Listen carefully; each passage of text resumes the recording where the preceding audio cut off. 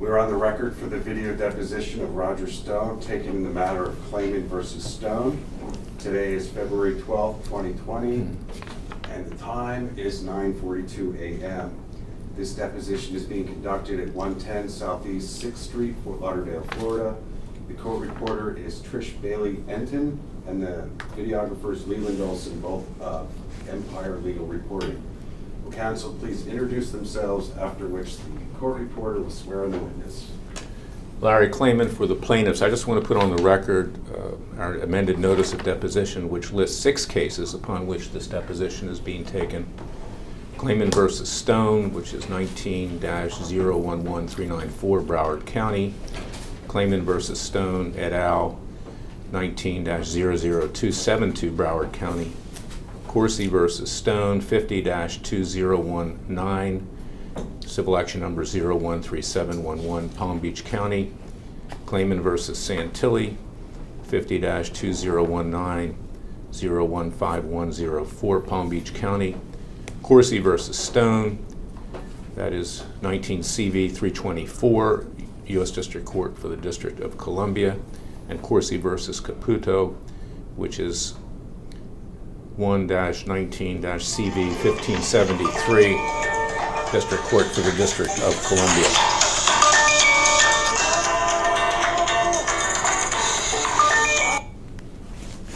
So the deposition is being taken with regard to all of those cases. Discovery has been consolidated. I'll ask that the court reporter mark as Exhibit 1 the amended notice of deposition.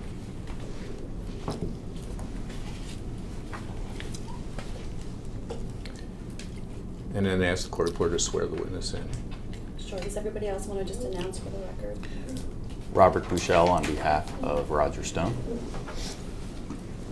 Mark Lerner, Dwayne Morris on behalf of Newsmax Media, Inc., Christopher Ruddy, John Cardillo, and John Bachman in the Coursey versus Stone matter in Palm Beach. Grant Smith, Roger Stone.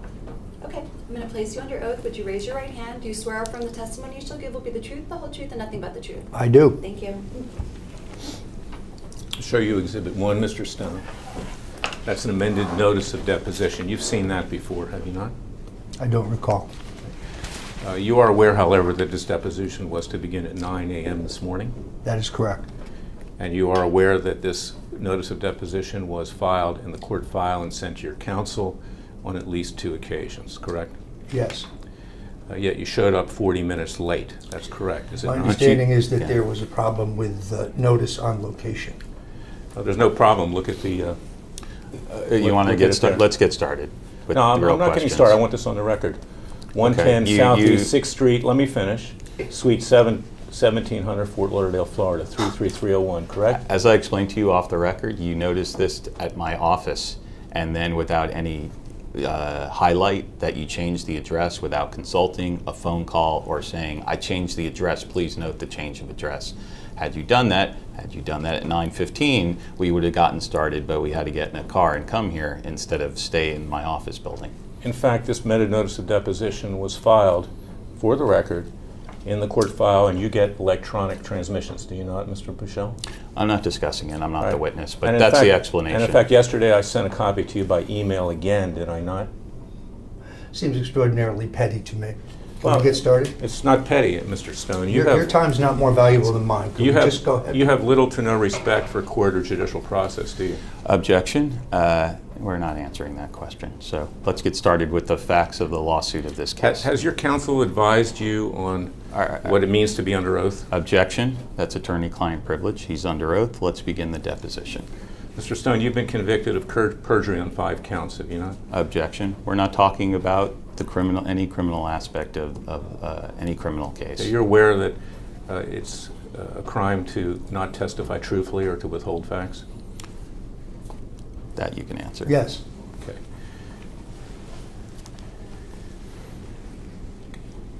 When were you born? August 27th, 1952. And run us through briefly your educational background. I went to John Jay High School. I went to the Lewisboro Elementary School in Lewisboro, New York. I went to John Jay High School in Katona, New York. I did about a year and a half at George Washington University in Washington, D.C. And when did you graduate at George? I take it you just did a year at George Washington, A correct? little bit more. What but did I you do after that? I went to work for the committee to re-elect the President of the United States. That was President Richard Nixon. Correct. And how long did you work there? Well, I joined in 71 through Election Day 72. And what happened after Election Day 72? What did you do at that time? I worked for the inaugural committee for the President. Okay. And how long did you work for them? Well, through the inauguration, which is in January And what of happened? 73. What happened after January 73 in terms of your employment? I believe I went to the Office of Economic Opportunity, but I'm not certain. And how long did you work there? Very briefly. I went there essentially to work on a project. So what happened after then? in I terms was out of employment? work after that. And how long were you out of work? Well, let's see. I'm uncertain. When was the next time you were gainfully employed? Probably when I went to work for Senator Bob Dole in 1973, late 73. And what was your position? I was a research assistant to the senator. And how long did you remain a research assistant to Senator Bob Dole? Through about the middle of 1974, as I recall. What kind of research did you perform? Opposition Le- research? Legislative research. And what happened after your tenure with Senator Dole? I went to work for Mills Godwin, who's running for governor of Virginia, specifically on the campaign of the Attorney General candidate, M. Patton Eccles, through Election Day 73. And what happened after that campaign? I don't recall. Just run us through, make it quick, your employment history. Or Well, as best your work. as I can remember, 73. From there, I go to the 75. I go to the Reagan for President campaign as National Youth Director through the convention of 76. After that, I become a founder of the National Conservative Political Action Committee. After which I go back to work for Governor Reagan again in the 1980 campaign. Then I go back to then I co-found a public affairs firm, Black Manafort and Stone. Then I take a leave from All right, there. wait, give the dates. When did you co-found Black Manafort Shortly Stone? after the 1980 election. Was that Black Manafort Stone and Kelly? Not at that point. Okay.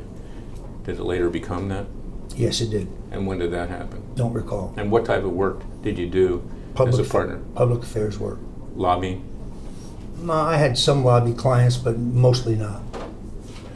And how long were you with Black Manafort and Stone Well, I took a before it leave. became and Kelly? I don't recall. And how long were you with the firm total, even when it became Kelly? I don't recall. What did you do after that? I worked on the president's re-election campaign in 1984. Which president? President Ronald Reagan. And what did you do for President Ronald I Reagan? was the Northeastern political director for all the states from Maine down to Delaware, and as well as Ohio. And did you go back to Black Manafort, Stone, and Kelly after that? I believe I did. Okay. And how long were you there? Till about, this is a guess, I believe around 89. And what happened in 1989? We sold the firm, and I was obviously no longer, well, we sold the firm. After that, I lose track. I think I go to work for myself. Did you remain in Washington, D.C.? I remained there until 9/11, And the attack of 9/11. After 9/11, what did you do? Moved to Florida. Is that where you live today? That is And you're a correct. citizen of Florida. Correct. And what type of work have you done since you moved to Florida? I've done a combination of public affairs work. I have written 2 blogs. I have written 5 books. I have served as a pundit, but I've been self-employed, Pundit on InfoWars? among others. What others? Newsmax as well? I've certainly been on Newsmax, Fox Television, OAN, so on. Have you been paid by any of these media entities? Only by InfoWars. Did there come a point in time when you met me, Larry Klayman? Yes, indeed. When was that? When you represented me. Did I not meet you earlier than that at the Old Ebbitt Grill with regard to Jack Kemp? I don't recall. At the time that you met me, I had said I was interested in helping Jack Kemp. It's entirely possible, I just don't recall. And is it not true that you had me put on the Executive Finance Committee for Jack Kemp? Objection to form. I just don't recall. It's certainly possible, but I'm not certain. Sitting on that executive, you were a supporter. I was a supporter of Jack Kemp. And in fact, you actually differed with your partner Lee Atwater and others, that you went off and represented Kemp That is correct. with regard to being nominated for president. That's correct. But What I year was, was I that? was, of course, a volunteer. What year was it? 1988. And at that time, sitting on the Executive Finance Committee was also Donald Trump, correct? For Jack Kemp. No, not that I recall. I believe he supported the vice president. Okay. You have been sued by me and by Dr. Corsi, correct? That's my understanding. Okay. And in the course of being sued, you were sent document requests, correct? That's correct. And what did you do after you received the request for production of documents? How did you look for those documents? I asked my attorneys to conduct the search because they had just conducted a search regarding federal matters. What federal matters had they conducted a search? I think it's rather obvious, is it not? What is it? Put it on the record. You have two federal cases, the DNC versus the Russian Federation in the Southern District of New York. You have Cockrum versus, I'm trying to remember the lead defendant, but and Roger Stone. And then you have the federal criminal matter. What access to information did you give your counsel? All, entirely. And what counsel actually conducted the search by name? Grant Smith, who was with us today. And Mr. Bushell as well? Mr. Bushell certainly would have reviewed the material. Did they have anyone assisting them in looking for documents that were responsive to plaintiff's document requests in the cases that you're here on today? I am uncertain. Did you give them access to computers, files? What did you give them access to? Everything. And what is that? That would be computers, iPad, cell phone, text messages, phone records, everything. What cell phone provider do you use? AT&T. Was it used at that time Yes. that you did the search? How long is it? At what time? The time that the search was conducted by your counsel? Yes. Okay. How long have you been using AT&T? A very long time. Which computers did you give them access to? My main computer at home, which is a, not a PC, but a Mac. Do you have a laptop? I do, but I very rarely use it. And you didn't give them access to Yes, that? they had my laptop as well. Did you give them access to phone records? They had access to phone records through other searches. You're aware that the document production requested the production of phone records as well? There must not have been any phone records to produce, if you didn't get any. Text messages, you're aware that it required Yes, the I production of text messages? certainly was. I believe that the text messages were provided. Emails? Yes, absolutely. Now, you were convicted of not providing information to Congress which had been requested. That is untrue. Objection, and we're It's not true. That charge was withdrawn, but go ahead. And your lawyers actually sent letters to Congress on your behalf saying that you did not have documents when you did, correct? objection. I'm instructing the witness not to answer. We're not talking about any criminal matters. No, we're not talking about criminal matters. We're talking about a course of conduct. Okay. That's what we're talking about. All right. Okay. We want to make sure he's aware that he needs to produce everything. I'm well aware of that. Okay. He learned the hard way, right? Objection, not answering. I'm Just instructing because the you're witness delusional not- does not mean that I have to be badgered by you. Am I delusional that you were convicted of 7 counts? I'm not Not going to answer that answering. question. Now, your residence, where was your residence located when the FBI came in with? We're not answering these questions. So, You can certify these that are not being answered. Please do. Yes. What computers did the FBI take? All the same computers? we're not Pardon me. answering these questions. This is relevant to document production. You're- I'll tie it up. Go ahead. You're going to wind up getting sanctioned, Mr. Bichelle. No, you're going to wind up getting sanctioned, This- Mr. this- this Clayman, doesn't- like you are in DC. So let's go. Let's not do that. Why not? Continue. Not Let's- going to be badgered by this You're not asshole. badgered. Oh, yes, I am. Yes, I am. Go ahead. Okay. Continue. Now, I want to find out what computers did you buy after that FBI raided your house? Did you then buy new computers? I'm not answering that question. The FBI took all of your computers. That is right? correct. Okay. Did you have backup for what you had on your computers in your house before the FBI raided your house? Backup. I'm not sure I understand the question. Did you back up what was on those computers? I other think- words, in other words, documents, I think I emails? believe my lawyers had copies of everything that was on the computers. Yes. You anticipated possibly being raided by the FBI, so you gave them backup copies? Objection. Objection. Do not answer that. We're not answering that. Certified. What does that have to do about your defamation? About you? I were want to find out defamed? where the documents are. There are no documents other than those you've been given. So where did those documents come from as to what I've been given? The search conducted by my attorneys. It was totally within their purview to do the search? That's correct. You played no role? Correct. You didn't review what they did? I reviewed it after the fact. Do you know whether they removed documents that were to be produced? I don't think they would do that. It would be unethical. But you don't know one way or the other. Either do you. Well, we'll find out. That's why I'm Maybe. asking questions. This is just a waste Ask of your time. next question. Now, when did you purchase new computers? Well, excuse me, did the FBI take your cell phones too? Objection. We're not answering these questions about what the FBI This did is or relevant. didn't do. This No, is it's relevant. not. Very few documents have been produced. I want to find out what devices they may be on that were recalled for that he no longer has in his possession or does have in his possession. That's a legitimate question. Okay. Well, I disagree. I'm instructing. Also, you my not to questions answer. about telling the truth are quite relevant in light of the history of this defense. You've got your own problems in that regard, don't you? Let's ask the next question.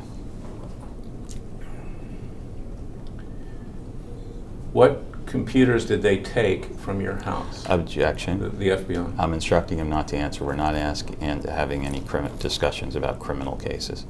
It's not criminal. I want to know what computers were taken. It has nothing to do with criminal. What computers were taken?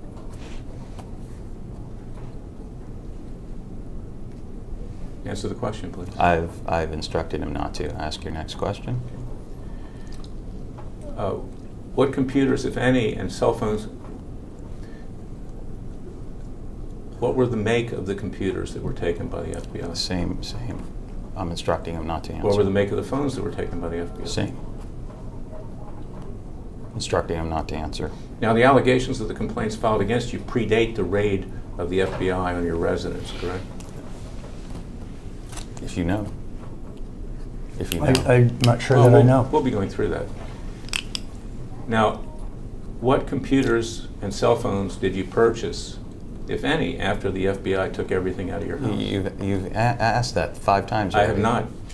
Okay, well, I'm instructing Yeah, you not to perhaps answer. your attention span is no greater than with regard to a notice of deposition, Mr. Bouchel. Okay. Next question. I'm asking the question again. What computers and cell phones did you purchase after Okay. your house was raided? I'm If any. instructing the witness not to answer. It's irrelevant. We did our document search. We provided the documents.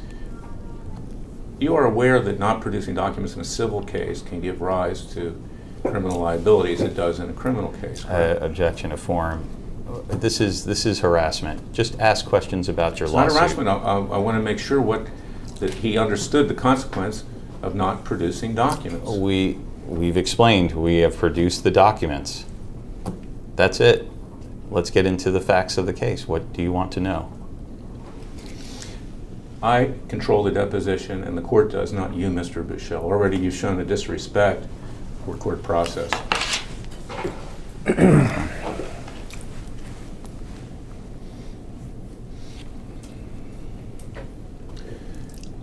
Do you have an office now where you keep files? I do not. Okay. Do you keep files in wherever you're living? To the extent that I have files, yes. Where are you now living? I'm now living at. Well, we'll give you his address off the record. Do you keep paper files? No, not really. But you keep some. Well, yeah. You keep backup. A little bit. Okay. And what do you keep? Well, an enormous amount of paperwork regarding this recent case. What case? The criminal case that I've just been through, that I'm not answering questions about. Well, I'm not asking you questions about the criminal case. But I just answered your question.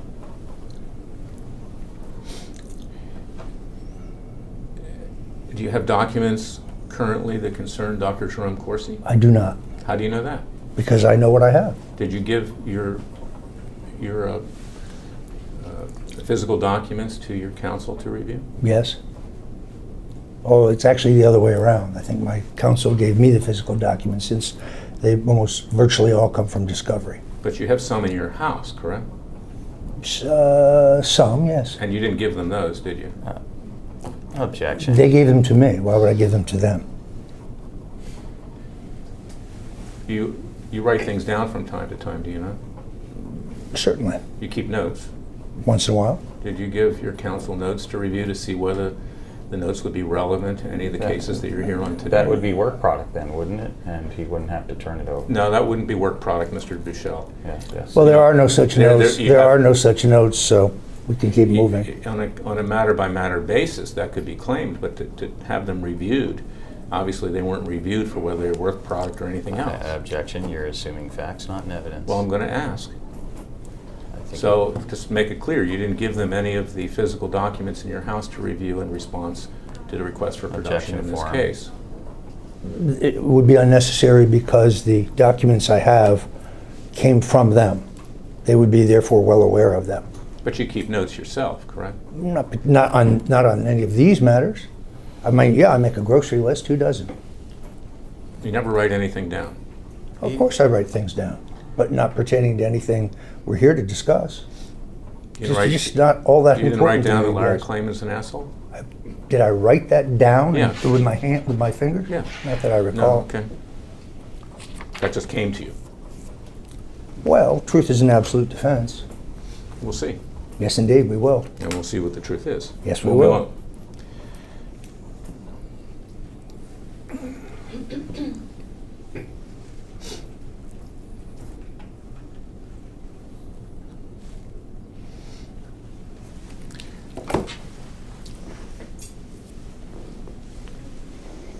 We're going to work from this binder. Mr. Michelle. Give one to the court reporter.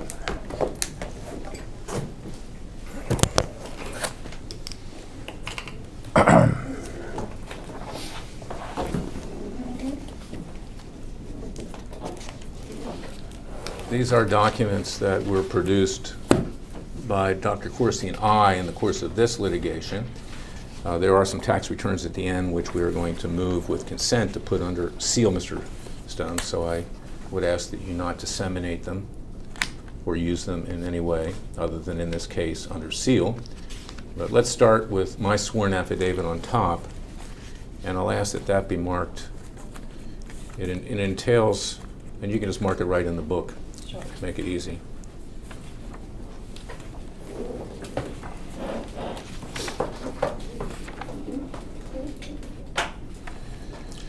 That's Exhibit 2 to the Stone deposition. And it entails 59 pages.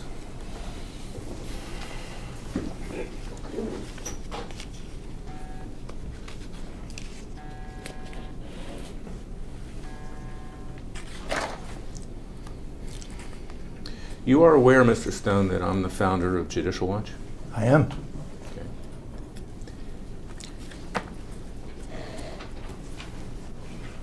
You've spoken to Tom Fitton, haven't you? One time in my entire life. I saw him backstage at a conference at Doral maybe a couple months ago, and we shook hands in passing. Beyond that, I've never spoken to the man. You've spoken to others at Judicial Watch, though, haven't you? No, actually, I haven't. Not that I recall. You may have, but you just don't recall.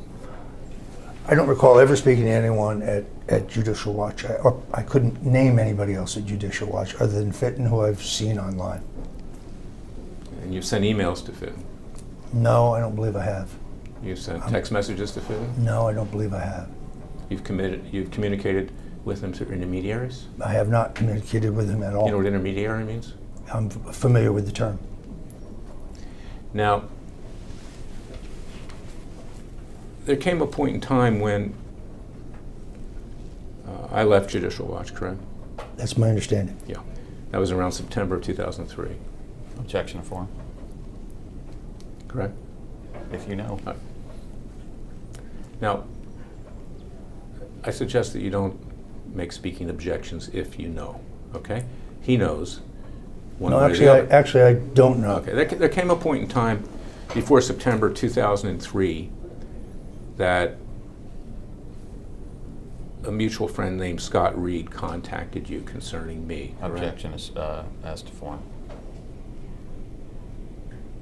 While that may be true, I don't recall. Who was Scott Reed? Scott Reed was a friend of mine. Okay. At the time, he was chief of staff to Jack Kemp at Housing and Urban Development, correct? Objection to form, assumes facts. I just, chronologically, I don't recall. I'm just moving it along here, okay? Otherwise, we'll be here even longer. Now, Scott Reed had formerly been the #2 at the Republican National Committee under then Chairman Haley Barbour, correct? That sounds correct, but I'm unsure of the exact years. And Scott Reed told you that I was interested in running for the U.S. Senate, That is correct. correct? And that at that time, it was known publicly that the current senator, one of the current senators from Florida, Bob Graham, was going to retire. There'd be an open seat, correct? Objection to form. I don't really recall. You don't recall that? I remember Bob- that. I believe there was an open seat. I couldn't tell you what year it was. Okay. There came a point in time after Reed contacted you that you and I met, correct? Yes. And where did we meet? Don't recall. We met in New York City, correct? Objection to Don't form. recall. You had an apartment there close to the plaza. Objection to form. I did have one at one time, but I don't recall the And- specific meeting. And we had dinner, correct? Objection. Don't recall. During that meeting, we discussed whether you would be my campaign manager on the Senate campaign that I had planned to undertake in Florida, Objection correct? to form. I don't think I've ever been a campaign manager in the last 30 years. Or you would I you would play a role in it. Yes, I would agree with that. Okay, and I told you that if I was to retain you to do that, you would have to be exclusive to me and not representing any other political or potential political candidate. I have Objection to form. no such memory. Okay.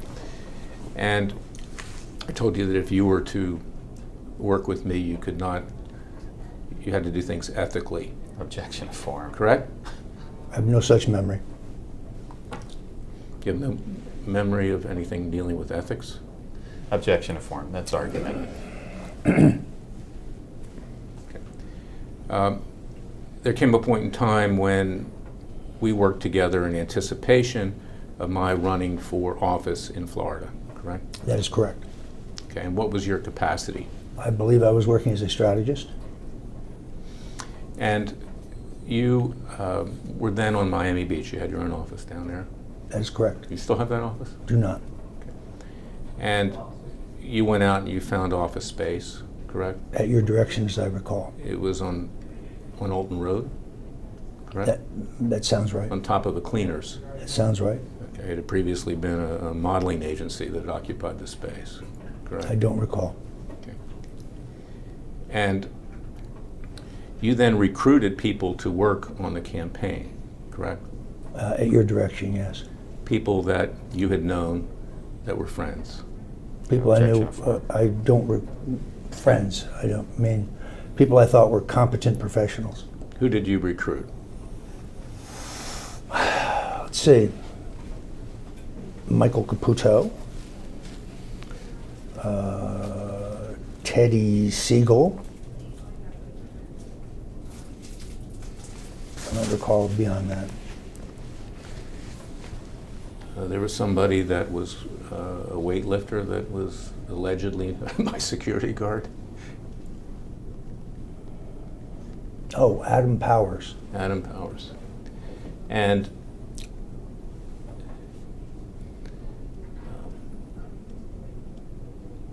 you also brought in a pollster, did you not? In anticipation of my declaring for the Senate in Florida in 2003. Normally that would be the first step in any campaign, so I don't recall And that was specifically. Tony Fabrizio, correct? Sounds right. I think he's the best in the business. And you lined up a polling agreement with him, correct? I don't recall. Wherein he charged me $50,000 for a $10,000 survey, correct? I don't Objection to form. know that that's true. You'd arranged for kickbacks from Fabrizio. didn't you? Absolutely Objection not. to form. Now, Do you have some evidence of that? well, the fact that it's 5 times what it would cost. You have no idea what a survey costs. Yeah. How would you know? Ask your next Apparently you question. do. I do know. Yeah. And a comprehensive statewide survey does not cost $10,000. All right. So in the course, after we decided to work together, you put together a binder of materials about cases that I had been involved in and matters that I had been involved in as the head and founder of Judicial Watch, correct? I have no such memory. In fact, you spent a lot of time putting those binders together, didn't you? Objection to form.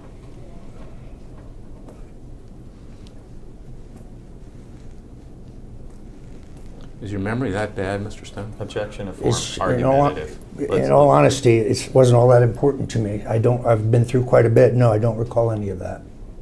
We had several meetings in anticipation of my declaring for the Senate, correct?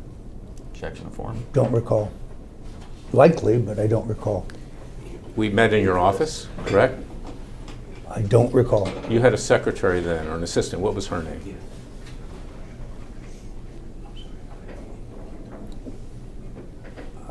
Diane Thorne, perhaps? Where is she located today?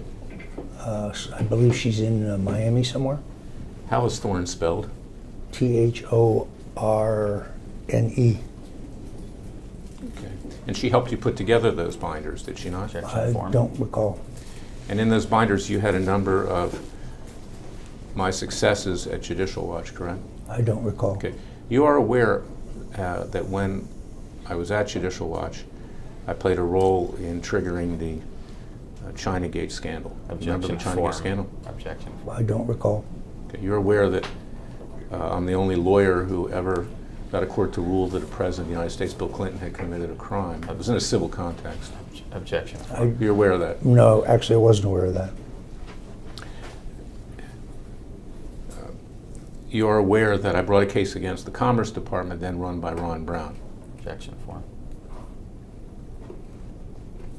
If you're aware. Okay. No, I wasn't. You wear your under oath, aren't you, Mr.? Yes, Stone? I certainly You am. want I to just- recreate what happened? This is that. Those Sorry if I haven't comments- I'm sorry if I haven't memorized your bio, but it's just not that Yeah, important these- to me. These I don't know the answer to the Well, question. apparently, it These was- comments are argumentative and are not questions. So Well, I can't stand to sit well, here it doesn't silent matter. It with doesn't matter. perjured testimony. It I'm doesn't sorry. matter. It doesn't matter, and I move to strike your comment. You're aware that telling the truth is not only telling the truth, but not withholding the truth, material facts. We've been through right? this. He's under oath. Ask a question No, about you're the aware of that? cases. Ask the You're aware of question that? about the cases. You aware of that? Ask a question about Are you the aware case. that it also entails not forgetting when you, or claiming to forget when you actually remember? I don't remember any of the things you've just cited. Sorry.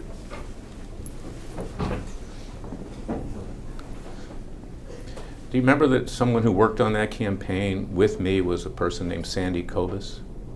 Yes. Okay. Sandy was my chief of staff in Miami before she came to work on the campaign Yes. at Judicial Watch. Yes. Nice lady. So she knows what went on, correct? What Objection went to on? form. What's the implication? With the binders and the background I have no research. idea what she knows. Okay. And you know that she had a daughter named Lisette Tortora, Tortora. I did not recall that. Okay.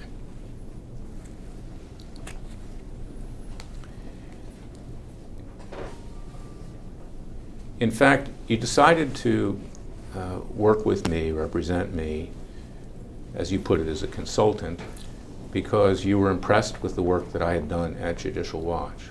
Well, I think the reason I wanted to work with you is because you told me you had access to the Judicial Watch House file, and that would be necessary to finance a Senate campaign in a state this large and with these expensive media markets. Otherwise, it would be fruitless to try to run for the Senate without money. So what you were interested in was money, making No, money. I was interested in having the money to communicate your message. So what I told you is that Richard Viguerie had a copy of that list, correct? You told me you co-owned the list, as I recall, because that was a standard in the industry. Well, regardless of that, you intended to make money off of doing consulting for me. You didn't do it for free. Objection. I was never paid anything, if that's what you're asking me. Now, in fact, when our relationship ended, the people that you brought in took computers I had purchased with my own money and cell phones, correct? Objection to form. I have no knowledge of that. And Michael Caputo was one of the people that misappropriated that Objection to form. I have no idea. that property. I have no idea.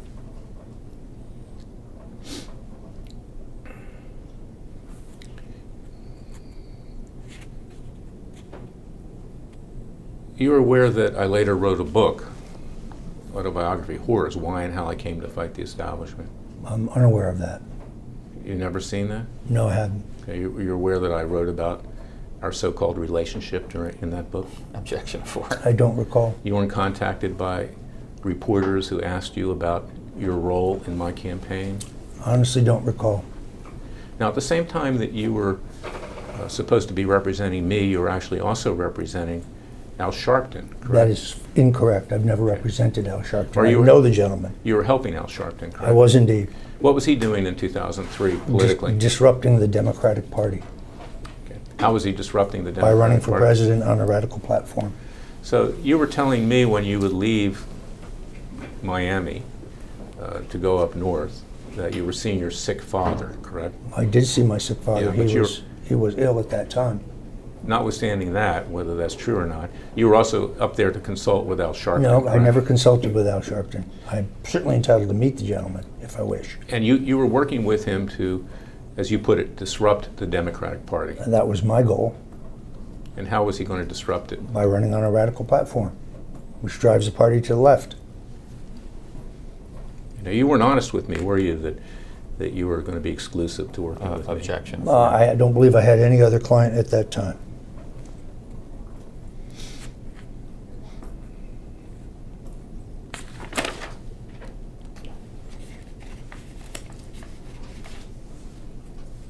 Where are the binders that you put together with regard to my campaign today? Objection to form. I have no idea.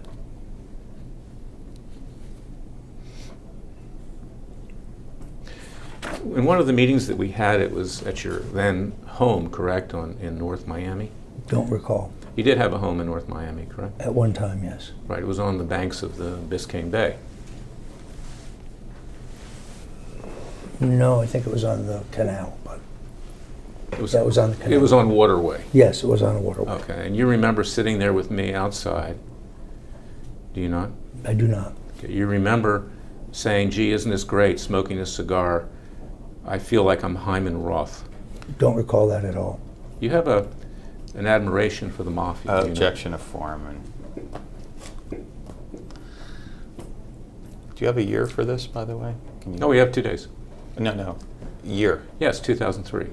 Don't recall that at all.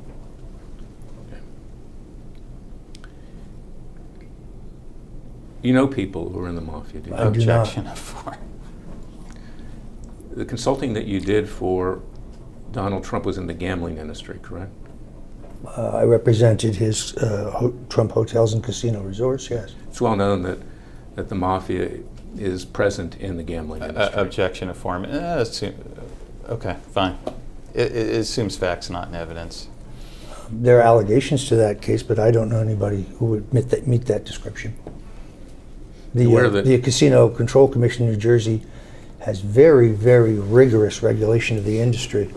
So I would doubt that that's true in the New Jersey industry, which is the only market in which Donald Trump ever owned I'm not casinos. saying that President Trump is mafia or has associations. I'm saying the gambling industry has a significant component of the mafia. I don't know how he's qualified to even say that. So I've read that, but I don't know it to be true. I don't think it's true in New Jersey because of their rigorous regulatory scheme.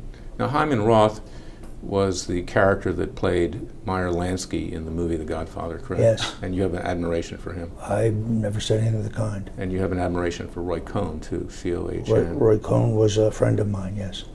Yes.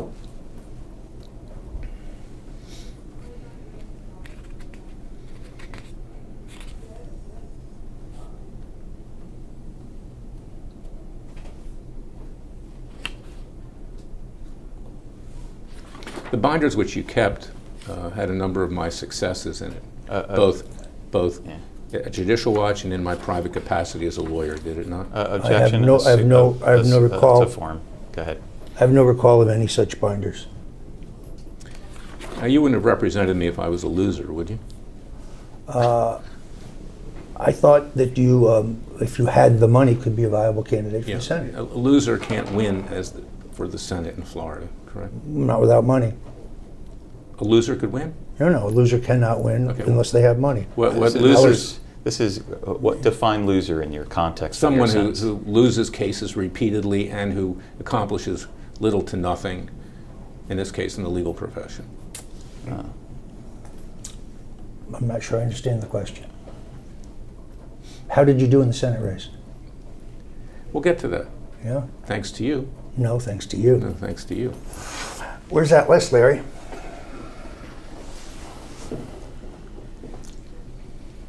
Now,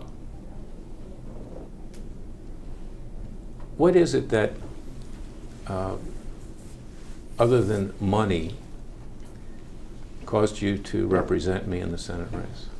We were friends at that time. You had just, as I recall, come out of Judicial Watch. You wanted to run for the Senate, and you told me, access to the necessary elements of raising a substantial amount of money in one of the most expensive states in the country to run for a statewide office. Now,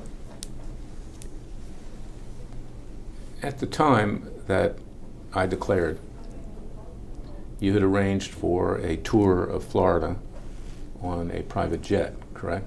I don't recall. And we went to 3 different locations. I don't recall. We went to Tampa, Orlando, and Miami, correct? I don't recall. You were actually on the plane with me. Objection Weren't of you? form. No, I don't believe that's Who true. was on the plane with me? I don't recall there even being a plane.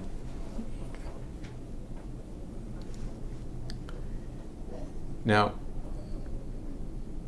Michael Caputo was on that plane, wasn't he? I Objection of don't. form. I have no idea. And you're aware that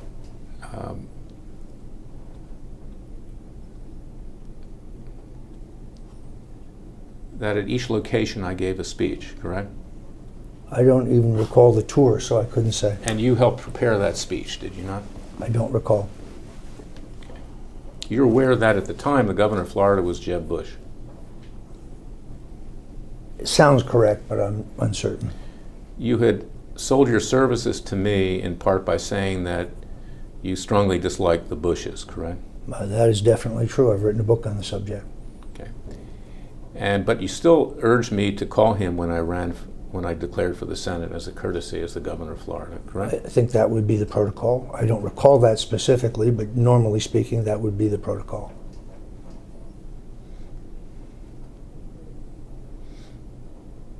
Now, we parted ways, did we not? I believe we did. And what did you do after we parted ways? What did you do after that? Work for Sharpton? Never worked for Al Sharpton. Consulted with him? Never Informally? Never consulted. No, he's a friend of mine. I gave him advice when he asked for it. Do you have friends that are basically race-baiting vigilante extortionists? Objection. Don't. You consider those Stop. those your friends? Objection to form, and I'm instructing the witness not to answer. I mean, for a Are there defamation others? case, you just defamed Al Sharpton. Are there others? You can't defame Al Sharpton. I can't defame you either. That's what you think. We'll let a jury decide that. I doubt it.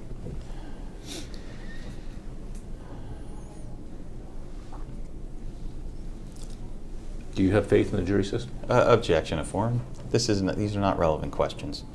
Ask your next relevant question, please.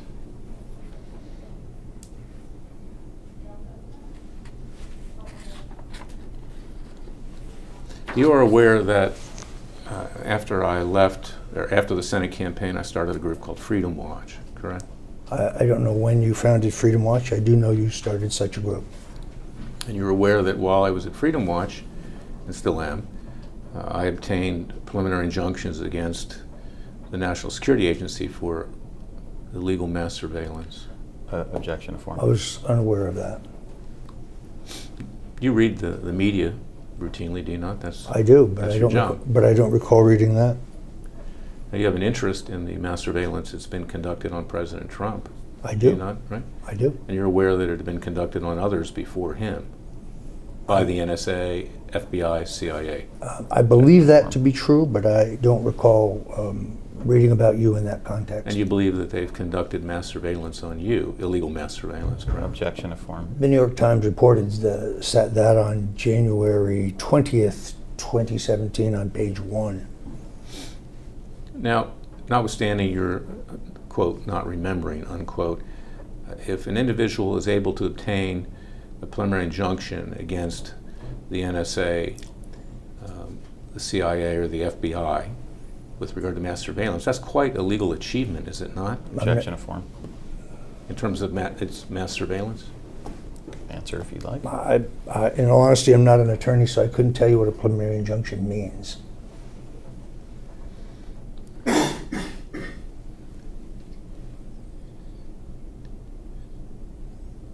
That is getting a court to order that the activity, the alleged illegal activity, cease. You're aware of that? Objection to form. You don't know that? Do not know that.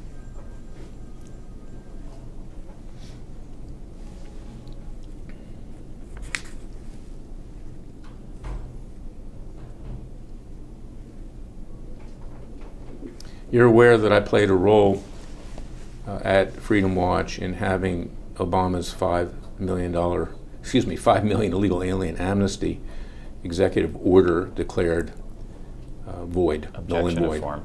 Not familiar with that. That wasn't widely reported either? I can't tell you whether it was widely reported. I certainly didn't read it. You're aware that the injunctions that I did get against the NSA and the other intelligence agencies and FBI gave rise to the USA Freedom Act. Objection to form. Congress passed a new law. Objection Unfamiliar to form. with that. Now, if in fact that was the case, that would be quite a legal achievement, wouldn't it? Objection to form. You're asking for a conclusion. I'm unaware of any of those things. Okay, you don't read the media at all. I do read the media, but you're not ubiquitous in the media. Okay, see, these are the documents that were requested, okay, as to what you know about me, mentioning me, right? Yes. And Dr. Corsi. Yes. But now you've gone blank, correct? Objection to You're form. just not that important to me. Sorry. You were important enough, I was important enough to you to make several remarks about me on InfoWars. Yes, Objection. indeed. Okay. Objection to form.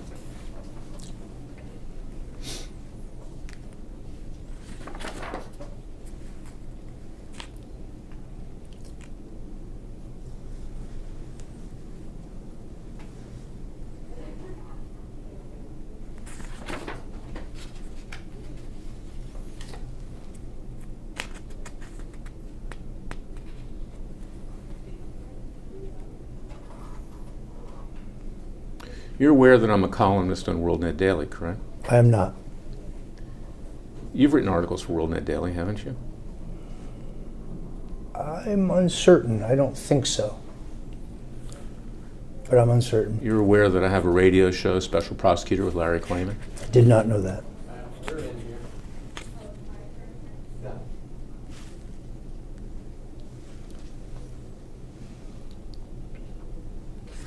Your role as a political consultant with Black Manafort and Stone was to help presidents get elected and then call in the chips with regard to lobbying money, correct? Objection of form. Call in the chips. Well, profit from that. Same objection. Get someone elected president and then trade off of, of your That would be familiarity with that person. That would be your interpretation, not mine. You have called yourself a self-styled dirty trickster. No, have you actually, not? I haven't, and I forced the Los Angeles Times to retract that. The self-described dirty trickster is not how I have described myself. I have commented that I've been called that, and therefore I'm probably stuck with it. But no, I have not proclaimed myself to be said. What was that documentary that was done about you by Netflix? What was that called? Called Get Me, Roger Stone. Get Me, Roger It was Stone. a quote from James A. Baker III. Now, during that documentary, you touted the fact that you are a master of political dirty tricks. I don't know that I specifically said that.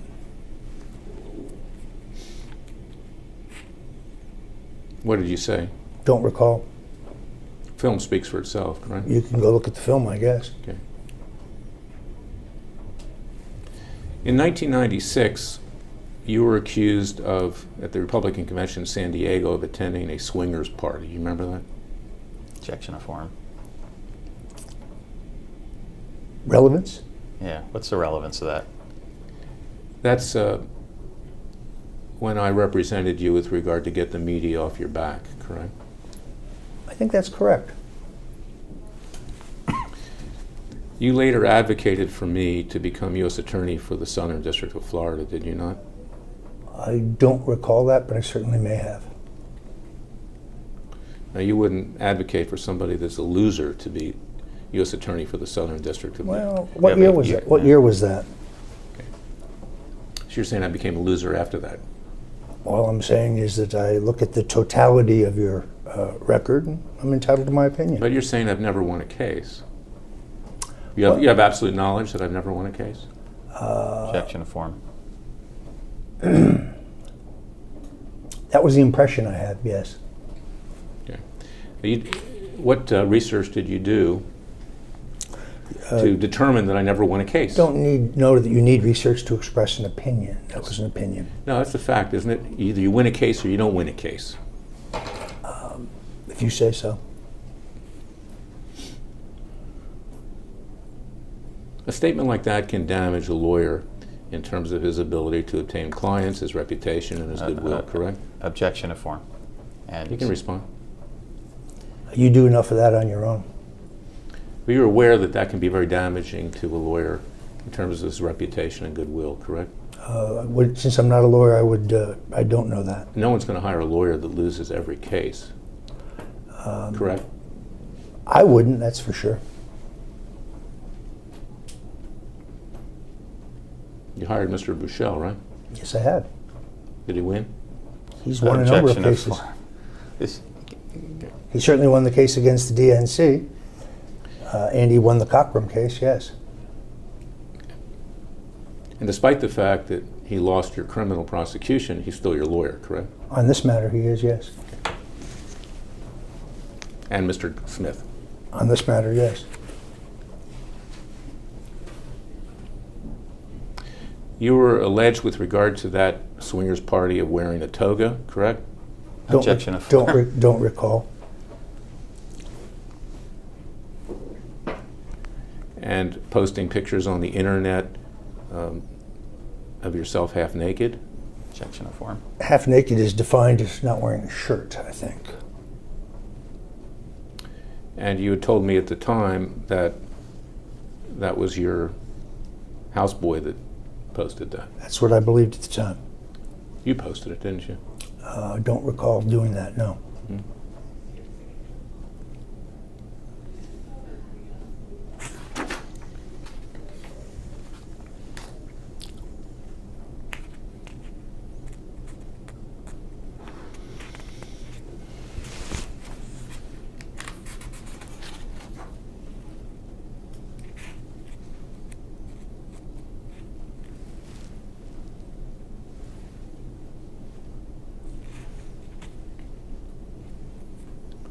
I'm going to turn your attention to page 10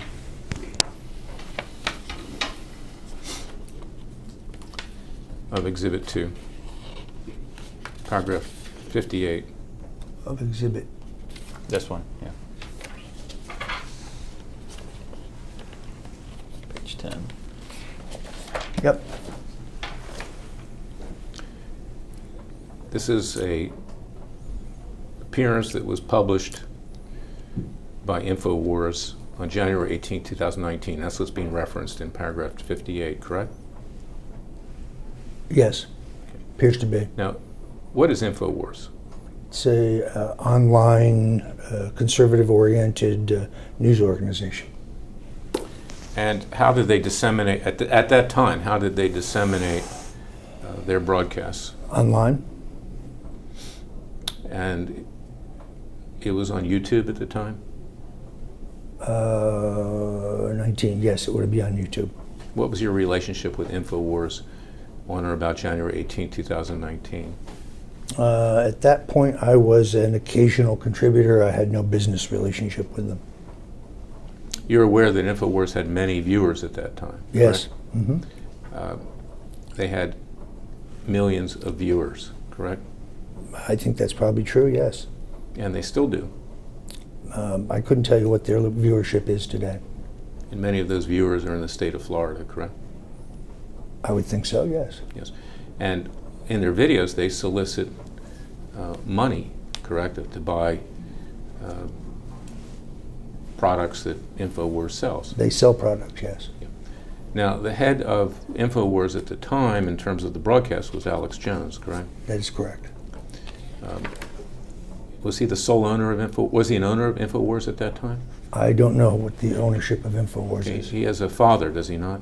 He does. Who's that? I don't recall his name. He's an owner as well, correct? I don't know that. The broadcast which you made on January 18, 2019, you referred to me, Larry Klayman, correct? That appears to be the case. Why did you refer to me during that broadcast? I suspect because you did something I didn't like. What did I do that you didn't like? Don't recall. So you'll make negative statements about somebody even if you don't know whether anyone did anything that you I'm didn't entitled like? to an opinion. It's, it's a free country. So it just came out of the blue. Don't recall what prompted it, to be honest with you. In fact, you thought somehow that I was going to be a threat to you, with regard to Special Counsel Robert Mueller's so-called Russian collusion investigation. Objection correct? of form. I'm not going to answer that. We're not talking about the Okay. criminals. You were concerned about my experience with you at the time that you were consulting on my Senate campaign in Florida, correct? Conjecture on your part. You were concerned that your staff had misappropriated computers and cell phones and the like, which I had purchased with my own money. Absolutely not, and I don't know that there's any proof of that. Now, you were concerned that I didn't like you in some way, correct? Not particularly. That doesn't concern me one way or another. You were concerned that I was angry at you for the time period that you represented me, allegedly represented me because you were doing Sharpton. No, actually, I was angry at you, but that's okay. Okay, why were you angry at me?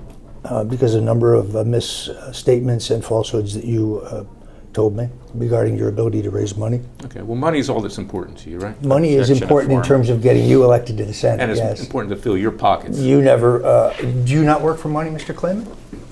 You never paid me a dime. You violated my trust, did you not? Objection You of violated form. my trust, Mr. Klayman. Okay. Now, you were also concerned that it had been reported that I was representing Dr. Jerome Corsi on January 18, 2019. Conjecture on your part, I don't recall.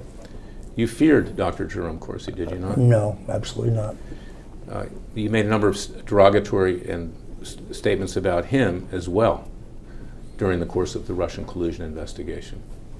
We're not answering questions about. All right, we'll get to the specifics, but you don't get to decide what he answers, okay, Mr. Bichon? But I do, so I'm not answering questions regarding that. Okay. Certify it. Please do. Now, at 1:25 of that broadcast, back up. You were concerned somehow that Dr. Corsi was going to collaborate with Special Counsel Robert Mueller and his staff against you, correct? Conjecture on I'm your going- part. Yeah, and also, let's not get into I'm it. not asking about my conjecture, I'm asking about you. We're not talking about anything You were related concerned, to. right? We're not talking about anything related to that. I told you that in court when we agreed to have this Intent is an issue deposition. here, okay? So Okay. you're not, I'm instructing. Yeah.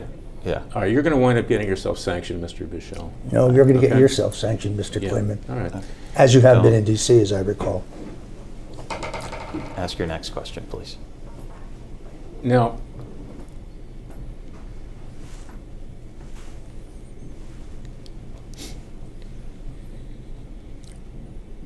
Dr. Jerome Corsi was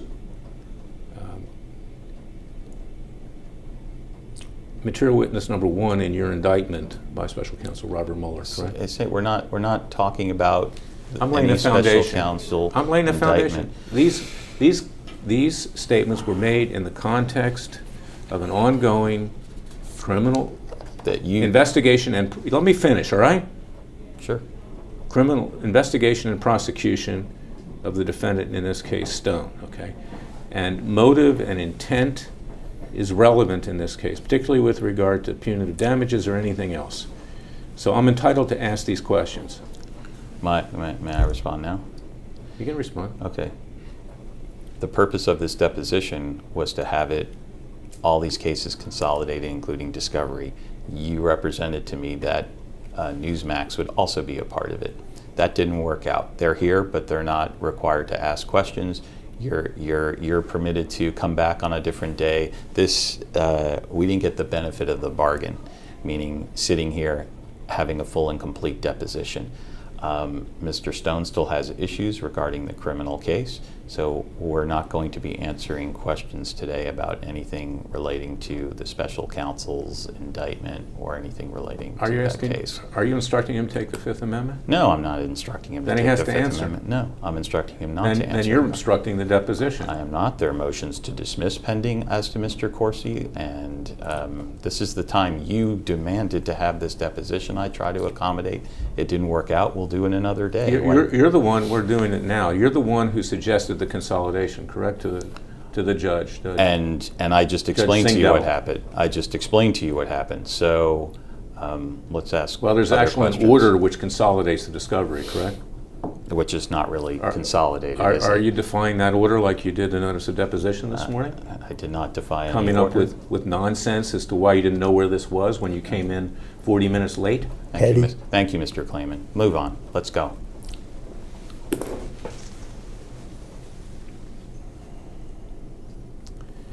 Now,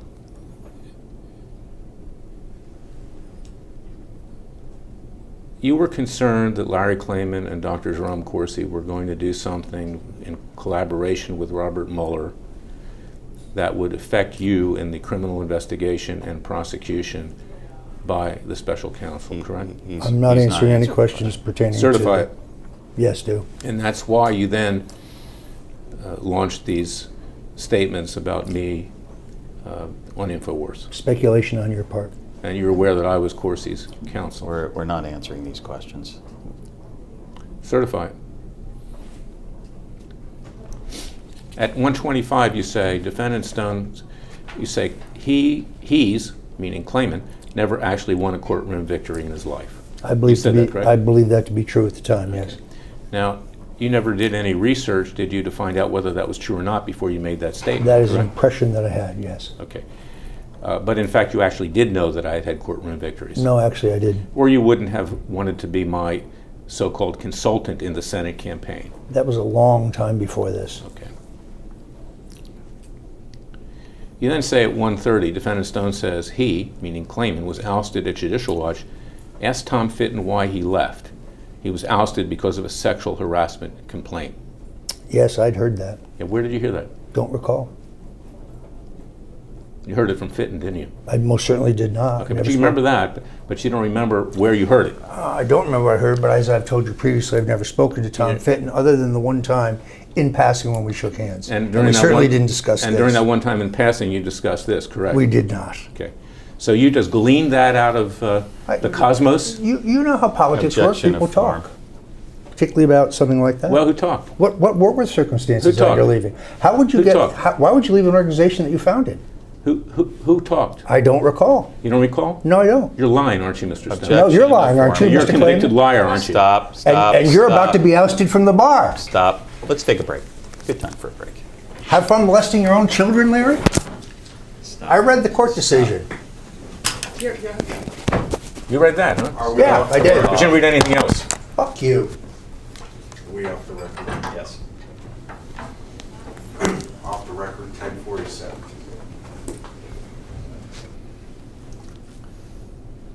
Back on record at 10:53. Going back to paragraph 58 and 137 of the InfoWars broadcast. Back up. InfoWars generally has a conservative audience, correct? Conservative and libertarian, I'd say. And you're aware that I am a conservative, correct? That's my Objection understanding. of form. At 137, you stated on that broadcast, he, Clayman, is incompetent. He's a numbskull, he's an idiot, he's an egomaniac, and he could be the single worst lawyer in America. With him as Jerry Corsi's lawyer, Corsi may get the electric chair. So your idea that he's a good guy is entirely wrong. All right. Objection Constitutionally of form. protected free speech. Opinion. We'll let the jury determine that. Yes, I doubt it. Objection of form. Generally speaking, you need evidence to get your case that far. Okay, you have faith in judges? Objection of form. Not answering You have that. faith in Amy Byrne Jackson? Objection of. What are you doing? Ask questions about the case. This is the one who's argumentative. He's the one who's injecting You're a lawyer. legal analysis into You're it. a lawyer. Stop being argumentative. Ask a No, question. I'm asking the question. So you did know that I was Corsi's lawyer, correct? Yes, I guess I did. Now you remember. Well, I don't remember the context of this. In all honesty, you don't put anything ahead of it to indicate the context. But based on that quote, yeah, I'd say so. Now, Jerry Corsi didn't get the electric chair in my representation, correct? Objection of form. Correct? Not that I'm aware In of. fact, Jerry Corsi was never indicted by special counsel Robert Mueller, correct? Correct. But you were, correct? Objection of form. Not answering that question. So I guess I'm not the single worst lawyer in America, am I? Objection That's of an form. opinion. It's That calls for an argumentative. opinion.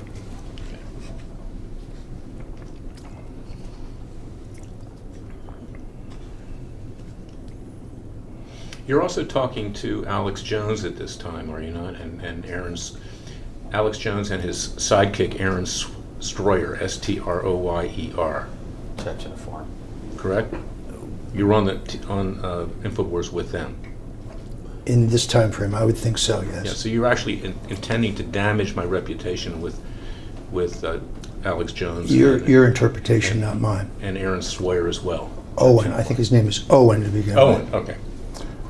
That's your interpretation, not mine. You are aware that I was a guest frequently on InfoWars? No, actually, I wasn't. You're aware that I went on Joel Gilbert's show on InfoWars? Yes, I did know that. You're aware that Joel Gilbert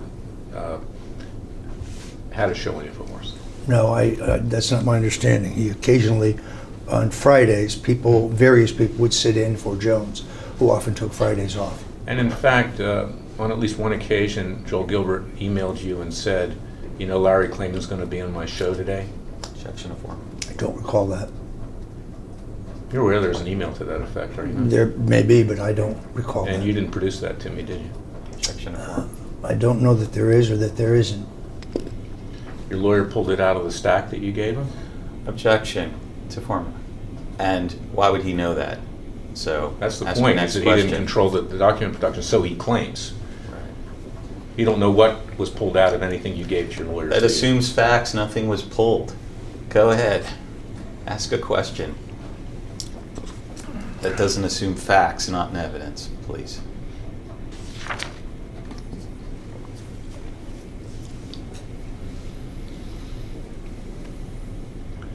At 201, you say, Defendant Stone, you called me a piece of garbage, correct? If this is an accurate transcript, yes. Constitutionally protected free speech. You make it a practice of calling people pieces of garbage? When they are, Objection. Who else have you called pieces of garbage? nobody I can think of.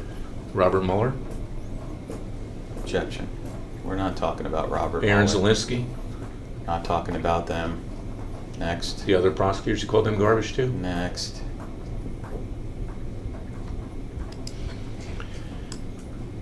At 411, for those people out there who think that Larry Klayman's IQ is higher than 70, you're wrong. You said that, right? Yes, if this is an accurate transcript. Yeah. Again, my opinion. Now that's a factual statement, is it not, that I don't have an IQ higher than 70? It's an opinion. Yeah. Someone who has an IQ of 70 or less is essentially retarded, correct? It's an opinion. You were saying that I was retarded. Yeah, I didn't say that. I don't see that word here. You were saying that I am someone who doesn't have the mental capacity to basically do much of anything, correct? I don't see those words here, no. But that's what less than 70 means. That's your opinion. You know what IQ means, correct? I'm familiar with it, yeah. And what does it mean to you? Intelligence. It's actually a scientific Objection analysis of of form. intelligence. You're not the witness today. So Well, he knows. He's an adverse witness. I can ask him leading questions. ask him a question. Don't say, "Don't you know this?" and state it. I can what say it you any believe. which way I want, Mr. Buchel. Okay? Go ahead. Ask What's me. your question? Yes, you're aware that an IQ test is a scientific determination of one's intelligence. Generally speaking, yes. Okay, so therefore you were stating a fact that I had a IQ of... Stating an opinion. an Stating an IQ opinion. less than 70. Is it stating an opinion? I'm in sorry you're fact- so sensitive. And in fact, when you say less than 70, you could mean it go all the way down to 0 or 1, correct? Nothing would surprise me.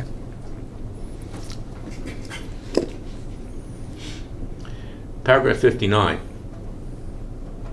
On March 22nd, 2017, YouTube video published in this circuit contained false, misleading, I'm just reading the paragraph, and defamatory statements concerning me, meaning Larry Klayman. This was my affidavit that we're reading from. These false and defamatory statements include but are not limited to, and these are your statements, at 45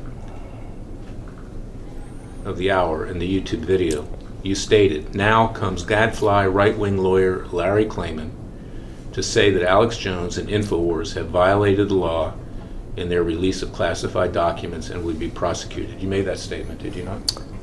If this is a true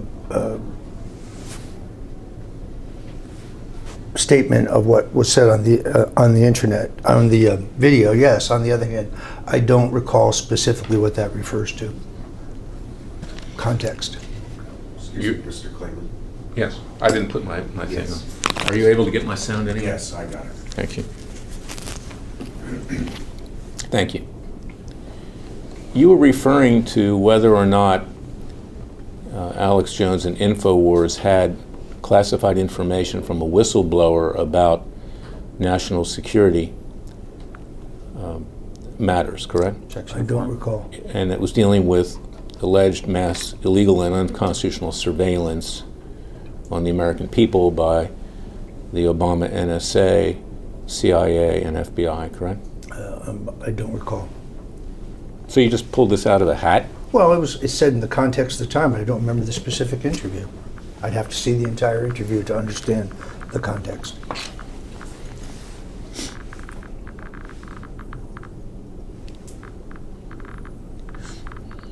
You are aware that at the time, I had represented someone by the name of Dennis Montgomery, correct? No, I don't think I was. Montgomery was an alleged whistleblower who left as a contractor of the NSA, CIA, and FBI, allegedly with 47 hard drives and over 600 million pages of information, some of which was claimed to be classified, correct? Objection to form. Is that a question? Yes. No, I'm unaware of that. You're aware that I got 2 immunity agreements for Montgomery so he could come forward with that information and be interviewed by the FBI. No, I'm unaware of that. You actually proposed, you know who Mike Zullo is? Yes. Yes, who's Mike Zullo? I think he used to work for Joe Arpaio. And Sheriff Arpaio is my client, correct? You're aware of that? I'm not aware of that. That hasn't been widely reported either? I don't know whether it's been widely reported or not, but I was unaware of it. You don't think Arpaio would hire somebody with an IQ less than 70, do you? It calls for an opinion. Are you saying that Sheriff Arpaio has an IQ less than I 70? have a high regard for Sheriff Arpaio. And he's an intelligent man, correct? Yes, he is. Okay. Now, at the time, you had proposed to Mike Zullo that you could get Montgomery a meeting in the White House with President Trump, correct? I have no memory of that whatsoever. I don't think I've ever spoken to Mike Zullo. You also proposed that to Dr. Jerome Corsi, correct? I have no memory of that whatsoever. You are aware that Dr. Corsi had worked with Mike Zullo on the issue of whether or not President Obama's birth certificate was authentic or not. I had read that, yes. And you had been in communication with Corsi and Zullo in that regard. I have no memory of that.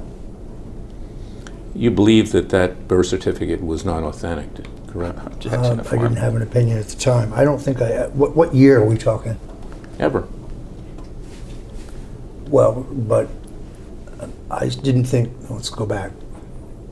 I don't recall any such conversation. You said President Trump in the White House. I don't recall any such conversation.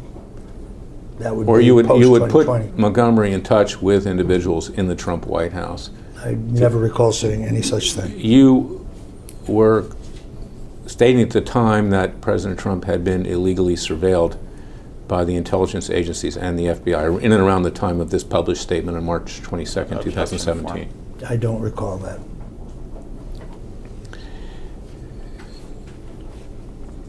And you wanted to put this whistleblower in touch with either President Trump or people in the White House because he had come forward and said that he had knowledge from his time as a contractor for the NSA, CIA, and FBI that those agencies were surveilling President Trump unconstitutionally. Objection. I have no such memory. Again, you're aware that forgetting things when you remember is also perjury. But I object to my answer is the same. objection of form.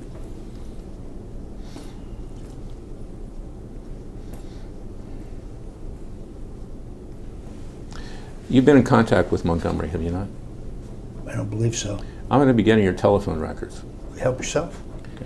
Now, will that convince you to tell me whether or not you've been in contact with I him? don't believe I have This is ever- argumentative. I don't believe I've ever spoken to Dennis Montgomery. Have you spoken with anyone on his behalf?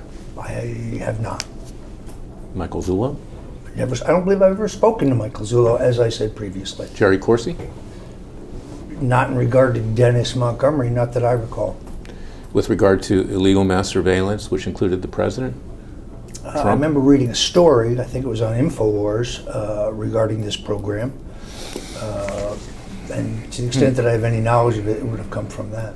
You've never, ever made any statements that the president was illegally surveilled? Oh, I believe he was, but we're talking about much later. And you, of course, had an interest in finding out whether or not he was illegally surveilled. I would think every American citizen would have an interest Okay, in that. you style yourself as a close confidant and friend of President Trump, correct? I'm certainly a friend of his. Okay, in fact, just yesterday he suggested you shouldn't be sentenced to what the Department of Justice recommended. We're not talking about that. Okay, but you're close enough that he can do something like that. We're not talking about that. We're not, ask questions about your lawsuit, sir. This is about my lawsuit. Can I ask you to put your mic Higher? a little bit higher? Sure. Thank you very much. Sure. He's told you he's a friend of Donald Trump. That's what you get. Let's I go back to don't the want your lawsuit. testimony, Bouchel, please. I don't need your testimony. I don't want it. Maybe at some point we'll have it, but not now.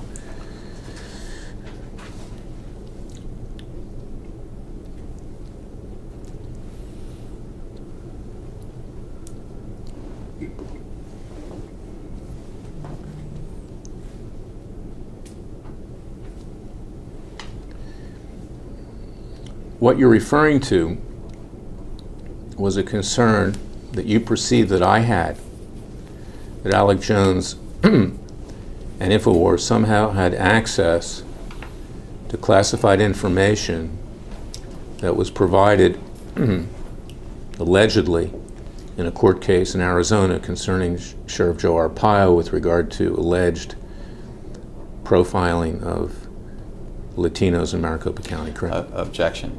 No foundation. These assumes facts, not in evidence. You gotta. I am entitled to ask my questions. I'm entitled to even ask leading questions, so please don't interrupt Mr. Bushell, or I'm not saying I'll move it's to leading. have you sanctioned, okay? I'm not saying it's leading. I'm saying your questions are assuming many facts. Yeah, not I evidence. will say it again. Can you read back the question, Madam Court Sure. Reporter? What you were referring to was a concern that you perceived that that Alex Jones in InfoWars somehow had access to classified information that was allegedly in a court case in Arizona concerning Sheriff Joe Arpaio with regard to alleged profiling of Latinos with the county. Maricopa County. Maricopa County. That's your assertion. I have no such memory. You're aware that Sheriff Arpaio was found liable for a misdemeanor for alleged profiling in violation of court order. I was aware of that. And you're aware that Dennis Montgomery entered into that case in terms of some of the information which the judge, Murray Snow, had obtained. Was not Objection to aware form. of that. You're aware that Dennis Montgomery actually was working with the cold case posse of Mike Zullo, investigating illegal surveillance in Arizona. I was Objection to not form. aware of that. You're aware that that was an issue in that case. Objection to I was form. not aware of that.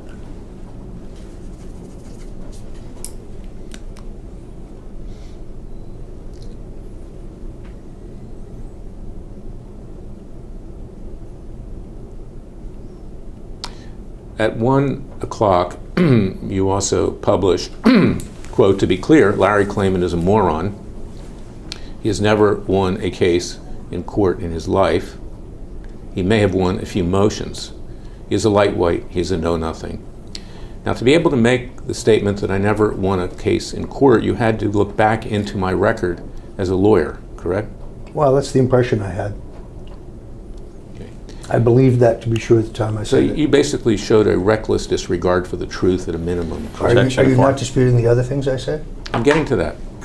Constitutionally protected So, free speech. so you then stated he may have won a few motions. That's what I believed at the time. So to do that, you would have to go back into my background to find out whether or not I had won a few motions, correct?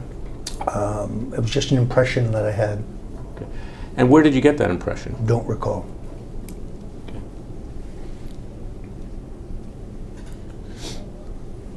So your concept of constitutionally protected free speech is that you can say anything you want about anyone without consequence. Objection to form. That's your view. You're a public figure. Worse has been said about you. Because you, Roger Stone, specialize in attacking people publicly. That's part of what you do. That's Yeah, not a question. object. That's a personal attack. Yeah. It's not a personal attack to say I've never won a court case in my life.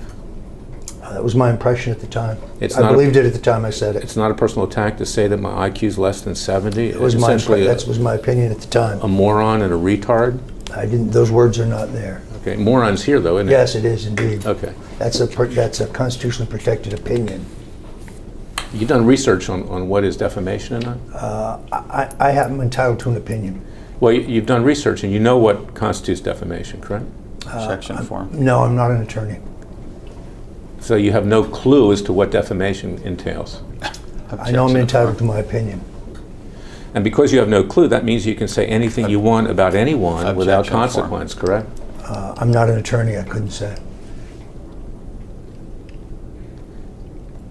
You know, if I was you talking about me, I would ask you if your IQ is less than 70. Object. What is your IQ? What's the argument? I'm not answering the questions. Those aren't questions. Those are attacks. Do you know what your IQ is? What is it? Couldn't tell you. Don't know. Have you ever been tested for that? Not that I'm aware of.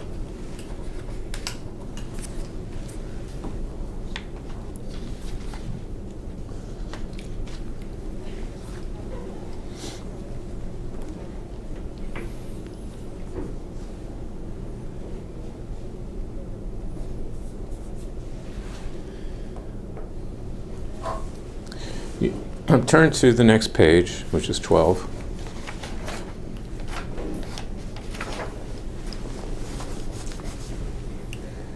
You have had contact. You're aware that I represent Cliven Bundy, correct?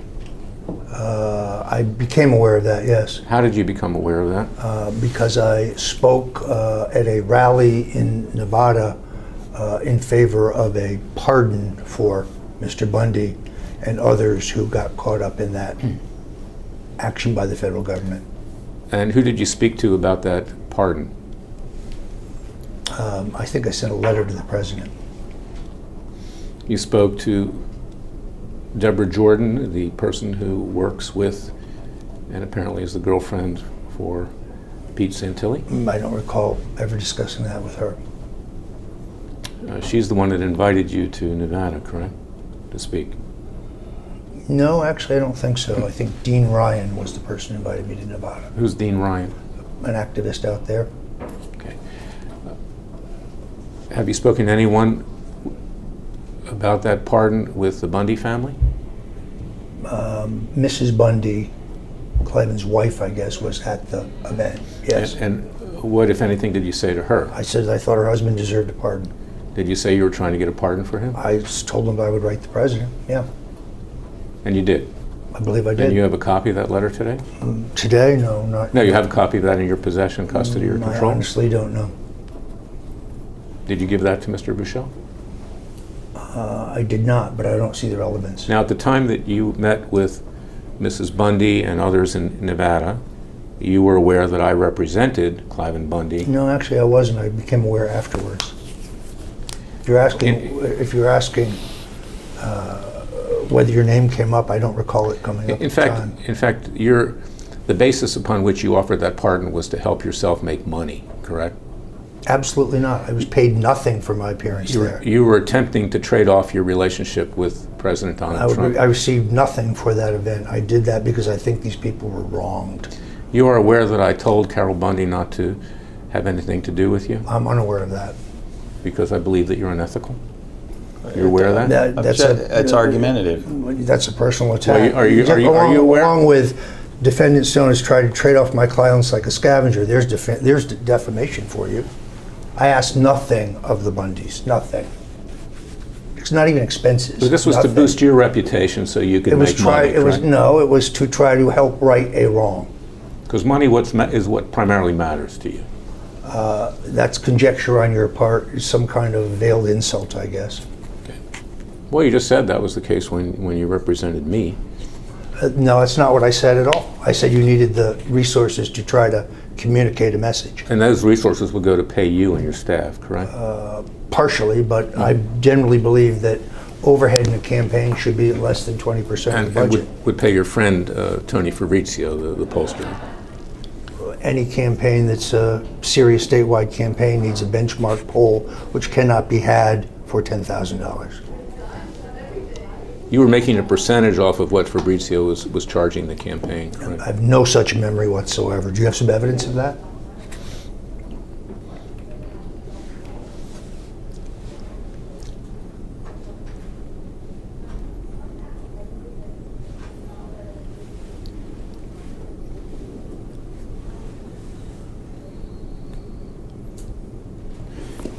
You're a friend of Tucker Carlson, aren't you? I am. And Daily Caller. I am. And you know Chuck Ross, a reporter of the Daily Caller, correct? I do. And you've talked to him. Not recently, but prior to the gag order, yes. Yeah. And you used Tucker Carlson to make statements favorable to you during the time period that you were under a gag order and still are under a gag order. Objection. We're not With answering Judge these- Jackson in Washington. Okay, we're not answering these questions. So next.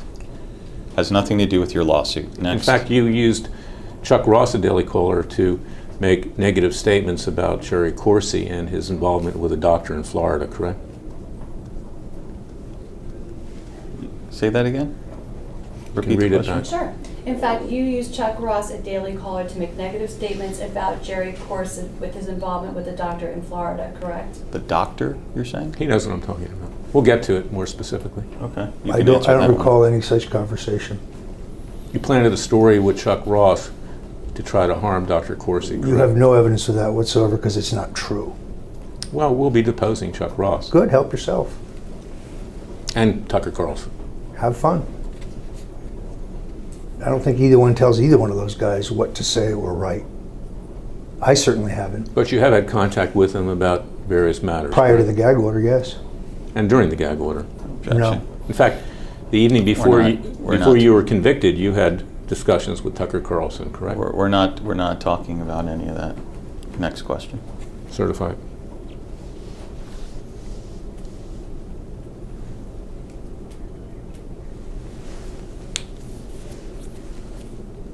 You are aware that in 2018, I told Alex Jones and his producers on InfoWars that I did not want to appear on any show which included Defendant Stone or had ties to Defendant Stone, either as a guest or as a host, because I strongly felt at the time that Mueller may indict Defendant Stone. Defendant Stone was at the time a host on InfoWars. That's a correct statement, is it not? Objection of form. I have no knowledge of that. Alex didn't tell you that I wouldn't go on a show with you? He did not. Are you aware that the National Enquirer, I also told them that I didn't want to appear in any article where you were mentioned? That's paragraph 64. Yes, I just read it. Unfamiliar with that. Persons at the National Enquirer told you that, correct? I have no memory of that. Now, you had a relationship with the National Enquirer, didn't you? I knew one woman reporter in New York who worked for the National Enquirer. In fact, you've written stories for the National Enquirer, correct? I think I wrote a sidebar on the JFK assassination, yeah. That's it? There may be others, I just don't recall.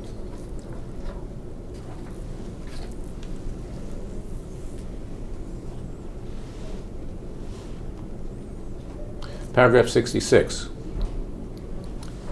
You're aware of this as well, are you not? I also warned Alex Jones not to release any information that was potentially under seal in the contempt case of Melendrez versus Arpaio, 07-CV02513, District of Arizona 2007, which he may have improperly obtained from Defendant Stone or others concerning Dennis Montgomery, another whistleblower client of mine who contracted with the U.S. government so it could use his software capabilities for intelligence gathering. That refreshes your recollection. Objection of form and foundation. I have no memory of that.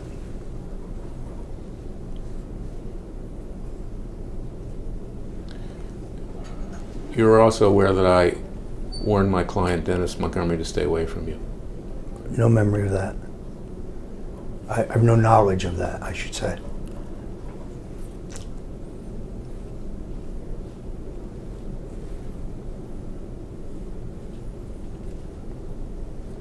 Paragraph 69.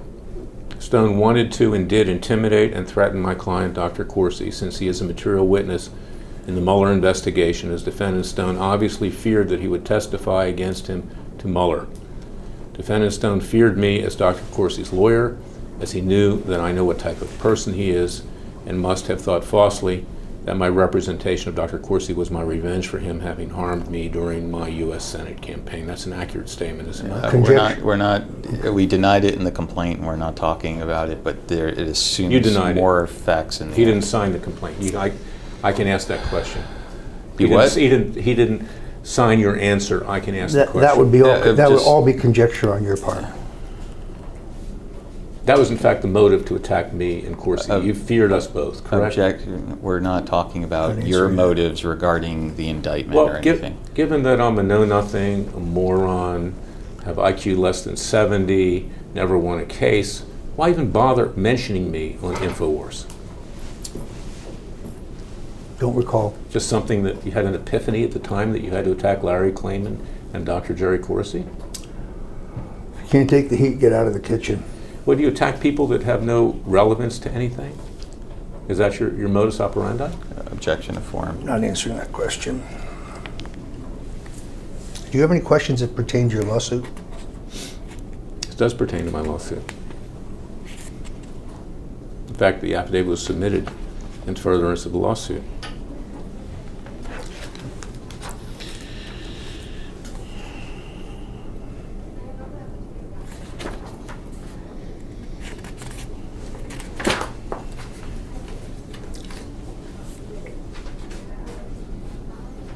Paragraph 72, where I state, this vindictive, malicious retaliation by defendant Stone had a logical purpose. He tried to intimidate and threaten Dr. Coursey and me in order for us not to collaborate with Mueller. We obviously did not collaborate with Mueller, but defendant Stone is both unstable and unhinged. See CDs containing videos of defamatory statements and publications, and apparently paranoid, and he tried to prevent collaboration at all costs in order to save his own skin. His conduct towards us is similar to his conduct toward Material Witness 2 in the Mueller investigation, Randy Credico, who he allegedly threatened mafioso style, in quotes, to kill. He even allegedly threatened to kill Credico's service dog, for which he was in part indicted. That, in fact, is your motive, is it not, for attacking Dr. Coursey? I'm not commenting on any of that. I don't. It assumes facts, not in evidence, and it doesn't even make sense. Ask your next question, please. Certified. Also, Madam Court Reporter, at the front, list all the certified questions. Oh. And the questions where he was instructed not to answer, even if I didn't say certified. Thank you.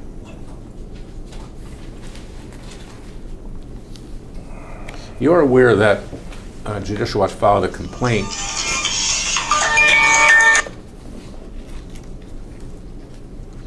I'll start over again.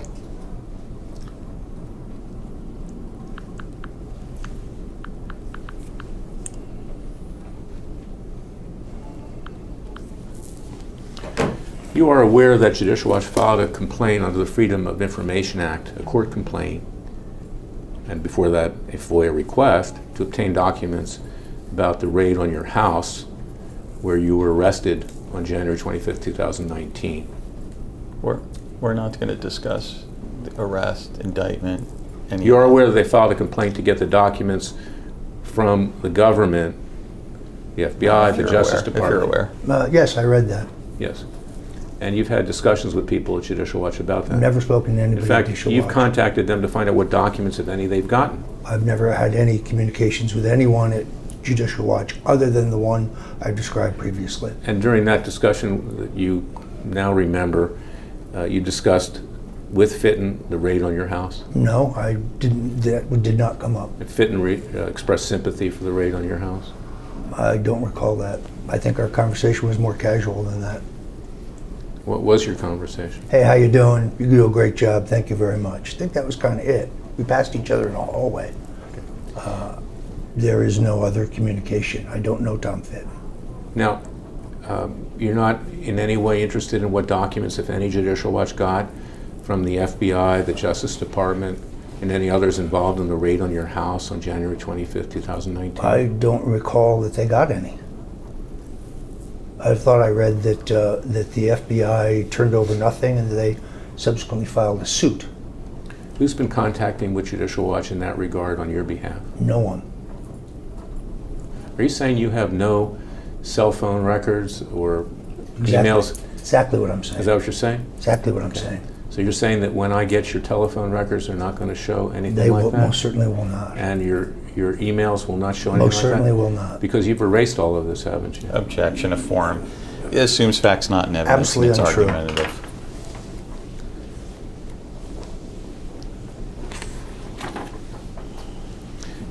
Before your deposition today, you're aware that lawyers for Judicial Watch were in contact with your lawyers today?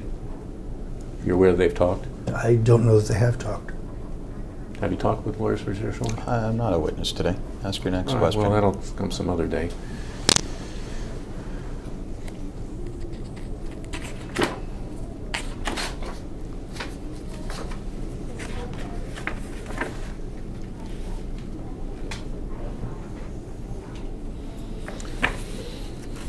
You're aware that I have a defamation judgment against Judicial Watch that was obtained in the Southern District of Florida on June 11, 2014. Turn to page 28.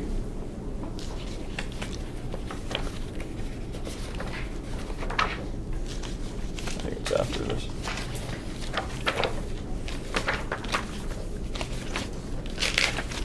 That's it, right there.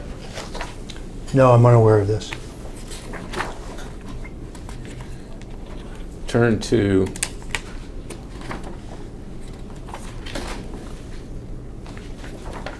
page 32 of my affidavit, which is Exhibit 2 to this deposition, Larry Klayman versus everyone.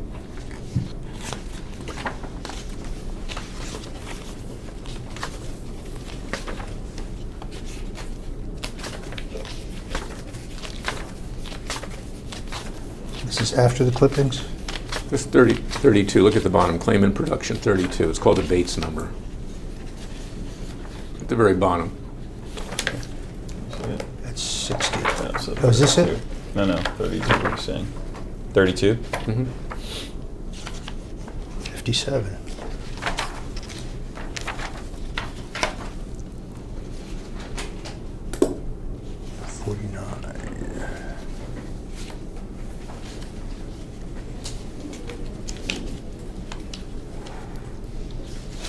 I'm getting there.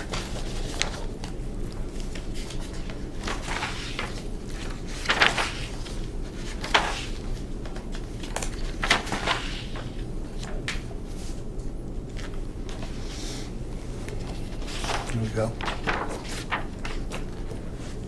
Yes. Page 32. I don't think you're on 32. Oh, 32, I'm sorry, 37. This doesn't have a marking on it. There it is. That's it.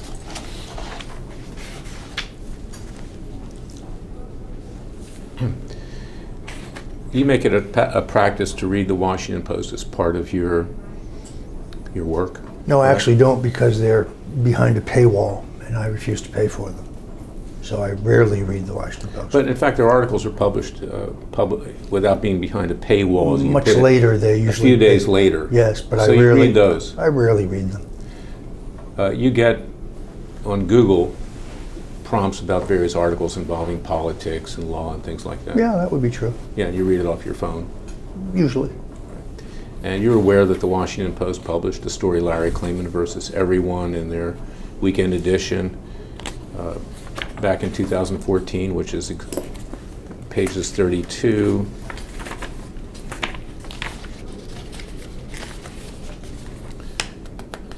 through 36 of Exhibit 2 to this deposition, my affidavit. I'm unaware of that, and I've never seen this article. Take your time and look at it. I've never seen it previously. I was unaware of it. Turn to page 37.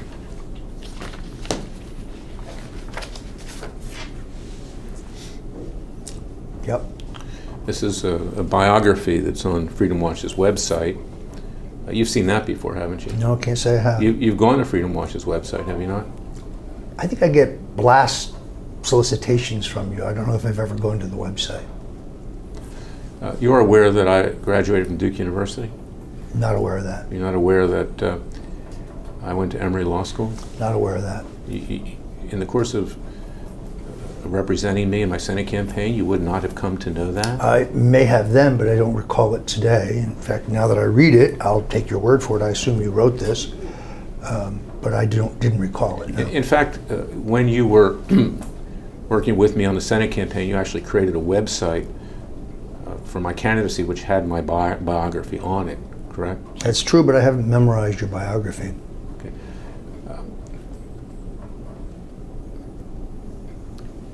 Do you have screenshots of that website and biography No, during my Senate campaign? I don't believe so. Why would I? In fact, you wrote the biography that was on the Senate website, correct? I don't recall that. It's certainly possible. And to do that, you would have had to know about my background, correct? Or taking it from something that you had written. Okay.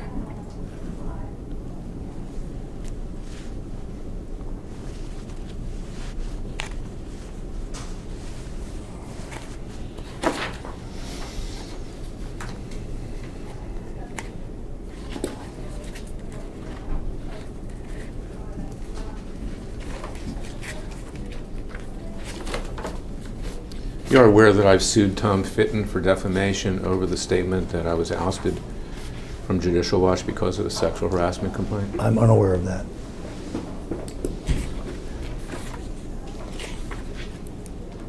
Just ask Tom Fitton. Objection to form.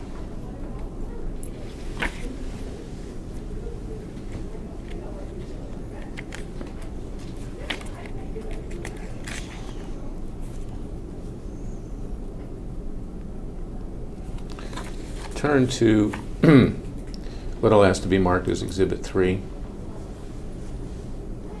It's already Exhibit 2, no? Well, it's Exhibit 3 to deposition. Okay. Oh, excuse me. You're right, it is Exhibit 2 to deposition. So turn to page 60. At the top. At the bottom, 60. 30.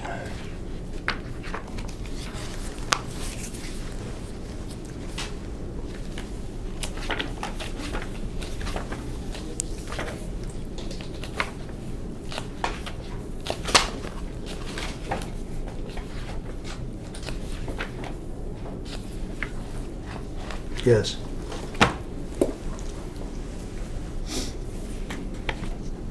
Can I ask what exhibit within the affidavit that is? What's on page 60 of the affidavit, which is Exhibit 2 to this deposition? Right, but isn't, it itself is an exhibit to your affidavit, right? Does it have a exhibit number?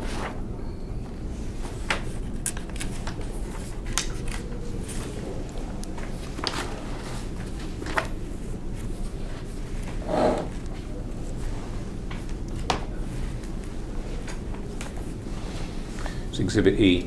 Exhibit A, thank you. Let me just double check. And it's Bates, page 60. Mm-hmm. Thank you. Let me just check.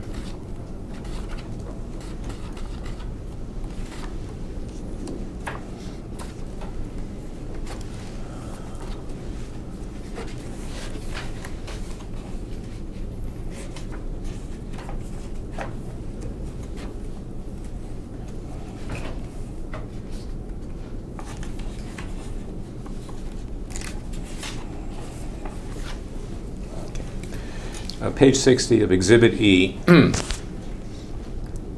Exhibit 2 of this deposition is a complaint filed by Dr. Jerome Coursey versus U. Roger Stone, Newsmax Media, Inc., Christopher Ruddy, Cassandra Fairbanks, John Cardillo, and John Bachman as defendants. You see that? Yes, I do. Okay. Now, you know Christopher Ruddy, correct? Yes, I do. You know Cassandra Fairbanks, correct? Yes, I do. You know John Cardillo, Yes, correct? I do. You know John Bachman, Yes, I do. correct? Now, how did you come to know Christopher Ruddy? Let's see, I've known him a long time. I guess I met him probably in sometime around 2010, 2012. He is from New York. I think it was around the time that Donald Trump was talking about running for president in 2012, may have been a little before that, but I've known him for a while. Did you meet him during the time that he was investigating the death of Vince Foster? Or did you ever talk to him during that time? I did not know him at that time. You're aware that he investigated He the wrote an death? excellent book. I've read it. Okay. And you are aware that he is the one who founded Newsmax. Yes. And what is Newsmax? Newsmax is a news organization that is both on cable television and digital, and I think on radio, although I'm uncertain about that. And it purports to reach about 80 million households in the United States. I've heard that or read it. Okay. And Ruddy's the founder, correct? That's my And he's understanding. the CEO. I don't know his title, but I Right. believe he's the I think he's the sole owner, and I think he's the founder. Now, Ruddy purports to be a close friend of President Trump. Is that accurate? Objection. I don't know whether he purports that at all. I think he's a friend of President Trump. Has the president ever told you that Ruddy's a friend? I don't recall him specifically saying that. And do you recall any inkling as to whether or not the president has ever made reference to Christopher Ruddy? I mean, I have been in both their presence, so I know they are friends, but not since he's been elected president. You don't know that Ruddy's a close friend. I wouldn't be in a position to know that. Okay. It is your impression that Ruddy tries to trade off of the fact that he's a close friend of the president. I've never said anything of the kind. You haven't seen articles about that in the media? I've seen articles describing them as friends, but I believe that to be accurate. Okay, but not close friends. Again, I'm not in a position to know how close they are. John Cardillo, who is he? Cardillo. He is a commentator on Newsmax. How long has he been a commentator on Newsmax? Could not tell you. More than a year? I honestly don't know. Cardillo's your friend, correct? He is a friend of mine. How did you get to know Cardillo? I think we were introduced by, good question. I think we were introduced by a mutual friend, although I don't recall who. I've only known him for a couple of years. I was familiar with his work just from seeing things he'd written or just watching him online, but I have not known him that long. A couple of years, 2, 3 years perhaps. Other than being a commentator on Newsmax, what, if anything, does he do professionally? I do not know. He's a lobbyist, is he not? Not that I'm aware of. You've worked with Cardillo doing lobbying? I've never worked with Cardillo doing lobbying. If he's a lobbyist, I am unaware of it. Okay. Cassandra Fairbanks. Yes, You know her, correct? I do. How did you come to know her?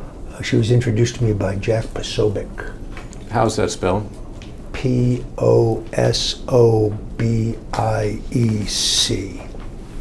Who's Jack Posobiec? He is a commentator for OAN, Online American News. And what was the context that Mr. Posobiec introduced you to They're Cassandra friends. Fairbanks? They are friends.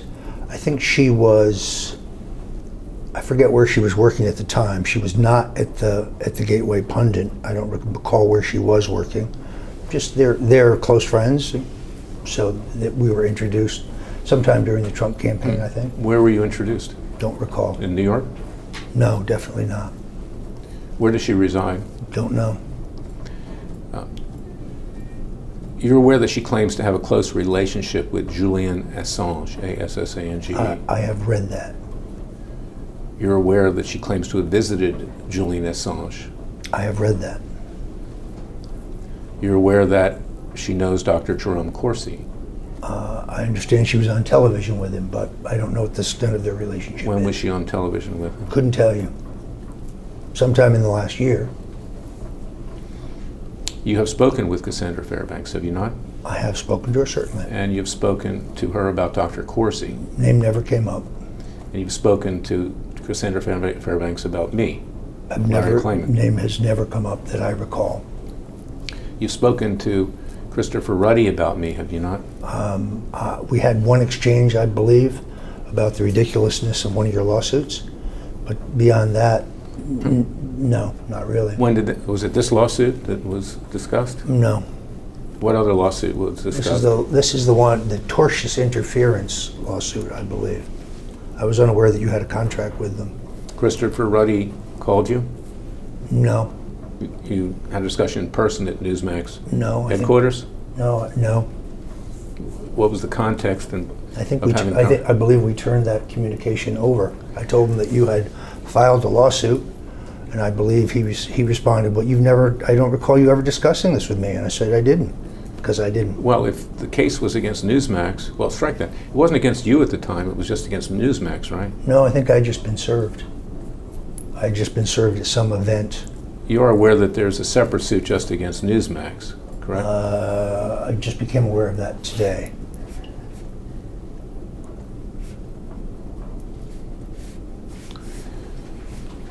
You attempted to evade service of process on the cases that were Most served on you. Most certainly did not. In fact, I had to have you served at a strip club, did I not?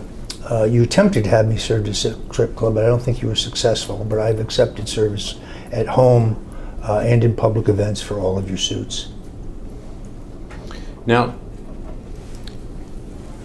the conversation that you had with Ruddy, tell us what was said. Never had a conversation with him. We had an exchange, which you have a copy of. Now, in the course of the last 2 years, you have gone over to Newsmax's headquarters in Boca Raton. Rarely, but And occasionally. before that, Palm Beach, right? To Rarely, do but appearances. Rarely, but occasionally. During that time period, you have seen Christopher Ruddy, Yes, sometimes he's not always there. and you had conversations with him, correct? Certainly, if I was there, I had a conversation with him. Right, and you discussed the Mueller investigation with him? No, he declined to discuss that, other than saying he wished me well. So what did you discuss with him? I don't recall any specific discussion. Generally, how you doing? I'm fine. Nothing significant. He's been a friend of some long-standing. Regardless of being significant, what did you discuss? I don't recall. Have you ever asked Christopher Ruddy to make you a paid contributor to Newsmax? I have not. You have discussed Larry Klayman with Christopher I Ruddy. have never discussed Larry Klayman. You have discussed Dr. Corsi. I never discussed Jerry Corsi with Christopher Ruddy. Did Christopher Ruddy tell you that I put him on notice and John Cardillo and John Bachman to retain any and all communications with you in writing or otherwise? No, I'm unaware of that. He has declined to discuss any of these lawsuits with me in any way, saying he would only speak through his attorneys. You're aware that destroying evidence that is relevant to a lawsuit or which may lead to relevant evidence can constitute obstruction of justice? Okay, argumentative. We understand the oath. Next question. Has Ruddy ever discussed with you the documentation he has on communications with you concerning Larry Klayman and or Jerry Corsi? No. Have Corsi's lawyers communicated with your lawyers over the lawsuits against you and Newsmax and Ruddy and Fairbanks, Cardillo, and Bachman? Not that I'm aware of, but I don't know. Who's John Bachman?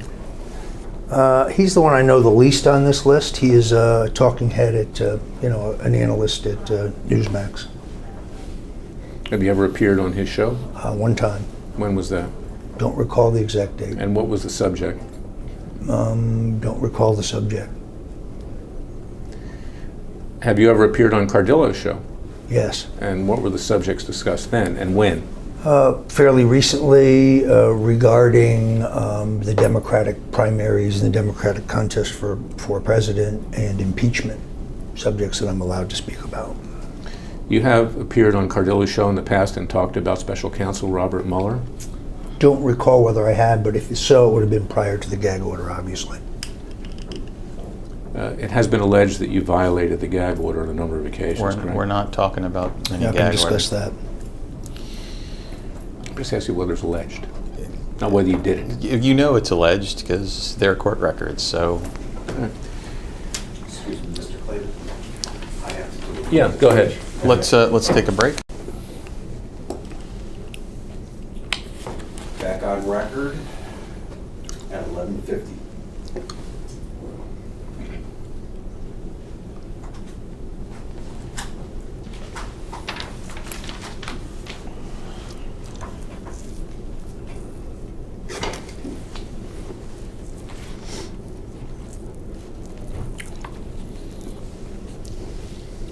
With regard to Ms. Fairbanks, you've had discussions with her about Dr. Jerome Corsi, have you not? I don't recall any specific conversation with her about Dr. Corsi. You just can't recall a specific one, but I you can I can't recall a general one? I can't recall any conversation with her regarding Dr. Corsi. Are you aware that the Clintons used to say, we have no specific recollection? No, but it's not a bad turn of phrase. In this case, that would be the case. That would mean that you might have some recollection, but you just don't remember now. No, I don't recall ever having any conversation with Cassandra Fairbanks regarding Dr. Corsi. Are you aware there are photos of Cassandra Fairbanks on the internet? I would think so. Isn't she a columnist? Are you aware that there are photos of her in other contexts on the internet? I'm trying No. to be polite. No, I'm not.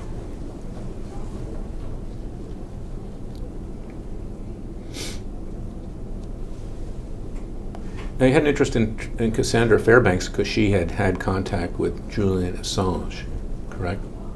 I don't know that we've ever discussed that other than the fact that she has a concern for his well-being. And she visited him in the embassy in London? I've read that. Ecuadorian embassy? I've read that. Are you aware that she told Dr. Corsi that she actually slept with him in the embassy? I saw where Dr. Corsi alleged that, but I don't know it to be true. Where did you see that? Read it somewhere. She told you that, right? No, she did not tell me that. You put her up to defame Dr. Corsi on Newsmax. I most certainly did not. Do you have any evidence of that?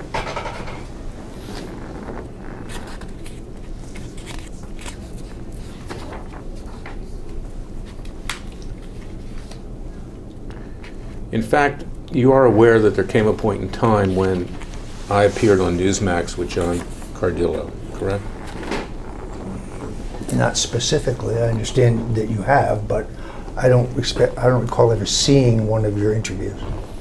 Turn to paragraph 16. That's page 63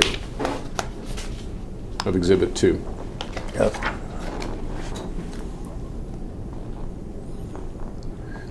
On or about January 30th, this is the paragraph of the complaint against you and Newsmax and Cardillo and Fairbanks and company. On or about January 30th, 2019, plaintiff claimant appeared on Newsmax with host defendant Cardillo on America Talks Live. That's Cardillo's show, correct? Yes, I believe so. Along with defendant Fairbanks, who is a friend of defendant Stone, defendant Cardillo, and Julian Assange of WikiLeaks. The Newsmax video is incorporated here by reference. You are aware that I appeared on or about January 30th, 2019 with John Cardillo and Cassandra Fairbanks. No, I was not aware of that. You've seen this complaint before. I handed it over to my lawyers. I must tell you, I didn't study it in detail. You know what's alleged in this complaint? Defamation, as I understand it. Yeah, well, what is the defamation that's alleged? I couldn't tell you specifically. So when your lawyers answered the complaint, they made up the response on their own? No, you don't. That's not an appropriate question to ask. It's work product. Well, it's not. And apparently he had no input into the answer you filed where you're denying things. Well, I read the complaint. I did not memorize the complaint. There's so many of them, it's actually kind of hard to keep them separate in my mind. I have had a few other things on my mind. Do you have a specific question about this appearance? Because I don't think I saw it. Paragraph 17. So I take it you never actually saw the answer that was filed in this case on your behalf? I did see it. I read it very quickly. But defendant Fairbanks, at the direction of and in concert with others, I don't know that to be true. Certainly not me. I'm not asking that question. I'm not asking that question. I noticed. I'm just asking whether or not you were aware that I appeared with Cardillo and Fairbanks. I was not, and I haven't seen this interview.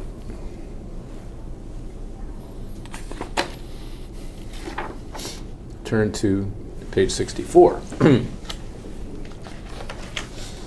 At 3:45 in the Newsmax video, defendant Fairbanks says, quote, "There are so many things that Jerome Corsi has blatantly lied about.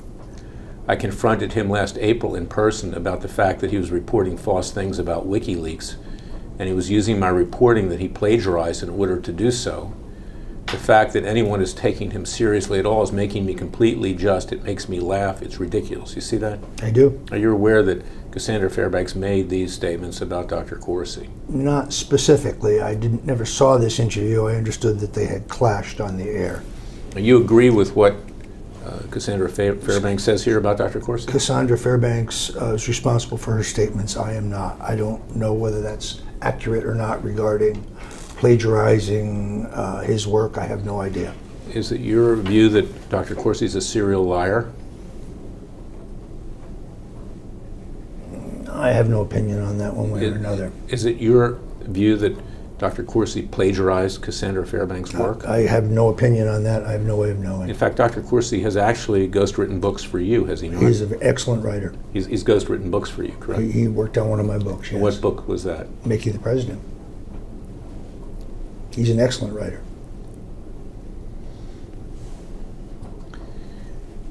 Paragraph 20. At 6:05 in the Newsmax video, defendant Fairbanks said, quote, "Everything that Dr. Corsi said was completely absurd." I mean, we're talking about someone who had no even basic understanding of how WikiLeaks works. Yes, what about it? You agree with Cassandra Fairbanks? I don't have enough knowledge to know. I didn't see this interview. I don't know what she's specifically referring to. Paragraph 21. At 8:45 in the Newsmax video, defendant Fairbanks said Dr. Corsi raised money for a cancer patient with some false claims for someone who didn't even exist. Please, he has no credibility. Jerome Corsi has never even met the truth. Go look at his reporting. It's a mess. It's outrageous that anyone, let alone Mueller, would take him seriously. This is a clown show. You see that? I do. Now, you're the one who fed that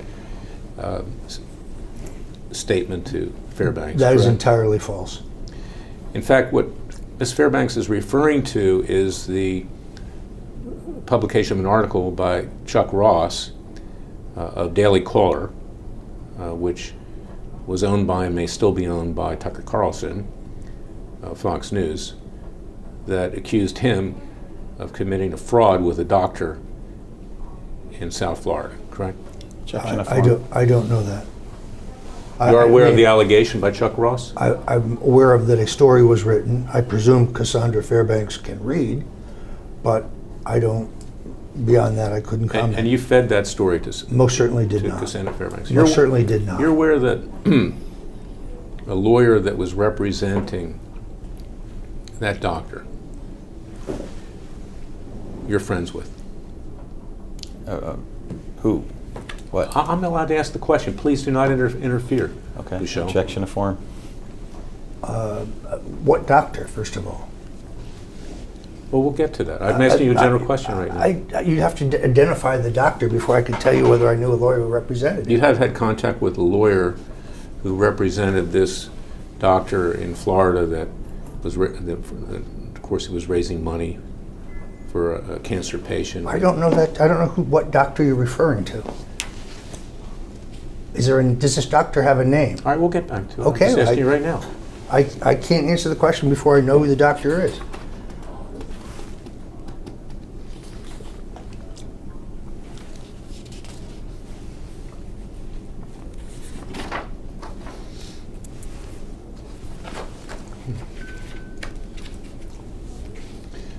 Turn to the following page, 65.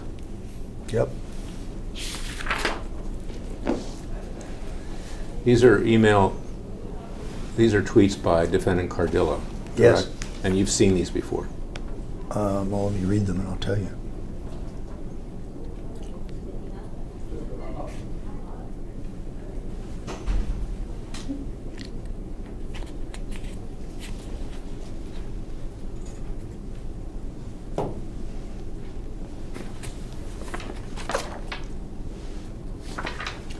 I don't recall them specifically, but I'll take your word for it.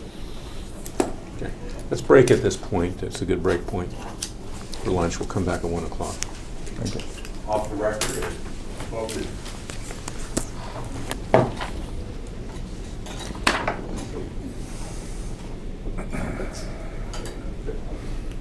Back on record at 1:04. Turning to page 66 of Exhibit 2 to your deposition. Paragraph 26. Mr. Klayman is, as is Dr. Corsi, a strong supporter of the president, but has publicly criticized him for his association with defendant Stone and past association with the likes of his former and criminally minded personal legal counsel Michael Cohen and another defendant's associates, Paul Manafort, who himself has been convicted of crimes. You're aware that I've been critical of the president's association with you and these other people. Actually, I'm not. You have talked to the president about me, have you not? I have not. Told the president not to have anything to do with me, correct? I have never said anything of the kind. You've told people in the White House not to have anything to do with me, I've correct? never done anything of the kind.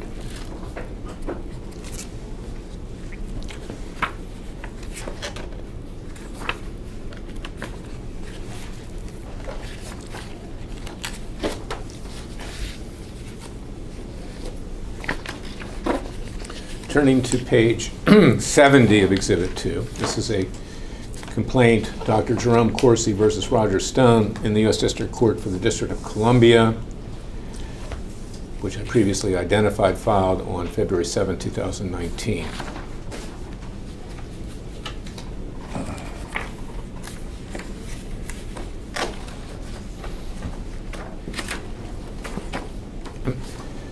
Now, during the time that you were under a gag order, you used surrogates, so to speak, to get out information that you wanted to disclosed to the media and to the public. correct? Objection, and we're not talking about any implications of the gag order. This case has been pending for over a year on a motion to dismiss, so I don't know what the situation is in the District of Columbia. Well, it's part of the order for consolidated discovery, regardless of whether there's a motion But to dismiss, it moves forward. I think we're going to have to come back on other days. No, you're not going to get to decide for the court what to do. There's no motion to stay discovery. There's nothing in Well, that there's regard. you haven't done anything in a year, and the court hasn't done anything in a year. So, and I don't we're have to not do talking anything. about- I don't have to do anything. We're not If- doing. We're not discussing any Well, you're going gag to be orders. sanctioned, Mr. Bouchel. Okay. All right, I'm going to move for sanctions against you personally. Okay, because you're obstructing process here. You can continue with your deposition. Well, I'm going to we're ask. just not I'm going to ask. talking about- I'm going to ask questions about Dr. Corsi.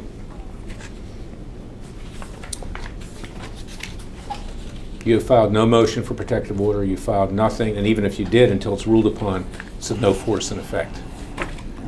Well, we had agreements on this case, and it just didn't work out. We so. have an order in this case. There's no agreements, and you've lied before to the court. You're lying again. Okay, I'm not going to put up with it anymore. Okay, well, I take exception Yeah, to you also your lied to the special characterization. counsel. You're lucky you weren't indicted. I mean, to Congress. Listen, settle down. Ask your next question. I sat there at the trial. I saw the letters you Ask. wrote to Congress. Sir, I'm not a witness in this All right, case. that's fine. That's why you were Ask so your next patting them on the back. You're happy they didn't indict you. Okay. I have no idea what you're talking about, but please ask your next question.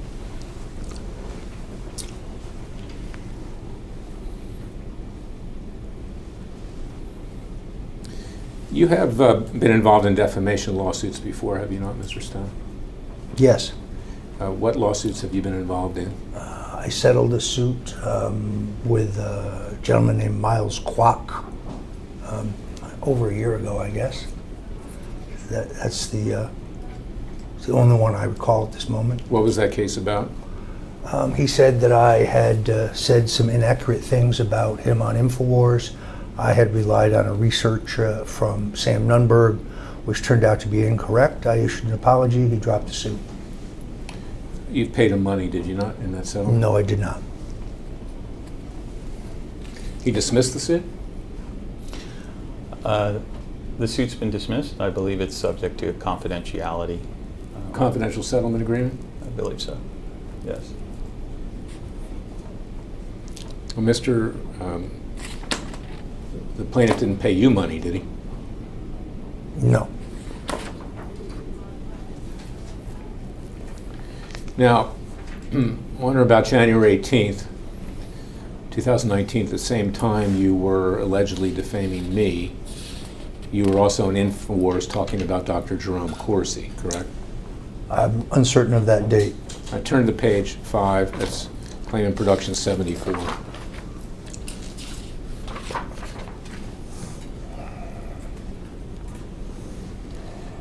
Which section? Paragraph 17, 18, 19. Does that refresh your recollection? Yes, it does. Okay. So you were on InfoWars on that day talking about both me and about Corsi, correct? If you say so. I don't recall the specific date. But assuming the information here is correct. Okay. At 2:09, 2 minutes and 9, 2 hours and 2 minutes and 9 seconds into that video on InfoWars, you stated that Corsi was fired from WorldNet Daily, correct? Yes, I think that's what he told me.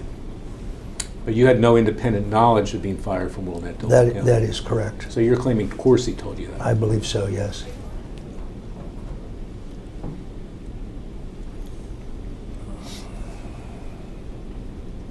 At 2:27 in the InfoWars video, Stone falsely and misleadingly publishes that, this is in the paragraph 18, he, Corsi, was perfectly willing to lie, to perjure himself, saying that a memo he had wrote me was written on the 30th for the purposes of cover-up, which is further proof that Jerry lied under oath. Now, what proof do you have that Jerry lied under oath? Substantial, because everything in that paragraph I said is accurate and true, and I could prove it if I needed to. Have you had access to the grand jury transcripts with regard to Dr. Jerome Corsi? My attorneys certainly have. But you have not, correct? I have. I've reviewed all of the discovery material that was relevant. You didn't review what Dr. Corsi had testified to. I think I did read his testimony, actually. I would be entitled to it under discovery, of course. You're not sure whether you read it or not? I believe I did read it. Okay. Dr. Corsi was not charged with perjury as you were by the special counsel, correct? Objection to form. Correct? Not that I'm aware of. So consequently, you have no proof that he lied. Oh, actually, I do. Are you suggesting that the special counsel engaged in selective prosecution with regard to you and Jerry Corsi? Objection to form, if you want to answer your opinion. We filed such a motion. It was denied, but I think it was correct. And in fact, that was your motive in defaming Corsi, was it not? Because you thought he was testifying against you. Well, he did say those things publicly, and they are incorrect. At 2:55, this is paragraph 19 in the InfoWars video, defendant falsely and misleadingly publishes, quote, and then states that I knew about John Podesta's emails being stolen in advance. The only proof of that is Jerry's feeble alcohol-affected memory. It's a lie. Where did you... All accurate, completely accurate. Yeah, where do you take that information? Because he said it repeatedly in public, and actually on Tucker Carlson he said, I told many people. With Ari Melber, he said he told many people, including me. He actually never told me anything in the kind, verbally or in writing, anywhere. Feeble alcohol-affected memory. You're in fact stating that Dr. Corsi is an alcoholic. I can only assume that this memory had to be caused by something because it was inaccurate, But you untrue. didn't know whether he made the statement under the influence of alcohol, did you? No, but I've certainly had drinks with him. Again, Dr. Corsi was not indicted and you were. The same. Yeah, what's the point of that? Objection to form. In this context. Is that accurate? Yes, that's accurate. Paragraph 20, at 3:55 in the InfoWars video, defendant Stone falsely and misleadingly publishes that, quote, Jerry was prepared to stab a principal Trump supporter in the back. He was perfectly prepared to bear false witness against me, even though I had done nothing in my entire life other than to help him. Entirely accurate. Okay. What statement did Dr. Corsi ever make that stabbed you in the back? The previous one that you just stated, for example, regarding a memo that he incorrectly said that he wrote to give me a cover story at a time that I needed no cover story because the controversy regarding John Podesta's emails, which was never mentioned in the indictment whatsoever, would not happen until 6 weeks after he had written said memo. So it's it's patently false. But you were not indicted by the special counsel for a cover story. You were indicted because you testified falsely to Congress, correct? Let's not get into the indictments and the whole trial thing. He answered your question. You know what he was. I'll only ask the question a different way. There's no aspect of your indictment that deals with a cover story by Dr. Corsi on your behalf. It calls for a legal opinion. No, but he certainly said that on numerous interviews and in public, so I certainly have the right to respond to it. It's not true. At 4:20, paragraph 21, at 4:20 in the InfoWars video, defendant Stone falsely and misleadingly publishes that, quote, all I ever did was show Jerry Corsi friendship and support and try to help him and his family, and what I get is Judas Iscariot, Iscariot, I-S-C-A-R-I-O-T, the willingness to testify against me and help the deep state bury me. And then he makes up this story about helping me formulate a cover story. That's your statement, is it not? It is. That's exactly how I felt at the time. I did get Jerry Corsi. I did recommend him for his position at InfoWars. I also sent him freelance work. He's an excellent writer. He's an excellent researcher. And I had affection for him until he went out and said things that were not true. And when he said things that you claim are not true, such as what I just read, That's when you decided to defame him and me publicly. Objection to form. That's a conjecture on your part. I have every right to correct the record when somebody says something incorrect me in public, as do you. But you went way beyond correcting the record. No, correct? I don't think so. Saying that I had an IQ less than 70 is beyond correcting Oh the record. boy, that really got to you, didn't it? Objection You to want form. to, Larry, take the heat if you want to be in the kitchen. Oh, I can take heat. That's You're a why I'm public- you're a public That's figure. why I'm sitting here with you, Roger. I can take heat. I'm not so sure. Okay. You seem rather, you keep, Yeah, that well- was in our previous question. You just want to keep Yeah. going back to it? Okay. You know I can take heat. The question is your false statements, okay? Is that you also made a statement, I never won a case, correct? Yes, I did say that, but Right. we've already covered that. What does that have to part. do with Jerry Corsi Has nothing being to, a Judas? has nothing to do with it. It's why, I don't know why you're bringing it up. So, but you wanted to I don't make see- it anyway I don't because see how it's related to any of this. you wanted to harm not just Corsi, but you also wanted to harm his lawyer and discredit him. That's conjecture on your part. You felt that would give you an advantage with Mueller, maybe you wouldn't be indicted. That's Objection of- conjecture on your part. objection of You, form. you were trying to cast the blame on Corsi so you wouldn't be indicted. Wild allegations on your part.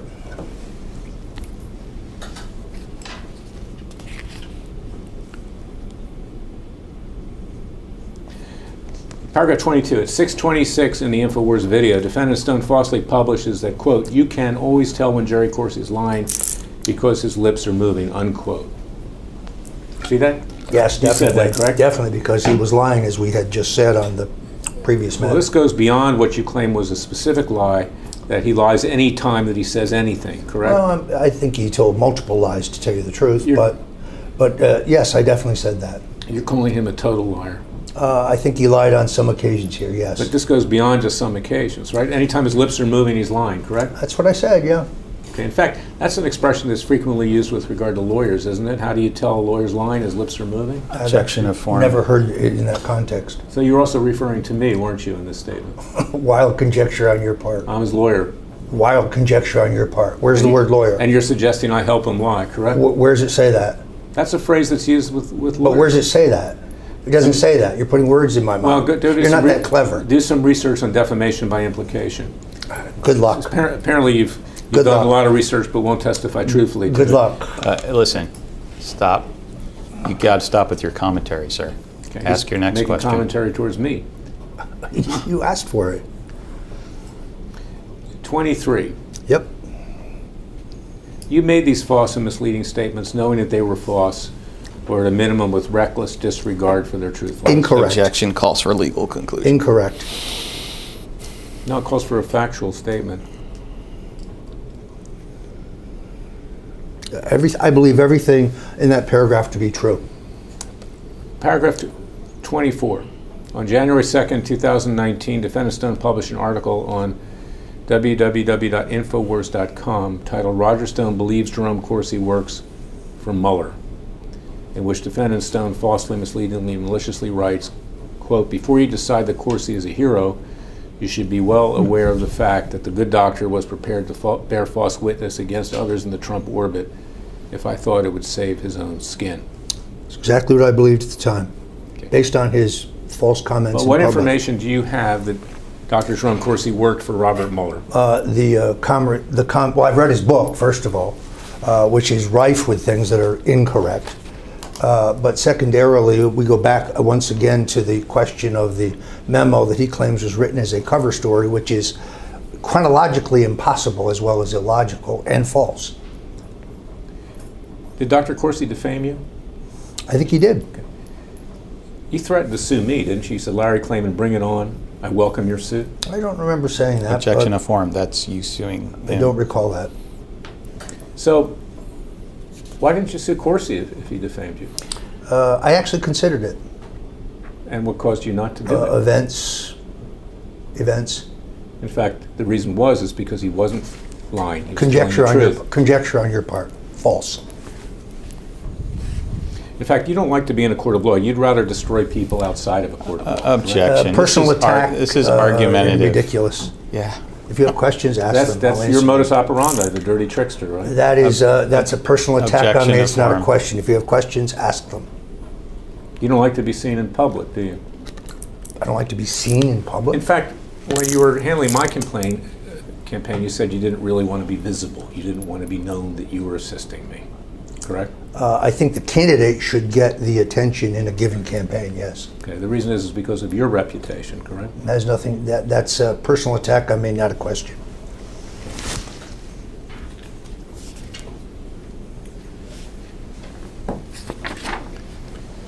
Paragraph 26. In another appearance on InfoWars, which was posted to YouTube on January 17, 2019, defendant Stone at 6:22 falsely and misleadingly publishes that he, Corsi, was perfectly willing to bear false witness against me on multiple points that are complete fabrications. That's your statement, is it not? Yes, it is. It's exactly what I believed at the time I said it. And again, you were trying to implicate Corsi to get the special counsel to indict him and not you. No, that's conjecture on your part. I was just trying to correct the public record. So in fact, you were the Judas. Objection. His argument. That's a personal attack. It's not a Jeez. question. Do you have a question? Well, I'm asking you, under your definition of being a Judas, Iscariot, or whatever the heck it is. Iscariot. Okay, If good. you've ever read the Bible, you'd know that. I didn't know the word Iscariot. I will definitely agree to that. Old Testament, Now, too. you recently found religion, right? Objection. This is not relevant. Right before you went to the strip club, you declared you found religion. These are personal attacks. I'm not going to stand for them much longer. If you have a question, ask Okay. the question. Well, you're mocking my knowledge of religion. I just told you that it's a pretty broadly known term. And yes, I do believe in Jesus Christ, and He is my personal Savior. Yes, I believe in that too. Good. Paragraph 27, in another appearance in InfoWars, which was posted to YouTube on January 24th, defendant Stone at 5:58 falsely and misleadingly publishes the quote, "The good doctor, of course, he has told a number of lies. In fact, he's starting to conflate his lies. He was perfectly willing to lie about me, but now lying about Alex Jones, lying about InfoWars, lying about Dr. Jones." That's I Alex said all Jones' the. father, correct? Yes, I don't know his He's first one of the name. nicest, gentlest, sweetest, most honest men I've ever met. It's beyond the pale. Jerry Corsi can no longer be believed. You said that, correct? Yes, I did. And in fact, this is exactly why you recruited Cassandra Fairbanks to go on Newsmax and defame Dr. Corsi. Categorically false, and for which you have no evidence whatsoever. Wild conjecture But on in your fact, part. that statement is markedly similar to what Cassandra Fairbanks said on InfoWars. Then that might be, if that's true, and just because you say it doesn't make it true, that would be a coincidence. And if, Since I never instructed Cassandra Fairbanks to do anything. and in fact, you worked with your friend John Cardillo to set me up to go on InfoWars to have Cassandra Fairbanks appear and defame my client. I'd say Jerome that Corsi. earlier you called me paranoid. I'd say you're the one that's paranoid, because that is entirely false. Does 2 and 2 equal 4, Mr. Stone? As far as I know, it does. The bears live in the woods? Do you have any proof, evidence, real evidence? Not just wild conjecture, evidence. It's called circumstantial evidence at No, this point. you don't even have circumstantial evidence. You have a recording. You have some proof that I spoke to Cassandra Fairbanks about this? You have nothing. In fact, most of your complaints have nothing. They're just wild conjecture. Everything about you is conjecture, right? No, everything about you is Objection to conjecture. form. Okay. It's your reputation. Was that- You sue at the drop of a hat, but Was- where's your evidence? Was that your defense in your criminal prosecution? We're not discussing that, and you know it. Paragraph 28. In the same appearance, defendant Stone at 8:34 falsely and misleadingly publishes that, quote, "I think you've, of course, been deep state from the beginning. Your whole birther thing is used as a club to destroy conservatives. I look forward to our confrontation. I will demolish you. You are a fraudster. Out of your alcoholic haze, you have made up lies about David Jones and Alex Jones and Roger Stone, and now I suspect that you want to lie about the president." You were threatening Dr. Corsi with that statement. That is incorrect. Dr. Corsi said that he was kept on the payroll to buy his silence, I believe. That is absolutely, totally false. In fact, I didn't even know when he came and went on the InfoWars payroll. So that would be a false statement. And it would certainly be one that involved those other individuals, Alex Jones and his father. This is a statement that you made, is it not? On InfoWars. If you say so, I don't specifically recall it. Again, you're calling him an alcoholic, correct? I've drank with him. You have no evidence he's an alcoholic.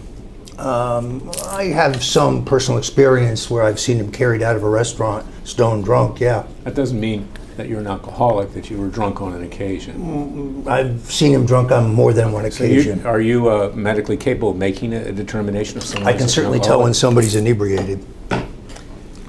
You've seen Dr. Corsi many times when you don't claim he was inebriated. Correct, I have. I like Jerry Corsi. Yeah. At least I did until he started bearing false witness Are against you me. saying that if I go out on Google, I will find no reference that you supported the principle, or at least the proposition, that Barack Obama had a false birth certificate made?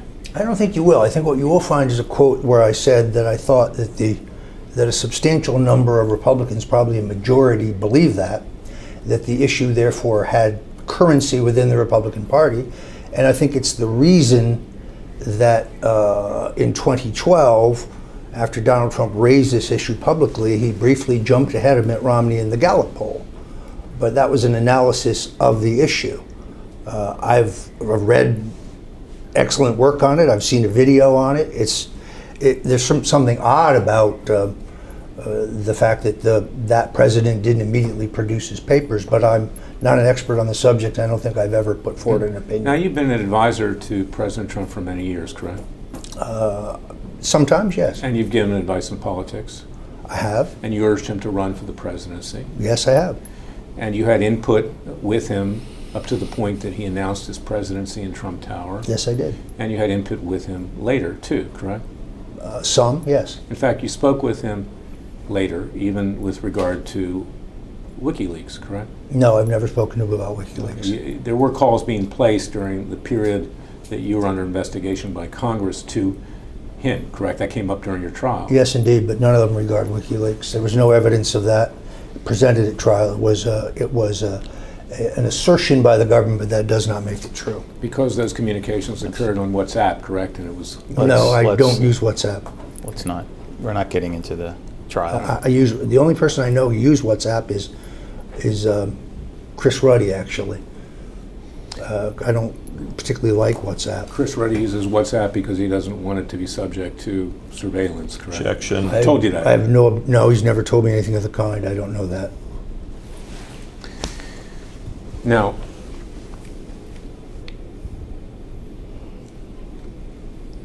in the course of your advice to the president, you were the one that actually suggested to him to use the so-called birther issue False. to gather support among conservatives. False. Incorrect. If you know Donald Trump, you know that no one tells him anything, first of all. He decides what he's going to talk about. He decides what he thinks. Decides where he's going to go. He decides what he's going to do. He's not handled or managed or scripted. And he found this issue and found interest with the issue on his own. I believe that he read Dr. Corsi's book, or at least thumbed through it. And he came to this decision on his own. I did not advise him to do so. Can you I also you know need to that give dates too, please. for well, context. we're talking about 2012, or in the run-up to 2012. No one tells Donald Trump what to think. It just doesn't happen. But you gave him advice. It's for him Doesn't to mean decide. doesn't mean that he took all my And advice. in 2012, President Trump, now President Trump, wasn't perceived as a conservative, was he? I think some people perceived him as a conservative. Yes. You actually advised him to move right, to position himself to run for president. I didn't need to do that. I think he knew where the Republican Party was. Okay, and that was one of the issues, the so-called birther issue, that could garner support on the right. I did say that I believed that the issue had currency on the right, and I'd seen polling that showed many Republicans believed there to be some question about the birth certificate, but I didn't advocate the use of the issue. Donald Trump decided that on his own. In fact, you've seen the birth certificate that was posted on the Obama White House website, have you not? At the time it came out, yeah. You're aware that it listed his race in 1961, when he was born, as African American, correct? I don't recall that. Yeah. In fact, the term African American was not even coined until the 70s by Jesse Jackson. You're aware of that, correct? I was not. You're aware that every other birth certificate in Hawaii in and around 1961 either designated someone of African American descent as black or Negro. What is the point of this? Point is that you're aware that this was not a phony issue. I don't have the expertise to say. Always thought it was odd that the president didn't just put it to bed when it first came up by releasing the documents. But I don't have the expertise to say, and I haven't studied the issue. You just told me things I don't know. I had read that there was a birth notice in a Honolulu newspaper, which would tend to debunk this, if that's even true. I can't tell you whether that's true because I haven't researched it. You're also aware that many people who wanted to claim citizenship in and around that time, and even to today, put notices to try to prove that they were born in the United States. I was not aware of that. You've read Dr. Corsi's book yourself, have you not, about the birth certificate? I actually have not. Okay, so you're testifying under oath. There's nothing you've ever said or written in support of the theory that the birth certificate is a fraud. I have no specific memory of having said that. I have memory of being interviewed about the power of the issue. But yet you'll try to smear Dr. Corsi on the basis of his book claiming that the birth certificate was fraudulent. I don't believe I smeared him at all. He takes that position.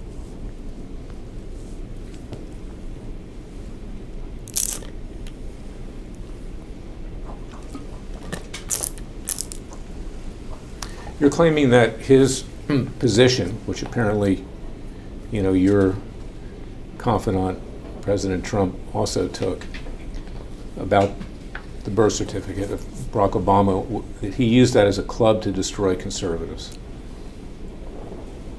I think that many conservatives have been damaged by it because of the allegation that it is based in racism, which was not the reason I thought. I mean, Donald Trump's view was he's either constitutionally eligible or he's not. This isn't a racial question.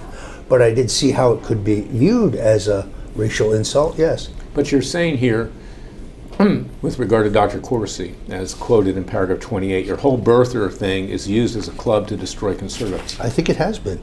Well, you're saying that he did it intentionally to destroy conservatives, correct? No, I didn't say, where's the word intentional? I don't see that.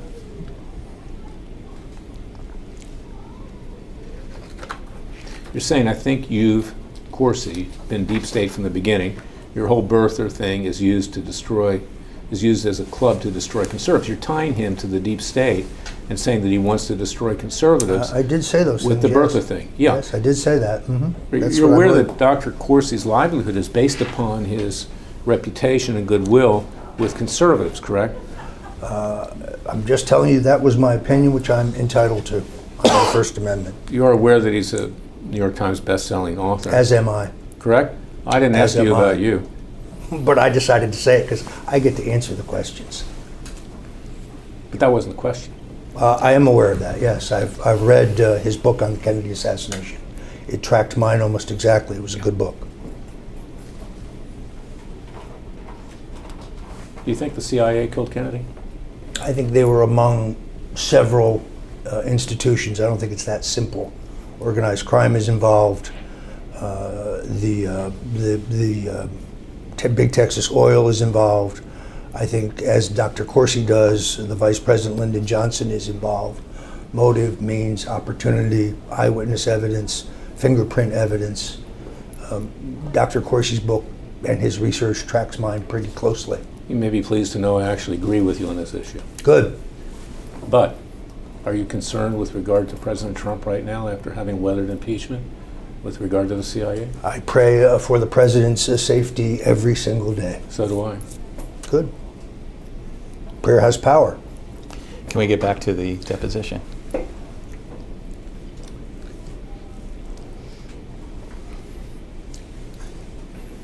You are aware that his books are purchased primarily by conservatives, libertarians, people of faith. I don't really know who purchases his Corsi. books. I don't really know who purchases his books or how. But you're aware that they tend to be conservative-oriented. No, the same Or people. borderline. Yes, I would say probably. It's the same people who buy my books. So by claiming that he's part of the deep state, that he was working for Mueller, that he used the birther thing as a club to destroy conservatives, you're intentionally trying to harm him with his constituency and people that purchase his books and listen to him on radio and television and in print. Conjecture on your part, just although his saying that I needed some cover story is probably meant to destroy my ability to sell books. What's the point? Do two wrongs make a right? You're deciding what my intent is, but you can't know my intent. Only I can know my intent. My intent was to defend myself.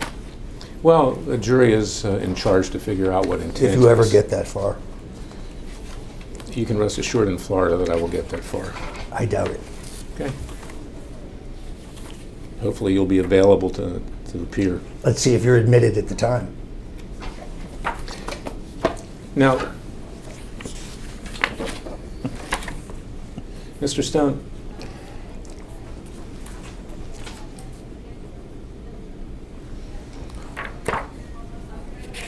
you, at this point,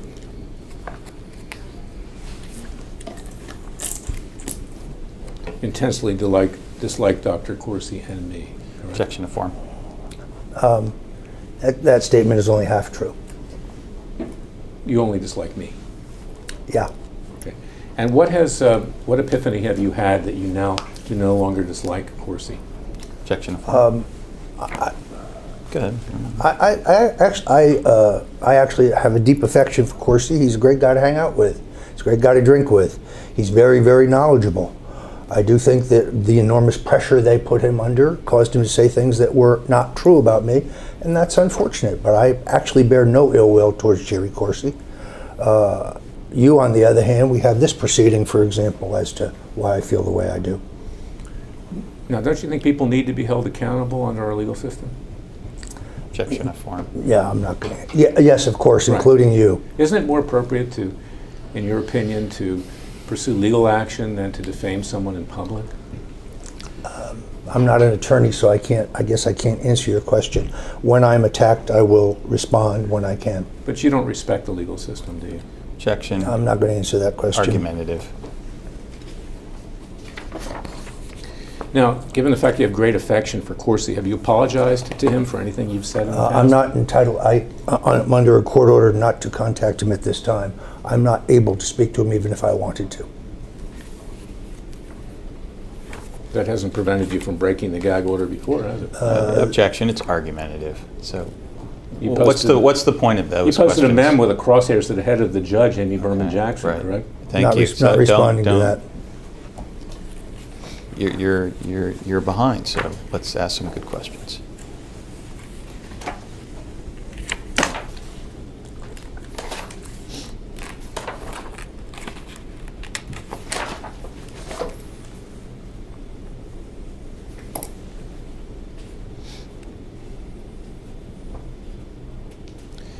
Turn your attention to page 111 of Exhibit 2. Case styled in the District of Columbia, Corsi and Clayman is no longer a defendant, versus Michael Caputo and Roger Stone. And it's no longer a plaintiff. Plaintiff. Okay? Okay.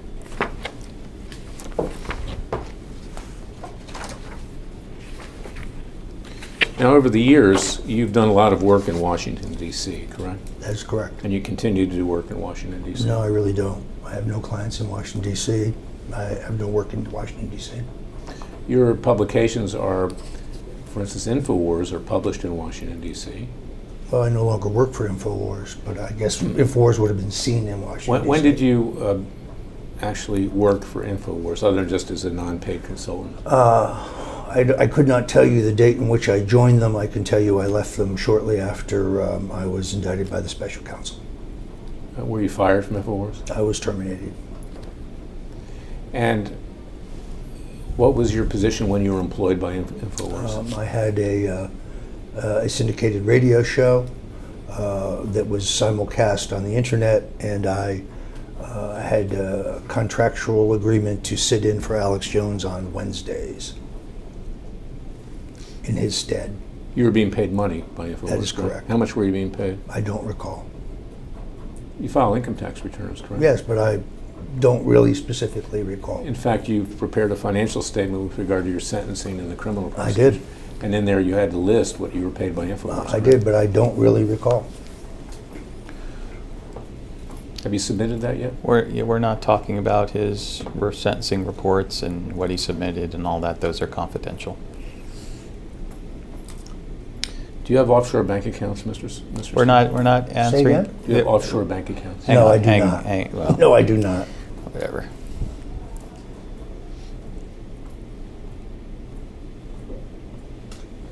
Do you keep resources in gold bars? Objection. I wish I did. This is not financial discovery. You have no right to ask these questions. So objection, ask relevant questions, please.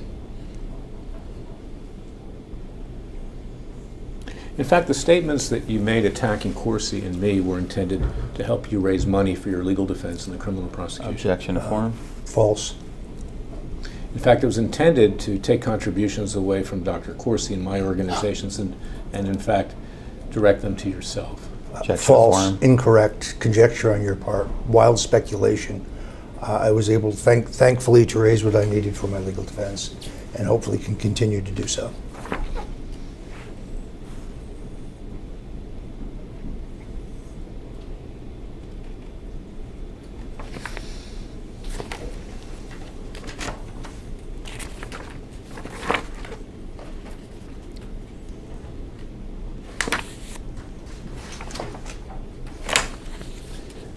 Michael Caputo, what's his background?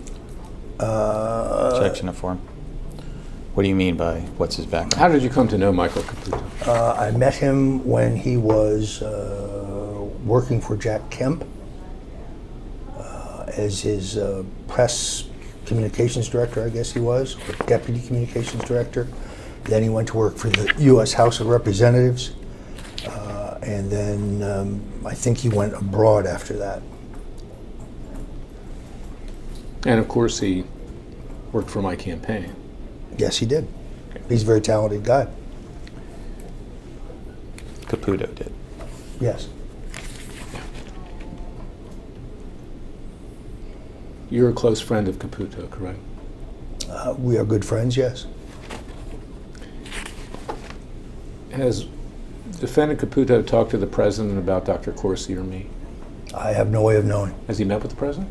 I read that he did. When did he meet with the president? Several months ago. It was pretty widely publicized. And that was to urge the president to grant you a pardon? I think the president specifically said that was not discussed. What did you read? That he had met with the president, but that my name did not come up. But it was discussed, or it was published that he was talking about a pardon for you, right? I don't recall that.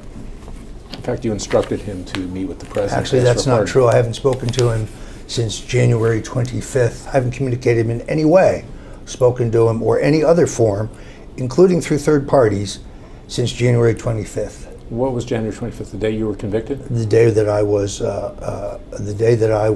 arrested, I was given a no contact list, which I have not violated. He is among those on that list, as has been publicly reported.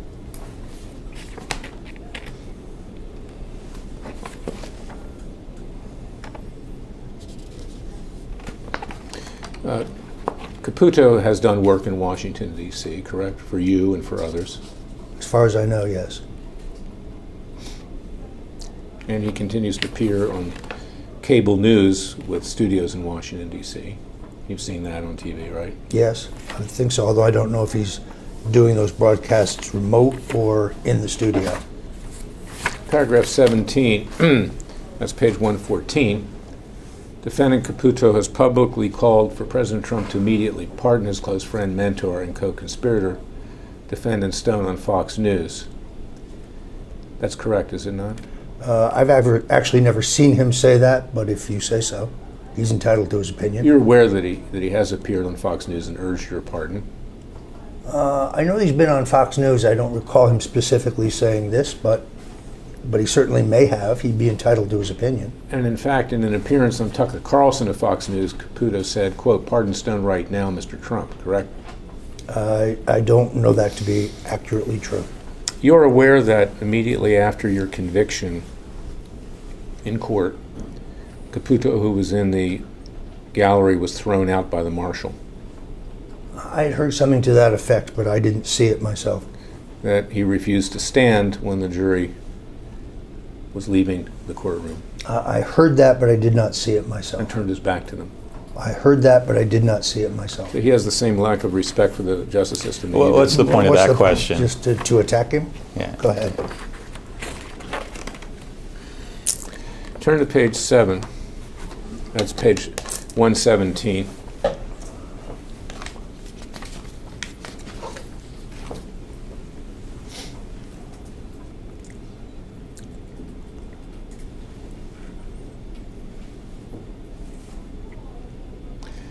Wherein it, this is on March 29, 2019, paragraph 30. Caputo appeared on MSNBC with host Ari Melber, A-R-I-M-E-L-B-E-R, family name, where he made several statements which are alleged to be defamatory. You were aware that he was appearing on MSNBC on that date and at that time, correct? I think there was a promotion for it, so yeah, I believe so. In fact, you asked him to go on MSNBC, correct? Absolutely false. I had no contact with him in 2019 at all. At 8 minutes in the MSNBC video, this is paragraph 31, defendant Caputo says, the Mueller team finds themselves at the hallway and they're staring at Jerry Corsi, who believes the most wild conspiracies in the world. They end at the freak show tent. You see that? I do. That what Caputo says comports with your opinion of Jerry Corsi, your statement about Jerry Corsi as well. No, I don't think I use those words at all. I don't see any comportion, I guess it would be called. Mr. Caputo is entitled to his view. On the other hand, the line before that, this was done in concert with and the direction of defendant Stone and published in this district nationally and internationally is categorically false, and there is no evidence of that because it's not true. In fact, the special counsel and his staff has maintained that you have coordinated appearances through surrogates to promote your interests. Objection. Do you expect him to speculate on that? It's I'm just saying what they said. That's not speculation. Okay, then it's not testimony they've from taken him, that is it? position. They've taken that I position. don't. Where? Where? And With Judge Amy Berman Jackson. Okay. Well, we're not answering In fact, that that's question. one reason they asked for 7 to 9 years. Correct? No, No, we're not. actually We're not talking about it. What's the point? What's the point of that? I'm probing him You're probing him about nothing to do with the about lawsuit. the lack of truthfulness of his testimony. Okay. Thank Okay. you. Let's ask questions about the lawsuit. Paragraph 32, when asked about his thoughts as to why Dr. Corsi was not indicted, defendant Caputo said, quote, he is the luckiest man in the world. I think he should buy a lottery ticket or 10. I'm surprised. I also believe that it indicates that Corsi's gave them information that they were looking for, probably on Roger Stone. We'll probably see him brought in as a witness in Roger Stone's trial. Now, Caputo got that statement from you, correct? Categorically false. That Corsi is a Judas. Categorically false. You have no evidence to prove that. It's wild conjecture on your part. And then at the end it says, we'll probably see him brought in as a witness in Roger Stone's trial, correct? It does say that. Now, in fact, it was your counsel who subpoenaed Dr. Corsi to testify at your trial. We're not talking about the trial. Mr. Corsi didn't testify.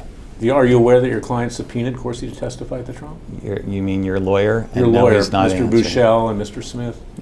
What? I'm not going to discuss anything pertaining to the trial. You were not aware that Corsi had been subpoenaed by them? I'm not going to discuss anything pertaining to the criminal trial. So if Corsi was a liar, your counsel would not have subpoenaed him to give false testimony in your criminal prosecution. Speculation, objection to form. Yeah, I'm not going to address that. Caputo said that, right? I'm asking independently. Don't interrupt, please. You got the cross-examine. I'm not going to respond to questions regarding my criminal trial.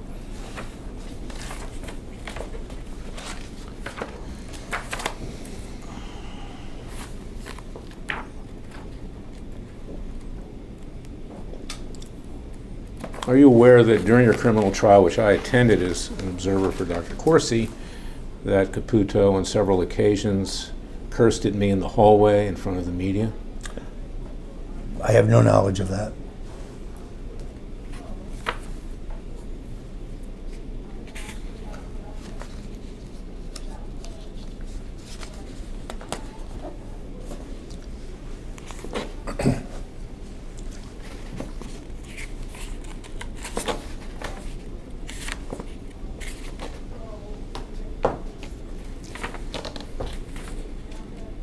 take a 5-minute break? Yeah, let's take a 5-minute break.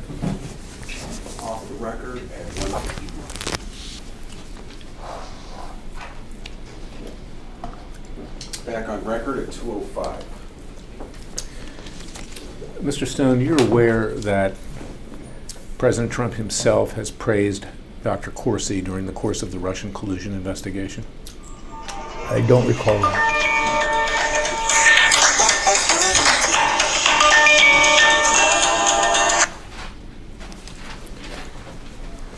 You are aware that Dr. Corsi refused, when presented with a guilty plea, to take that guilty plea with Robert Mueller? I read that in his book, yes. And you're aware that he had stated at the time that he would not lie under oath to implicate the president? I read that in his book, yes. Okay. And it was in that context that the president praised Dr. Corsi's courage? I don't recall that specifically. Now, the president never criticized Dr. Corsi vis-a-vis you, that you are aware of, correct? I'm not sure I understand your question. In other words, he's never been critical of Dr. Corsi In my making the same presence? claims that you have, that Corsi was a Judas. I don't think he, I'm unaware of him doing so, no.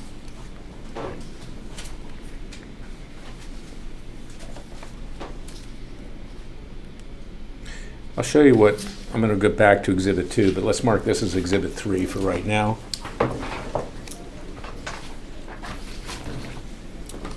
Did you provide this as part of your discovery response? Hang on one second. No, because I just, Dr. Corsi just found it today, gave it to me. There you go. It's available on the internet. So did we get that? Do we want to have that conversation again? If you can, yeah. Yeah. Did you provide this Exhibit 3 in discovery? No, because it wasn't called for, and Dr. Corsi just found it today. He just sent it to me, and it deals with him, not with Roger Stone. I believe I had a discovery request saying all documents you plan to rely upon. That's right. Well, I'll tell you something. This was out on the internet. I didn't have possession of it, neither did Dr. Corsi. He found it this morning.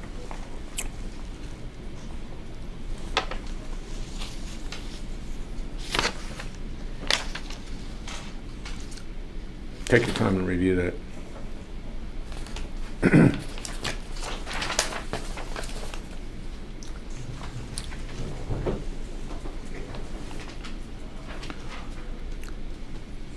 So Exhibit 3 is a article entitled, "It's Cool and Normal That the President Endorsed an Infamous Conspiracy Author Who's Promoting a Cancer Quote-Unquote Miracle." It's dated December 18th, 2018 by Ben Mathis Lilly. Mr. Stone, do you know Ben Mathis Lilly? I do not. Do you know of him? I do not. This appears to be a leftist publication, does it not? Objection to form. Well, he's expert at these things, so. So far, I can't tell, but I'm only about halfway through it, so.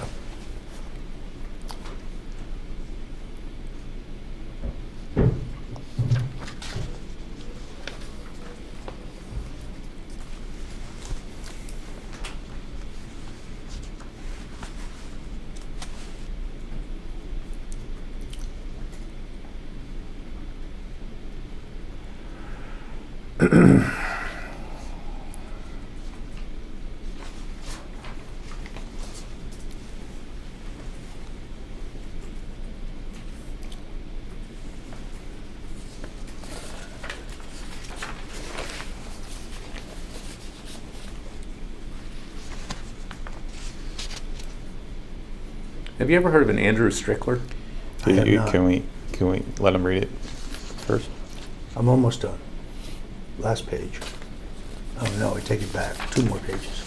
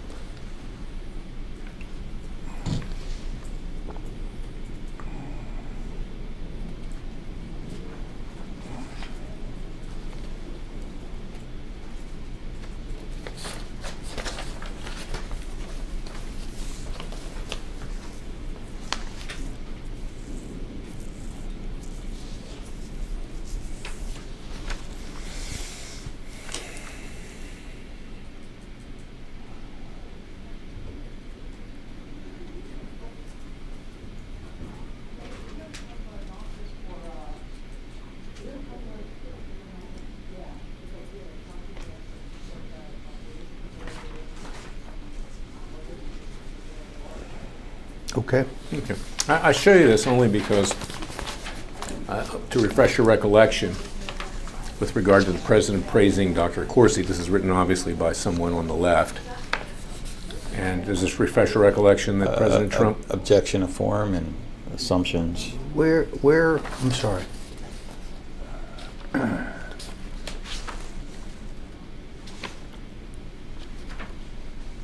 I see. Okay, well, I had not seen this previously. Does that refresh your recollection that the president... Well, it's He it doesn't tell me what he actually said, it just appears to be a hyperlink. But for what it's worth, yeah. Now, I asked you a question earlier about this doctor in Florida. I didn't remember his name at the time, that Daily Caller reporter Chuck Ross, who works for Tucker Carlson, wrote about, accusing Corsi of fraud. The doctor's name is Mendelsohn. Do you know Dr. Mendelsohn? I do not. Have you ever heard of him? I think I read the story when it was written. Now, the lawyer, and there's also somebody mentioned here by the name of Tommy Sickler, who is somehow associated with Dr. Mendelsohn. Do you see that? S-I-C-K-L-E-R. You know Tommy Sickler? I do not. Okay. Now, the lawyer who represented Tommy Sickler, you know him, do you not? Who is it? I'm not certain. Do I? Yes. Okay, well, I don't know Tommy Sickler, so, I mean, I know a lot of lawyers. If you name a lawyer, I'll tell you whether I know him. Right, well, I'll go back and find my notes this evening, but I'll ask you questions about that tomorrow. I mean, fine, that's fine. I don't know Thomas Sickler. You are aware that a lawyer was in contact with me with regard to this matter with Mendelsohn and Sickler. Whose lawyer? Objection I'm going to form. get the name. Oh, okay. And I'll raise it with no, you tomorrow. No, I am not. Okay. And you are aware that he claimed to be your friend. I don't know who he is. All right, we'll just table that conversation for right now. It's conceivable, but you got to give me a name. Okay. Now, my question is, this story about Dr. Corsi claiming he committed a fraud with a doctor named Mendelsohn and Tommy Sickler, that was something that you encouraged Chuck Ross to write, correct? Categorically false. You talked to him about it, correct? Categorically And false. you talked to Tucker Carlson about it. Categorically false. Do you have any proof of that whatsoever? Any evidence other than wild conjecture, supposition? Well, you can tell your friend Tucker Carlson that he will be deposed at some point. I'm sure he'll And- answer. and Ross. I'm sure if they are, they'll answer honestly.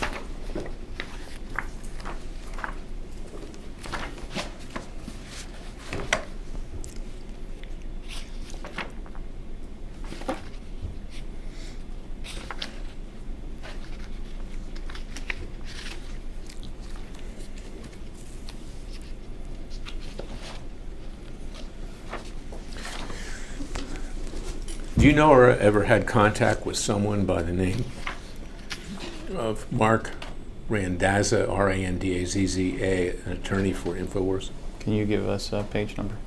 Page number 200 of Exhibit 2. Let's look it up. I know who he is. I don't think I've ever met him.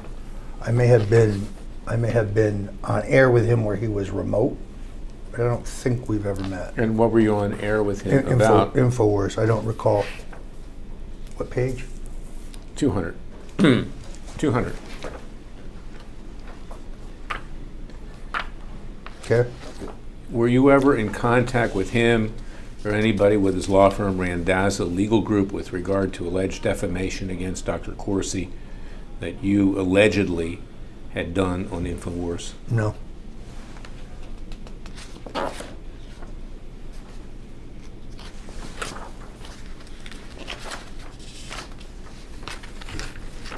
Why were you fired by InfoWars?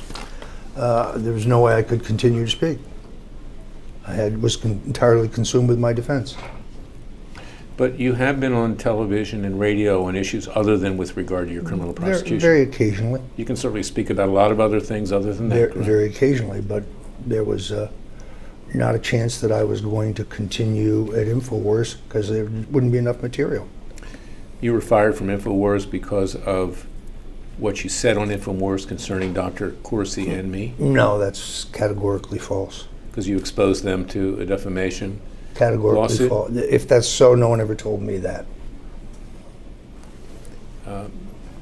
Persons from InfoWars, Alex Jones, Owen Stroyer, etc., have discussed the defamation lawsuits that were filed by Dr. Corsi and me against InfoWars, correct? Discussed with whom? You. No, other than that they were sued. Did they show you a copy of the complaint? They did not. And what specifically did you discuss about the suit? Well, I think they were sued around the same time that I was. That's about it. And what specifically did you discuss with them, other than just... Oh, I've been sued. That's it? That's it.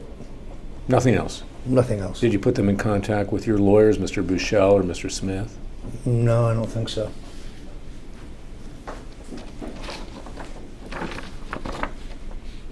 I'm sure you must have had some reaction to them being sued. What was it? This was a nuisance lawsuit.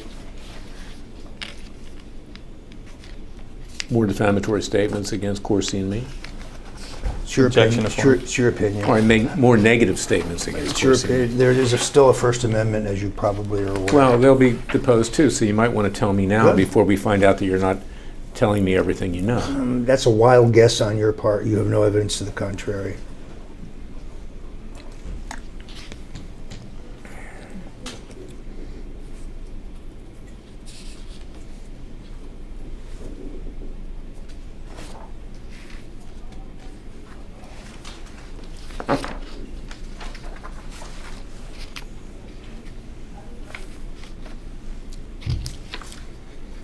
In the last 2 years, have you gone out to lunch with Chris Ruddy? Or seen him in any events? Certainly not lunch. I don't think we have had a social occasion within the last 2 years. How many times have you been in his presence in the last 2 years, physical presence? I can only think of once, and that was recently. And when was that? 2 weeks ago. What was the context? I was in to do an interview with both John Cardillo and Howie Carr, and he was in the office and came by and said hello. And what was the interview about? The Democratic candidates for president and impeachment. So you can talk about things other than your criminal prosecution? Some things I can, yes. There's a lot of things going on in the world that you can talk about. Yes, but that's not what most people want to interview me about.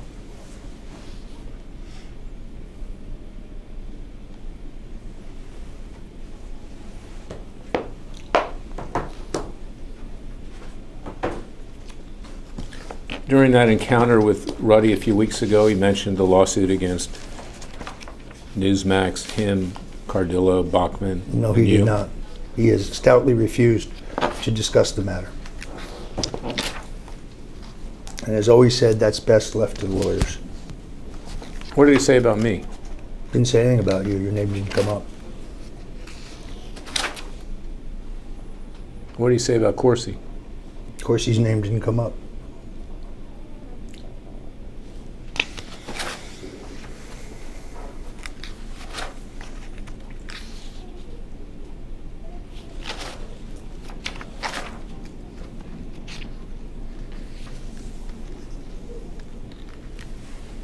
You're aware that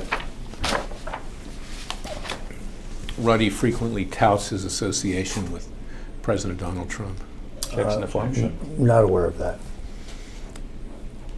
And in fact, you're also aware that, frankly, his association isn't that great with Trump. Objection to form. I don't know that.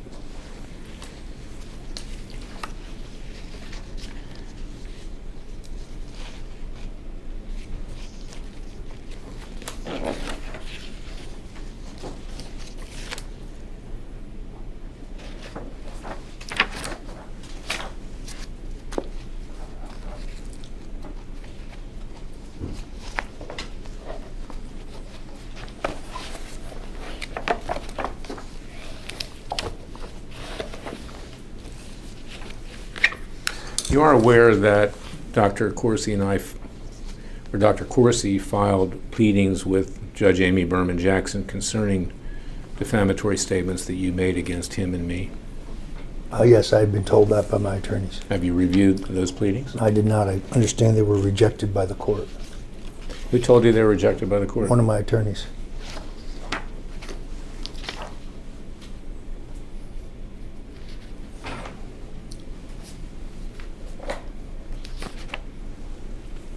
Turn to page 327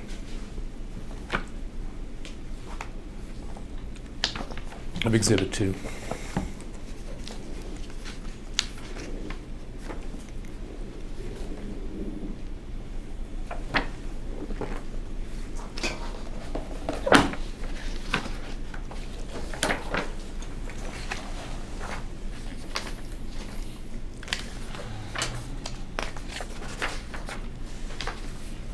Yeah, we're not discussing your filings in the criminal court. Well, I'm just using it to refresh his recollection. Of what? I'm going to ask the questions, not you. Okay, go ahead.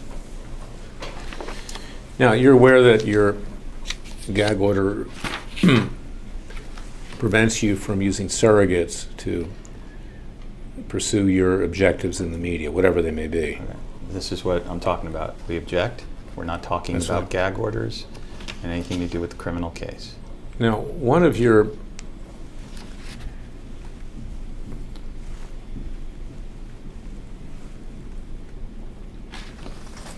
turn to paragraph 7. Yes. On Sunday, Monday, and Tuesday this week, February 24th to 26th, 2019, persons in blue Lincoln Zephyr and a white Dodge Caravan in front of my house in New Jersey and the dwelling of my stepson in New Jersey. They both lingered there for no apparent reason, as if they were watching us and threatening us. Have you ever sent any vehicles to show up in front of Dr. Coursey's home? This pleading, document number 47, was rejected by Judge Berman Jackson, and so we're not How do you know talking that? about. She didn't let it be filed. Well, she did accept some pleadings, did she not? Your amicus brief, I believe it was, on some matter, and then she rejected after that. So this is not. Well, I'm not asking about whether it was rejected or not. I'm just refreshing recollection here. Did you ever send? He never said that he forgot something. Did so you what are ever refreshing? send? All right, then I'm just going to ask you straight up, without regard to this. That's fine. Did you ever send people to go in front of Coursey's house to intimidate him? Let me answer the question. Sure. Categorically, positively, not. Do you have some evidence to the contrary? Present it. Now,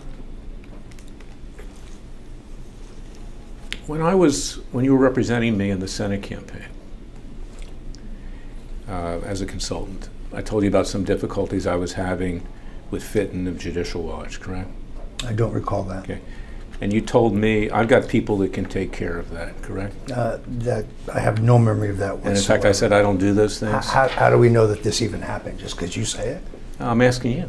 I have no take care of what recollection things? of that. It's What- false. And I told you not to do that? That's completely false. What things are you talking about, Mr. Clayman? Mr. Stone knows. No, Mr. Stone doesn't know, but if you Now- have any evidence that I sent these people to Jerry Coursey's home, present it. Let's see it. Where is it? It's categorically false. Now, you know Peter Santilli, don't you? I do. Okay. How did you get to know Peter Santilli? He was he had a talk show on the internet, kind of like Alex Jones, and I believe I met him either at or before I took on the Bundy cause for free because I felt that they had been unfairly treated by the federal government, and I was glad to see that they got justice. That's about it. And he's a convicted felon as well, is he not? Yeah, but I think you know the circumstances of that case. Weren't several people there unfairly treated by the federal government? He has promoted you on his show, has he not? His radio show. I believe he has. Which is heard in the District of Columbia, as among other places. I don't know that. I don't know that to be a fact. In fact, you've appeared on his show, have you not? I have appeared on his show. And you appeared on his show and discussed me, have you not? I don't recall that specifically. In fact, you put him up to file a bar complaint against me in the District of Columbia, did you not? Categorically false. Now, during the trial, there was reference made, your criminal trial, to threatening Randy Credico with filing a bar complaint against Margaret Kunstler. You remember that? We're not answering questions about the trial. Okay. Putting people up and yourself filing bar complaints is one of your modus operandis to strike at people who you consider to be a threat. Do you have a question? That's Objection to a form. false assertion. Do you have a question? Yeah. You put Santilli up to file a bar complaint. against me. Categorically false. You have some evidence of it, produce it. You know Barbara Jordan, Deborah Jordan? Only by name. That's Santilli's girlfriend, is it not? I believe that's his on, isn't she a co-host or something? And a co-host. Dual role. Okay, if you say so. Right. You're aware that she made statements that Jerry Corsi and I are working with Robert Mueller, correct? I'm unfamiliar with that. You, in fact, told her to say that. No, actually, I did not tell In her to fact, say that's that. the same type of language that was used earlier that we went over with regard to Corsi and me. You really are paranoid. No, that is false. We didn't talk about that today? We did talk about that, but it was false then and it's false now. Okay. Now, you're aware that Corsi and I depend on our livelihood from conservatives and libertarians and people of faith, correct? Objection to form. You're aware of that? I guess so, yeah. Yeah. So to say that we are working with Robert Mueller is to say that we're Judases, correct? I didn't say that about you. But Barbara Jordan did. Deborah Jordan did. I'm not responsible for the statements of Deborah Jordan. I've never told her to say or not say anything. In fact, you're aware that I've sued Mueller on behalf of Corsi, correct? I did. What happened with your lawsuit? It's going through the courts. Okay, good. Read about it. You're aware that on behalf of Corsi, you think that's funny? Michelle, at least I did something for my client rather than sitting there, Ooh. you know, during the trial and getting him convicted. Ooh. Ask your next question. Your lawsuit was dismissed. That's why I okay, smiled. fine. Go ahead.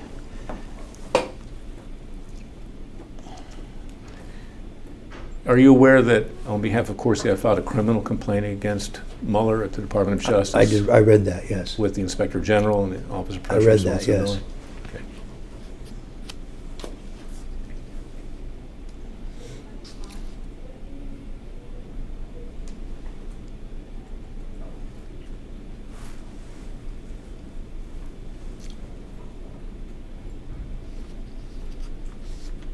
In fact, you did tell Randy Credico that you were going to file a bar complaint against Margaret Kunstler, his best friend, if he didn't testify the way you wanted him to testify with regard to Congress and the independent and the special counsel. I'm not going to address that.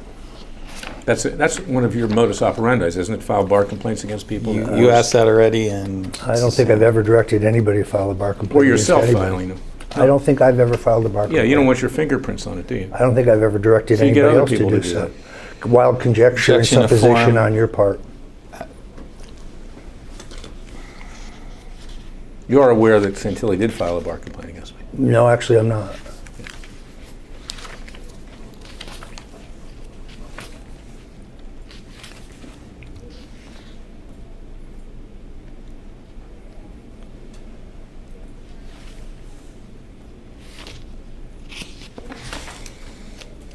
In fact, you've talked to Santilli's lawyers, have you not? No, I have not. You're aware that he's been sued, are you not? Sued by... Me. No, I was not aware of that.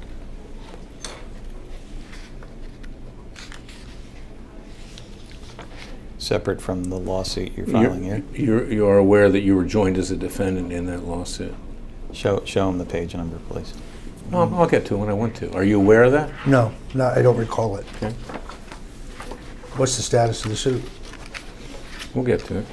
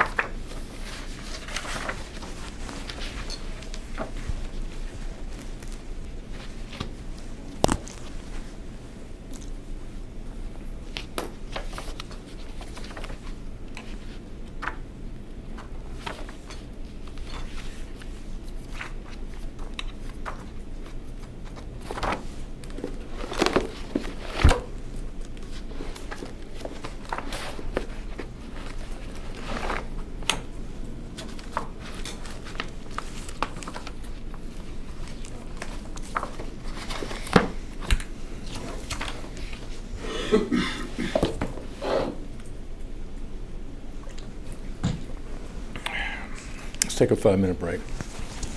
On the record. 15-minute break. Let's take a 15-minute break. Are we ready? Yes. Okay, we're going to go back on the record. Back on the record at 2:47.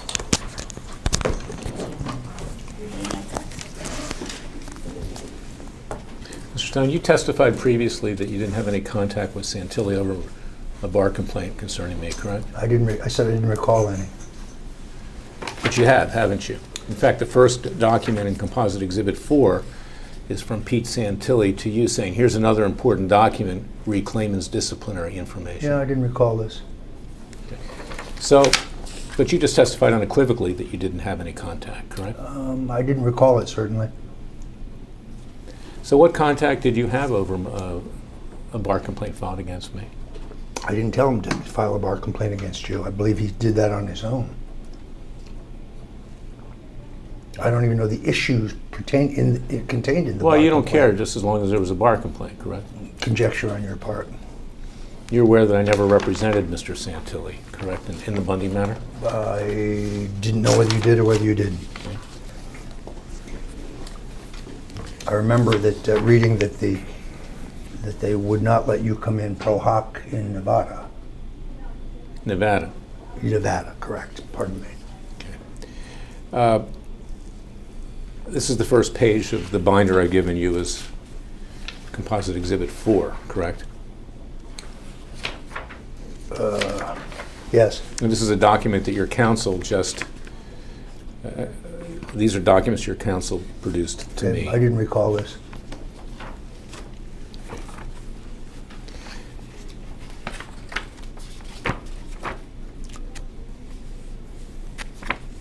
Is this the document that was attached? Yes, and I in see. fact, Yeah, I don't recall reading this.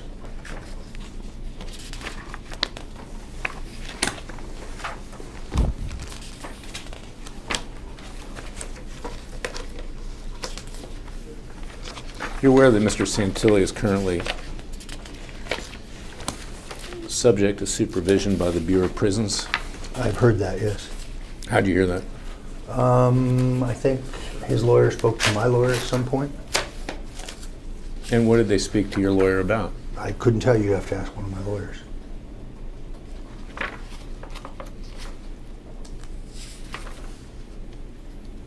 And you're aware that he's not under the terms of his status right now, he's not to have any contact with convicted felons.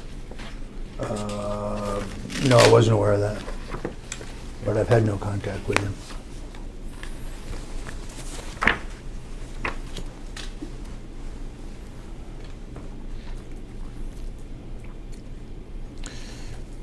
Flipping past that bar complaint is a document called Silent No More, How I Became Political Prisoner of Mueller's Witch Hunt by Dr. What Jerome page is Corsi. that? Well, your counsel did not Bates number the production like I did, so Okay. we have to So this is it, right? work our way through it. This is it, yes? Yeah. Yes. Mm-hmm. Okay. What is that document? It appears to be a printout of Jerry Corsi's book.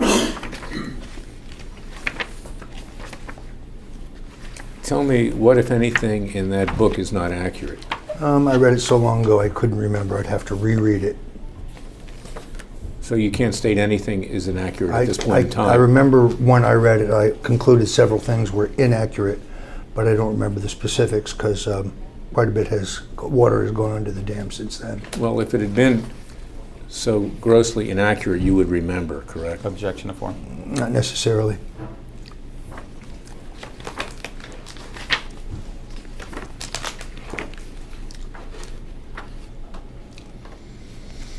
Let's flip past the book.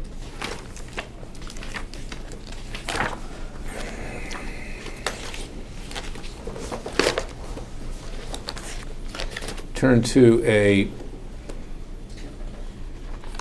letter from the Justice Department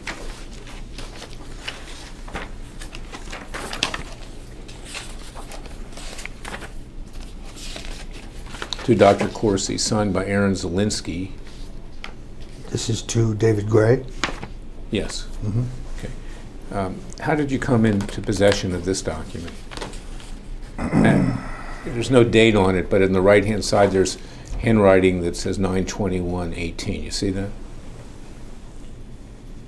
Yeah, That's David Gray's.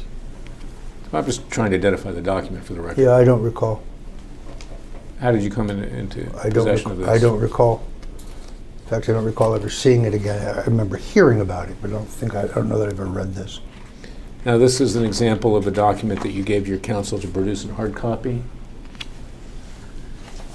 In other words, you had a hard copy of this? I'm uncertain. Did you have an email, or was it in hard copy? I don't recall.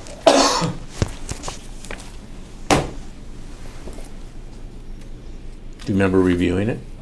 I don't recall reading this, no.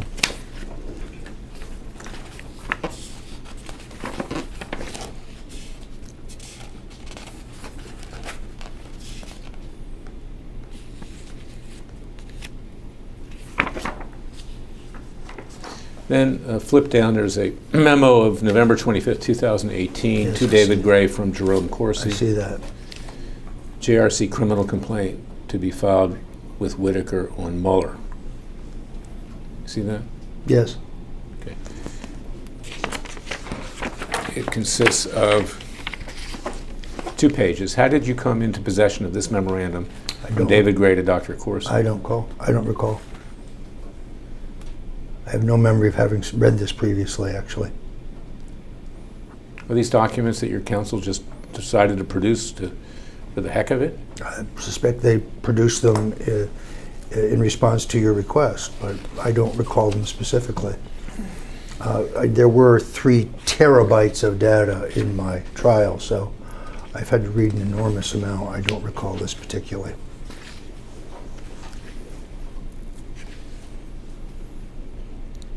Is this related to grand jury information?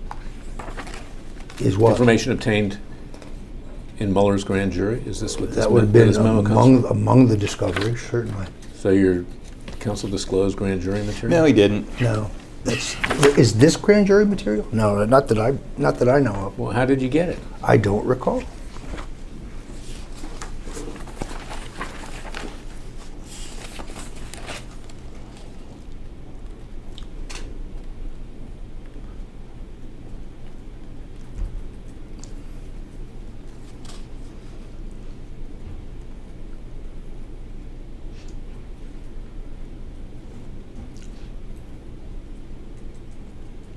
Turn to the document after that document is an email from Andrew M. Harris, Bloomberg, Yes. to your counsel, Mr. Buchel, Mr. Smith, player02@hotmail.com. Who's player02? That's mine. And player02@gmail.com. Also correct? mine. So this reflects that you were communicating with Andrew M. Harris on or about February 7, 2019? No, it reflects that he asked a question. I don't think I responded to this. I'm unfamiliar with Mr. Harris.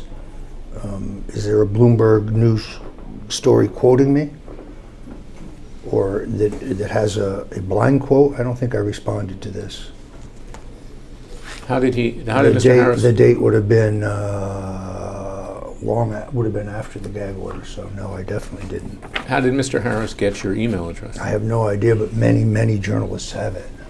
Been in politics for a long time. There are other people at Bloomberg News who certainly have it, the political reporters and so on.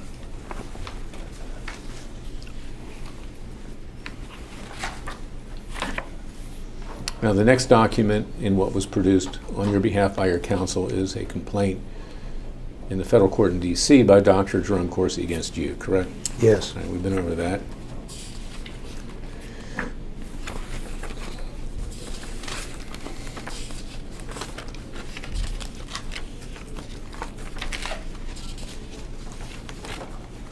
The same one we looked at previously? Yeah, we're skipping over it.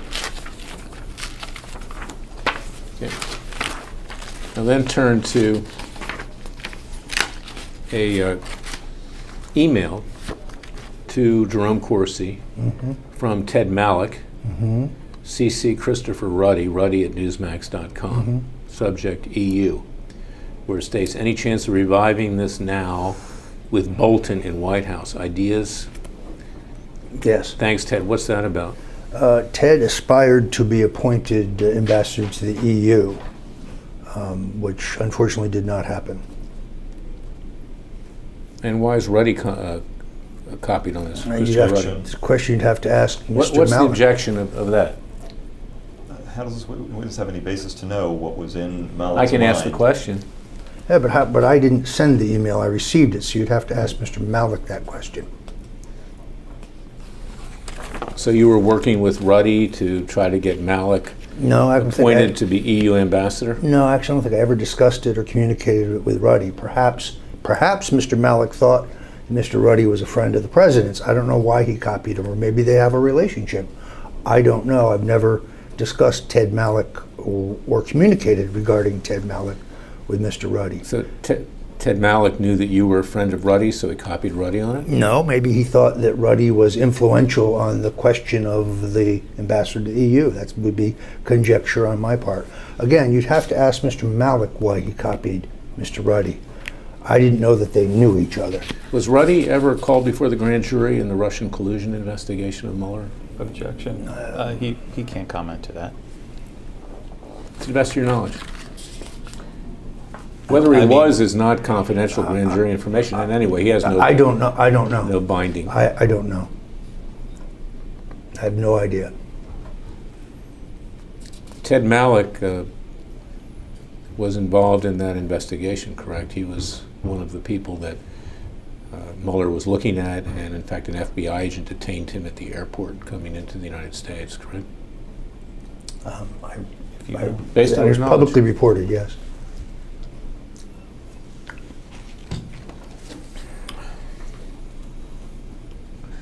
Turn to the next document.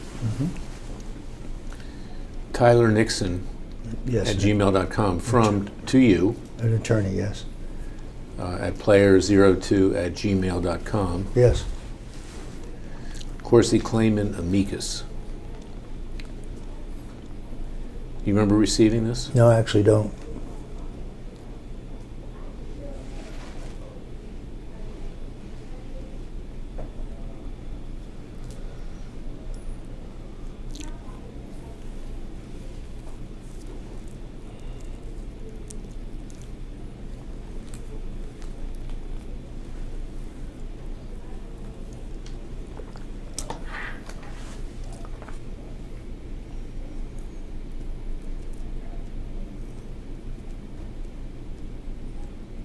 Who is Tyler P. Nixon? An attorney who represents me. Therefore, I would think this document would be privileged. Well, let's see. What does he represent you in? He's writing something else. He's represented me on a number of matters. Such as? He helped do research on my recent trial. He's represented me on civil matters. He's represented me on numerous occasions. He's a long-term friend, and he's an attorney. Which civil matters has he represented you in? I don't really recall. He does mostly contract stuff, that kind of stuff. Where's he located? Denver, Colorado. Has he represented you in defamation lawsuits? He is not. Is he related to Richard Nixon in any way? There is some distant relationship. How did you get to know him? He was very active in the Delaware Republican Party when I was running President Reagan's re-election, and Delaware was one of the states that I had responsibility for, and therefore he traveled to Washington to introduce himself to me.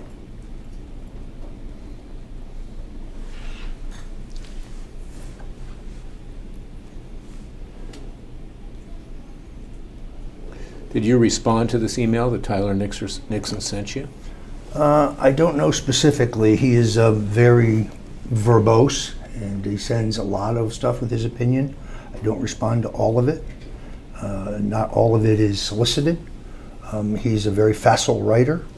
I don't recall a specific response to this. It's dated February 15th, 2019, Yes? correct? Yes.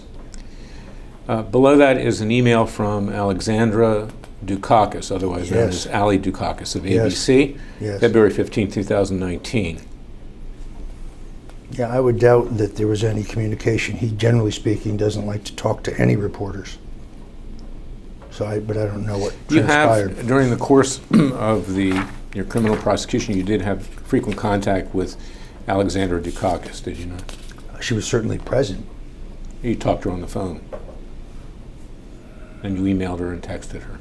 I don't know that that's true. You never talked to her on the phone? I don't know. I don't recall. It was kind of a blur. Did she ever tell you that David Gray was sitting at the bar with her at the Wyndham Hotel in Washington, D.C., and overheard her talking to you on the phone?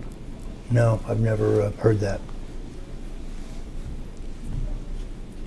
How do we know that it's true? Well, we'll have David Gray testify. Yeah. He's certainly a disinterested party. Turn to the next email of February 14, 2019. Yep. That was my recommendation. I don't think anything came of it. Okay. That's an email that you sent to Ali Dukakis, copy Tyler Nixon. To understand my case, yes. And it says it was in previous email included above. Under the rules in D.C., Grant Smith will no longer be able to comment on the record about anything, but Tyler Nixon will.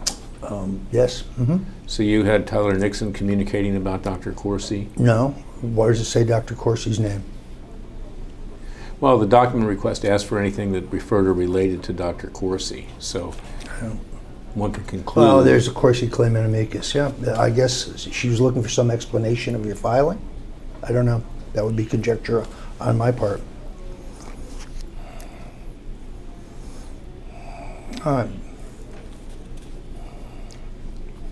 Civil matter. Now, look at the bottom of the page from Roger Stone. Yep. Wednesday, February 13th, Yep. 6:07 p.m. to Roger Stone. Yep. Roger Stone and Roger J. Stone Jr. is the same person, correct? Correct. Copy Tyler Nixon. Correct. Wherein it states, Corsi claim in amicus, not for attribution. I will not be commenting on the attached brief filed by Jerry Corsi in support of suspending my First Amendment rights and gagging me. My attorney, Tyler Nixon, will be available for comment. His address is above. Roger Stone. Correct.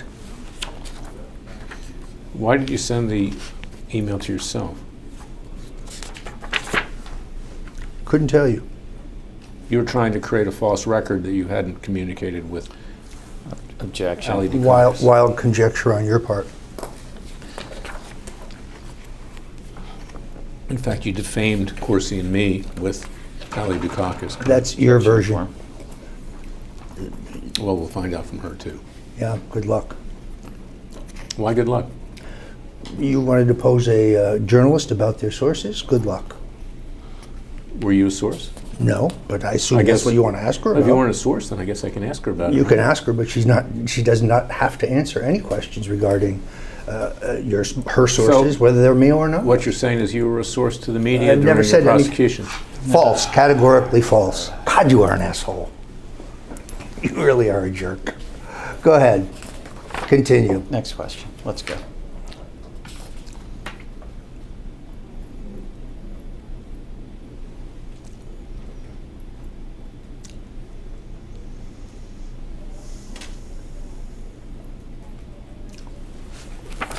The next page, another email to yourself, Roger J. Stone Jr., player02@gmail.com. Corsi claim in amicus, sent to yourself. Yes. I may have copied my lawyers. I don't know. I don't see any CC there, but I do see one below from Grant Smith to you, copied to Robert Bushell, Tara Campion. She's an attorney. Represents me. She works with Mr. Smith and Mr. Bushell. No, she works with Mr. Rogow. Oh, Rogow, yeah, Bruce Rogow. Who? Yes, Okay. Who also represented you in the criminal prosecution. correct. And Mr. Smith is writing to the attached Corsi claim in amicus was accepted for filing today. Enjoy the read. Yep. And who did you comment in the media to with regard to the amicus being accepted for I filing don't think I today? commented to anybody.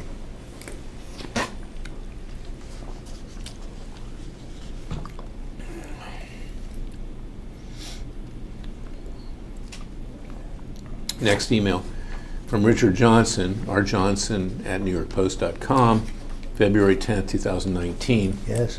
11:51. To player02@gmail.com. That's you, correct? Correct. Subject, filed notice of amicus. Attachments. Yes, obviously you emailed it to him, as it shows.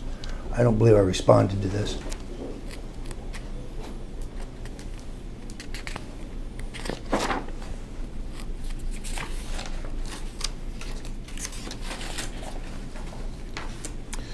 Flipping down a few pages is the actual notice of filing of the motion for leave to file amicus brief related to case USA versus Stone, 19 CR 18, correct? Yes, appears to be.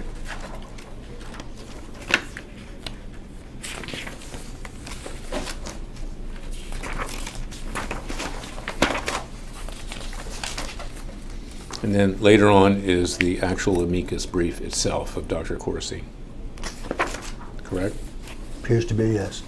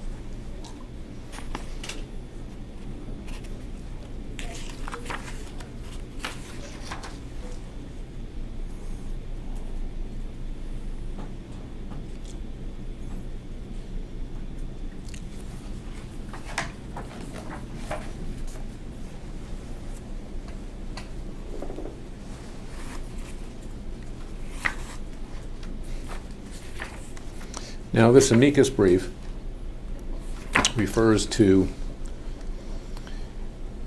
an Exhibit B, which is attached, an article by Sarah Murray and Sam Folsom titled Roger Stone Facing Gag Order Launches Counterattack. You see that?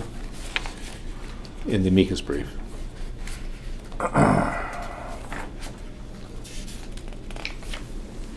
Yes, I see the All right, reference. turn to Exhibit B. It's attached to the amicus brief as Exhibit B.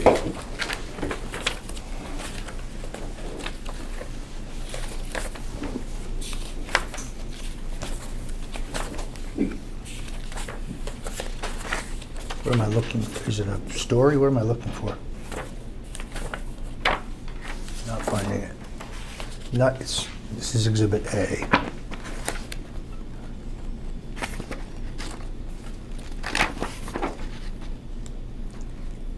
Yes.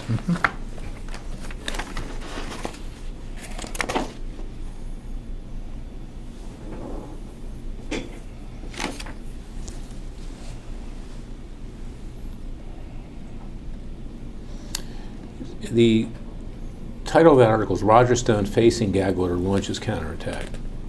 Now, Sarah Murray and Sam Fossum, F-O-S-S-U-M, in an article dated February 7, 2019, they work for CNN, correct? I'm not familiar with Sam Fossum, but I certainly know Sarah Murray.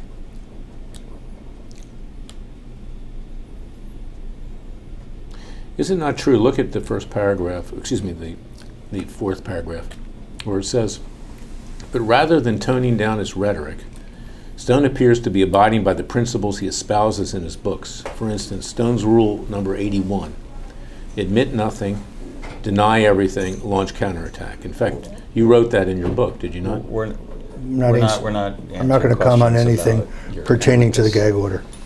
No, I'm talking about the book that you wrote. Then just ask. What's the name of that book? Stone's Rules. You should Okay, get a copy. And that's an accurate depiction of Stone's Rule 81, correct? I'm not sure about that number, but I've certainly said that, yes. So basically it says, when called to answer questions, admit nothing, deny everything, in effect, lie. No, it doesn't say that. Where's the word lie? I don't see the word Well, lie. admit nothing, deny everything. So you didn't read the quote. So is that your rule, that even if it's true, you should admit nothing and deny everything? I don't think that's an accurate depiction of what that means. And then launch a counterattack. It's called politics. And that's what you did with regard to Dr. Corsi and me. Conjecture on your part. No, fact on my part. We'll see.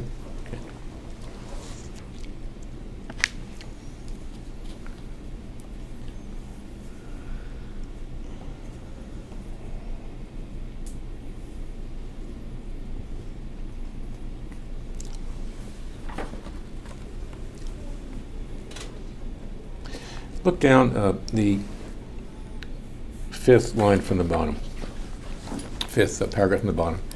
In one Instagram post, Stone is shaking hands with William Binney, a former National Security Agency official who has turned into a vocal critic of the agency. Bill Binney explained to me why the forensic evidence shows the DNC was never hacked by anyone, including the Russians, Stone wrote. Who's Bill Binney? Bill Binney is a former NSA official. Now, you've had contact with Bill Binney, have you not? Yes, I have. When did you first have contact with him? I think I met him at a Women for Trump event in February of 2019. And you've talked to him many times since? No, actually I haven't. How many times have you interacted with him since? I don't think I have interacted with him since. You've spoken to him about illegal NSA surveillance, have you not? My attorney spoke to him at length. In fact, I believe he supplied a deposition for us. Affidavit. And you've talked to him as well, correct? No, actually I haven't. Do you know whether or not he's working with Dennis Montgomery today? I do not know. Have you had contact with Dennis Montgomery? No, I have not.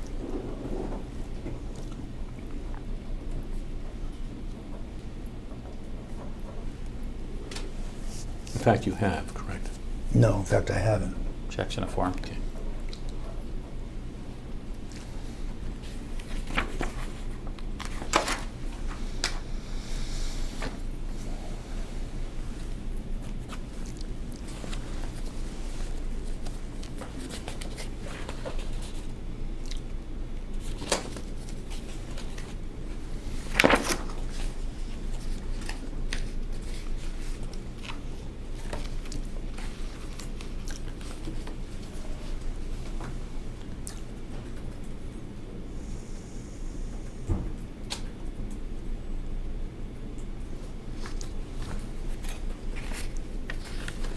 The last page of this document refers to O.J. Simpson. Have you had any contact with him? I have not. Ever? Never.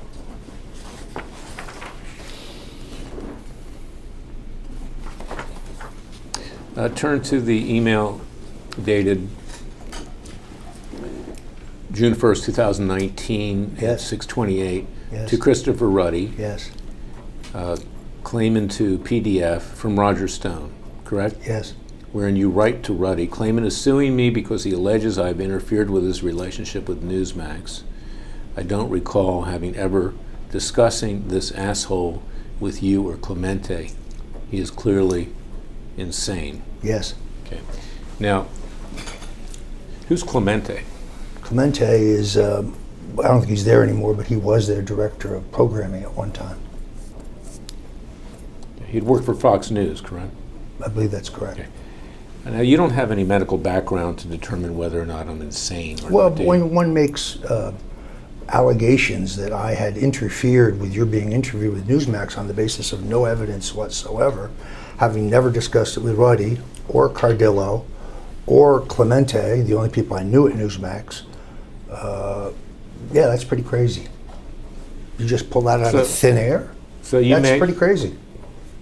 You made a allegation that I'm medically insane? Insane is, I think, a colloquial expression, but when someone pulls facts out of the air for which they have no evidence whatsoever, in which they're just guessing because they're unhappy that they can't be interviewed when they want to, yeah, I think that's pretty crazy. I think that's insane. Newsmax bringing on someone like Cassandra Fairbanks to call my client Corsi a liar over and over. That's insane? Is that insane? You would have to ask the people at Newsmax that. I didn't make any recommendation or decision to have Ms. Fairbanks on the air. I have no impact on who Newsmax chooses or does not choose to interview. Cardillo sending out tweets in support of you and Mr. criticizing, Cardillo has First Amendment rights like every other American. claiming he's your great friend. He is a good friend of mine, but but I don't tell him what to tweet. I don't tell him who to interview. He has First Amendment rights like everyone else. 2 and 2 equals 4, doesn't it?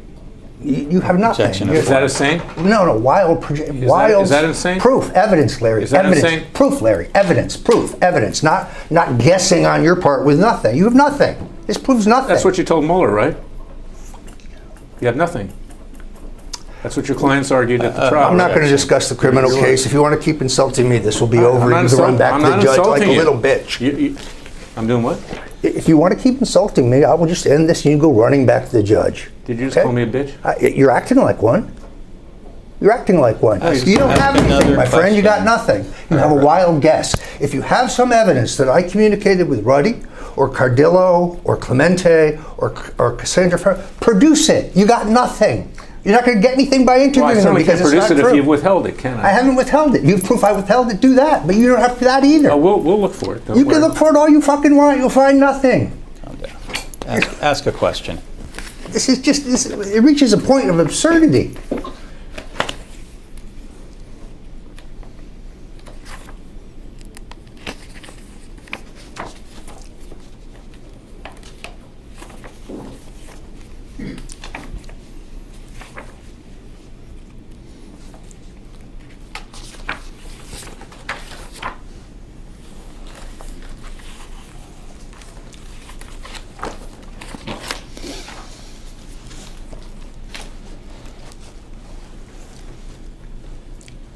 Turn down again your client, you're not your client, your lawyer did not Bates number the documents. So take your time, but flip down in these documents and Plaintiff's Composite Exhibit 4, and there is an email from John Cardillo, cardillo.john@gmail.com to Roger Stone on August 18, 2019 at 5:24 p.m. I did separate these electronically for you. You're the one that mixed them together, but okay. Larry, from Cardillo to Stone or from Stone to I don't- Cardillo? From Stone to Cardillo.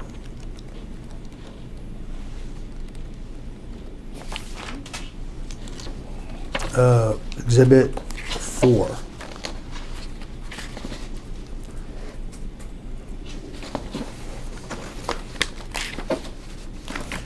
Just keep flipping. Go I'm page by looking, I'm page. looking.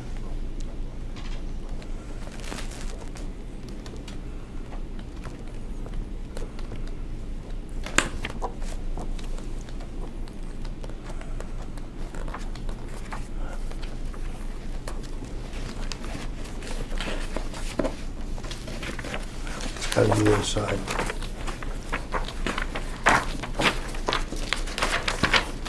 Excuse me, I need to do a media change. Sure. Let's take a break. Back on record at 3:30. Mr. Stone, a few minutes ago you called me a bitch. No, I said you're acting like a Now, bitch. what is a bitch, according to you? What's the point of that? I'm not gonna answer that. No, I know what he meant. I'm not going to answer the question, Come so. on, come on. Ask a serious question. Mr. I'll Clayman, answer it. ask a question. Let's. You sit there and make attacks on me, and when I respond, you don't like it. Well, what is bitch? I'm entitled to know what you meant by You're acting bitch. like a bitch. Come on. What is a bitch? Stop. You don't know? Stop. You're unfamiliar with the term? Is that someone who's gay? Stop. No, it is not. Stop. It's not. It is not a slur of any kind. Disparaging gay Stop. people? Stop. No, it most certainly is not. Mr. Clayman, You have- you're a lawyer, sir. You have- Ask your you have a next ser- question. you have a serious ask question, your ask next it. question. He called me that. Is, said you is were it acting really? like Is that one. really what you think it means? Come on, go ask your next question. I'm asking him what he meant Ask- by it. I'm not Your going to answer the next question, so question, ask me a serious please. question regarding your Come on. lawsuit. And I'll answer it. Now, this is an email. Did you find it? The one that you Yes, I sent to did. Cardillo on 8/18/2009? Yes, I do. And 2009? 2019. Yes, And at 5:24 p.m., correct? appears to be correct. And you're forwarding a transcript from Elite Transcripts, Correct. right? The same transcription service you're here on today with, correct? Correct. And the transcript relates to a lawsuit, Larry Clayman versus Roger Stone, correct? Yes. This lawsuit doesn't have anything to do with Newsmax, does it? No, don't think it does. You sent a transcript of statements that your counsel, Mr. Buchel, made to Judge Michael Robinson, correct, in that lawsuit? It's been a long time since I read this document, but if you say so. So you're publishing this transcript to Cardillo of Newsmax. Publishing would not be incorrect. You're providing Transmitting it. You're providing it. Yes, it's a public document, is it not? In this transcript, Mr. Buchel disparages me in front of Michael Robinson, correct? Well, that's your opinion. I think he quoted a judicial decision. I'm not sure that that's disparagement. Well, let's go through it.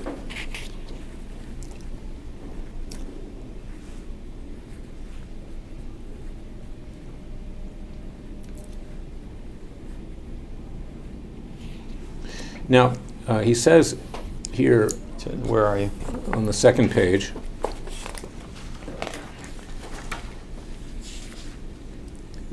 going down to where Mr. Buchel is talking. You got a line number? Give him a line number. Yeah. Judicial notice of the published opinions, of court opinions, warrants dismissal of Mr. Clayman's defamation lawsuit.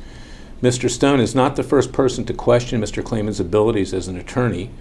The United States Court of Appeals for the Ninth Circuit noted how the district court found quite relevant, numerous other court findings that he, Mr. Clayman, is unfit to practice based on his inappropriate and unethical behavior. You see that? Yes, I do. Now, you didn't read any of these so-called other opinions, did you, before you sent this to Cardillo? No, because I have a high regard for Mr. Buchel and his record for accuracy. You're aware that I've never been found to be unfit to practice law, correct? You mean you haven't been disbarred? I just asked the question. You're aware that I've never been Is that the same thing? declared unfit to Objection. practice law. Objection form. Is that the same thing? I'm asking you the question. I know that there are charges pending against you in the District of Columbia. Yeah, I read Right. that. And you're aware that I have no disciplinary record in the District of Columbia at this time, Yet. correct? Yet. Okay. And you are aware that I've never been found unfit to practice law generally, correct? No, I don't know that. I do know that there are some decisions here that would tend to question your judgment. Specifically, Clayman's record demonstrates more than occasional lapse of judgment. It evinces a total disregard for the judicial process. I'm not asking you, I'm talking about this question here. So what in effect you're saying is that I have been found to be unfit to practice law generally by various courts. I didn't say that. Where do I say that? So that's your lawyer said that? Yes, I believe he did. So he defamed you on behalf He of did. yourself? He's responsible for what he says. But if Objection you want to bring form. against action, go ahead. You'll lose there too. In fact, you urged me to sue you, didn't you, when you made those comments? You dared me to sue you. Objection. So you can lose To again? form. Yeah, why not? Go ahead, lose again.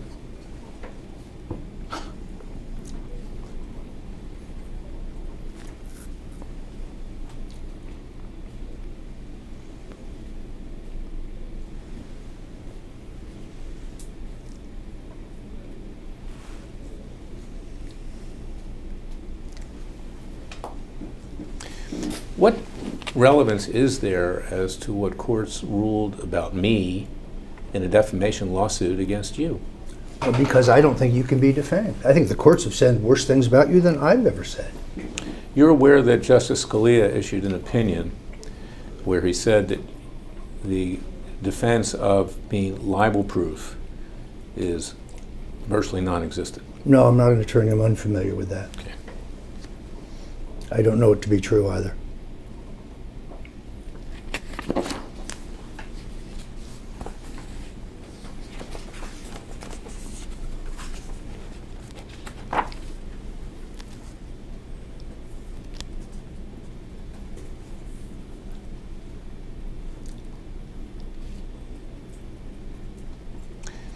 Then Mr. Buchel says, turn to the next page.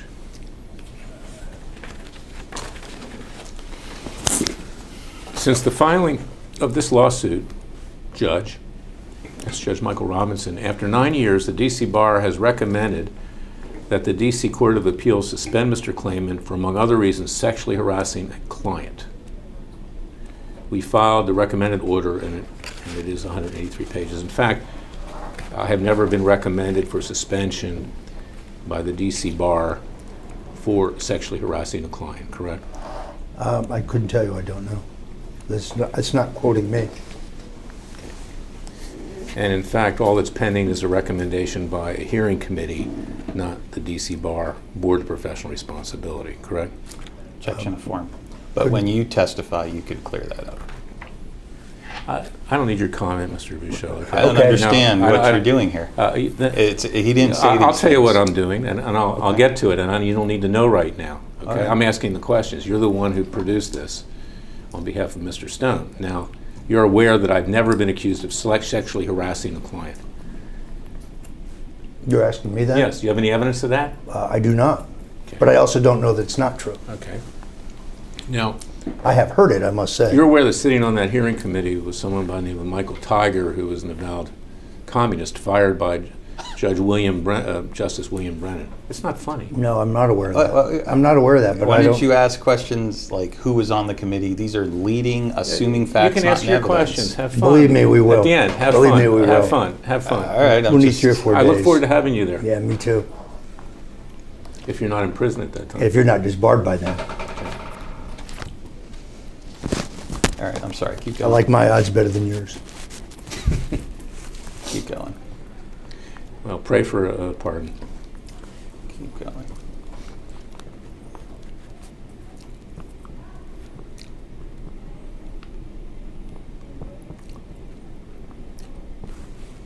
But if you say there was a communist on the board, I'm happy to believe you. I don't. Neither one of I us didn't say the likes board, I communists. said the hearing committee. Oh, the hearing committee. Pardon me. Board didn't make any recommendation.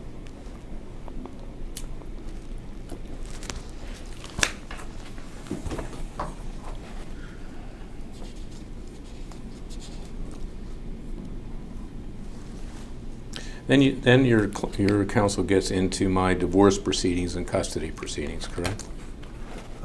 It's been a long time since I read this, so I don't recall. Do you want to point to a line number? Yeah, the 11th Circuit Court of Appeals, our federal A line appellate- number. Like 000,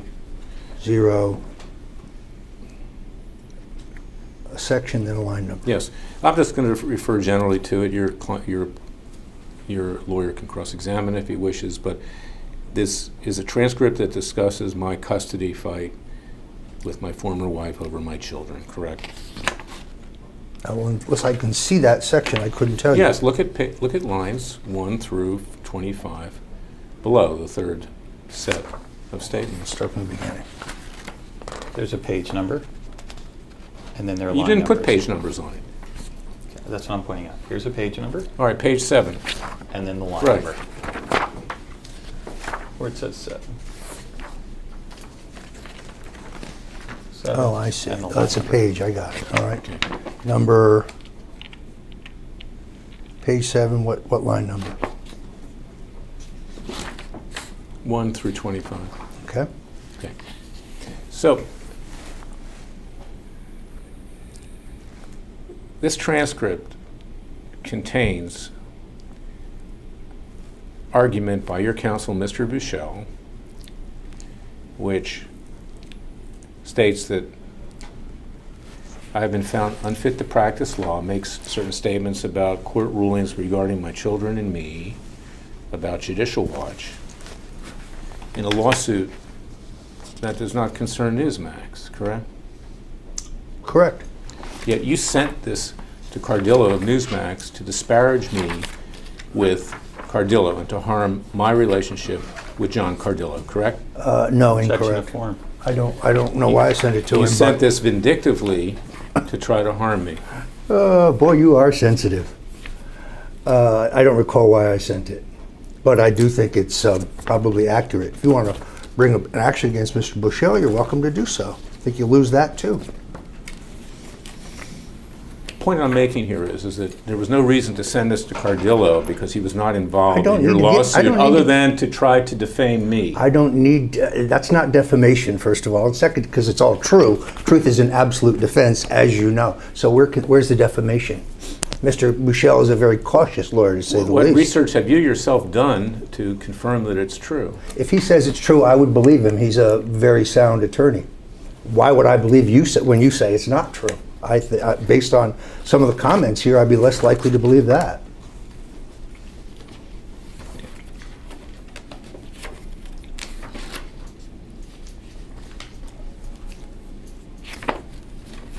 Is this not a public document?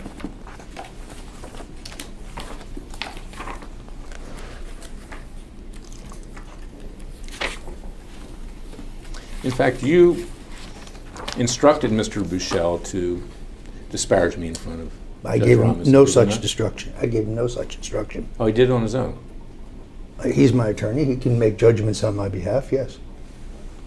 Is there something in here that's inaccurate? Then you should bring an action. I don't know that there is. Turn to a email of April 8th, 2019 Where's that? at 2:27 p.m. Keep going. Well, let me go back on Cardillo. Why did you send it to Cardillo? I don't recall.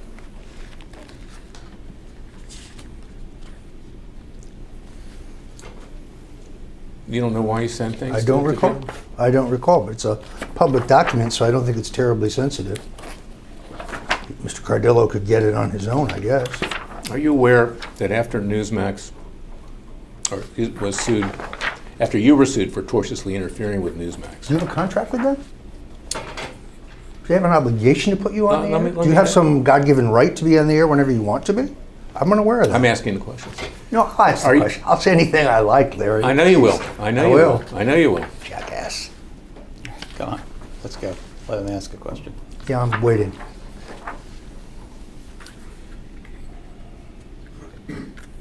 After you were sued for tortiously interfering with Newsmax, are you A, aware a baseless lawsuit. Go ahead. are you aware that John Cardillo called me and asked me to represent him in legal matters, I am not aware of that. and that I declined on the basis I'm completely of unaware of conflict of that. interest? Completely unaware of that. I also don't know that it's You're true. aware that he was trying to ingratiate himself with me so I would not sue him later. Larry, along with why Judge should I Jones. believe anything that you say? Mr. Cardillo has never told me that. Just because you say something does not mean it's true. I turned to an email from Colin Kalmbacher, C-O-L-I-N, K-A-L-M-B-B-A-C-H-E-R.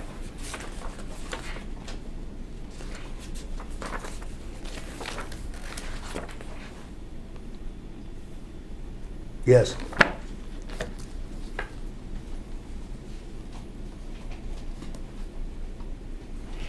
And look above that.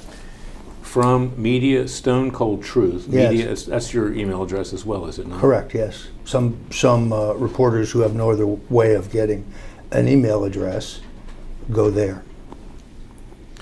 Because And- it's it's online. All right, the email from Colin K. Kalmbacher. Yes. K-A-L-M-B-A-C-H-E-R. Yes. Says, howdy, Mr. Stone. Any comment on the defamation lawsuit filed today? This is Yes. for law and crime. Yeah, I definitely Super would tight. not return a call from them. Why is that? Because they're a very left-wing outfit, as you're probably aware. Turn to the next email. From Michael Caputo. Michael Caputo at gmail.com. Sent January 5th, 2019 at 3:41 p.m. Yes, to you at player02 at gmail.com. yes. Mueller's target bid to pick judge for suit is rejected. And it says from Caputo, Larry's fucking nuts, Michael Caputo with his phone number, correct? Yes, You got that from Caputo, correct? evidently. Okay, what was I fucking nuts I don't know. about? I'd have to click on the link. It's been quite a while. I assume that you are. This comes from another attorney who obviously thinks that you're crazy claiming. So why don't you sue him too, Paul Kamenar?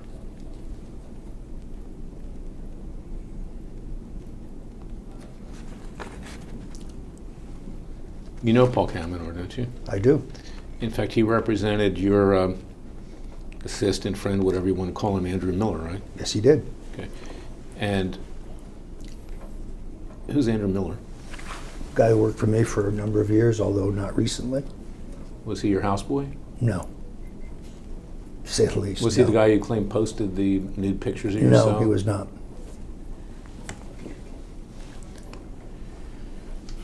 Half nude. Objection to form. Who's Peter Flaherty? Peter Flaherty runs some kind of, I knew him in the Young Americans for Freedom days. He runs some kind of public interest conservative public interest law operation in Washington. Couldn't tell you the name of it. Is Paul Kamenar talking to Caputo, or are you here? It appears to me that he has forwarded this to Flaherty and Caputo. I don't know the other person. This is, of course, prior to any. This is prior to my arrest, even, or my indictment.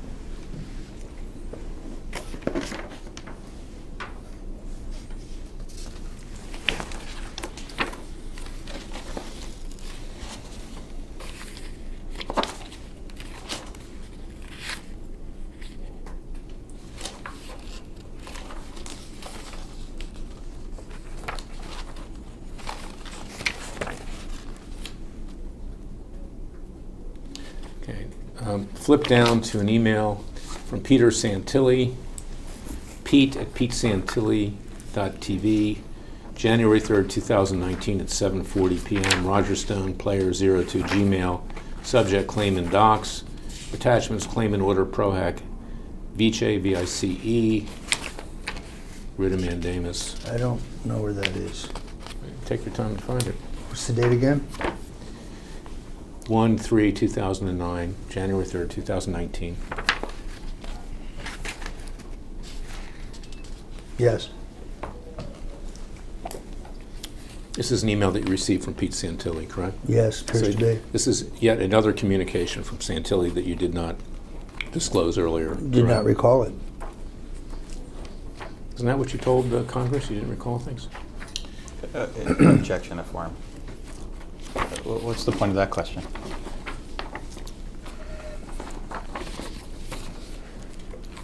And it attaches an order of the United States District Court District of Nevada, correct? Appears to be, yes. Dealing with my Prohack Vice application. Appears correct? to be, yes. You're aware that the judge that sat on the Clive and Bundy prosecution was one Gloria Navarro? Yes, I was not a fan of hers. You're aware that she was recommended to the bench to Barack Obama by Harry Reid?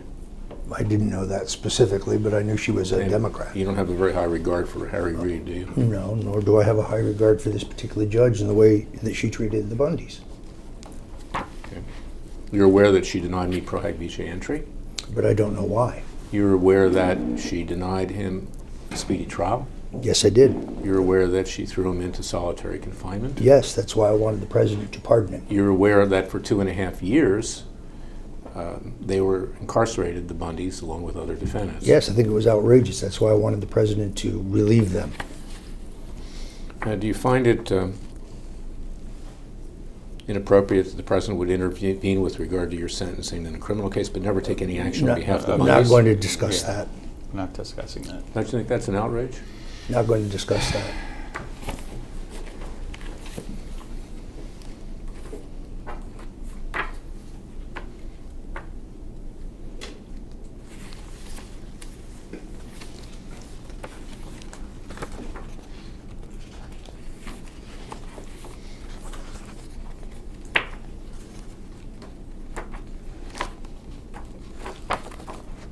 Are you aware that it was the Trump Justice Department that appealed the dismissal of the indictment, even by Judge Navarro? I was not aware of that.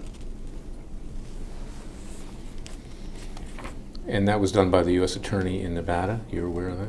I was not aware of The that. same people that were accused of prosecutorial misconduct. I remember when it happened, but I don't remember many of the specifics. It was disturbing. But Attorney General Bill Barr is able to recommend a lesser sentence for you, but he takes no action with regard to that appeal. I'm not going to comment Objection. on that. What- It has nothing to do with your lawsuit. Right.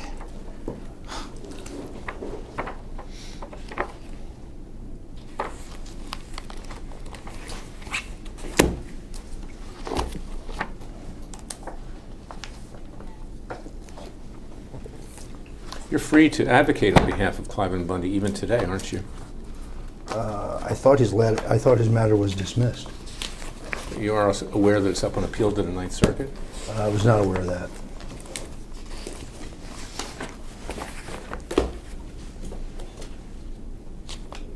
Next time you talk to the president, put in a good word for Clive and Bundy. I wish I could. think he's a good man. I think he's been very badly treated. You could have just called us and told us that. You didn't have to sue him 6 times. You want to take a break, or you got more? Let's take a little break. All right. Off the record at 3:52. Back on record at 4:01.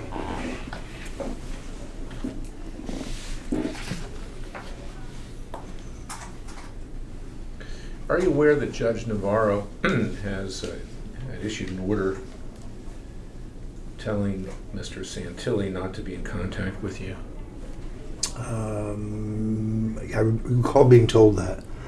I have not heard from Mr. Santilli one way or another in a very long time. Mr. Santilli is the one who told you that, correct?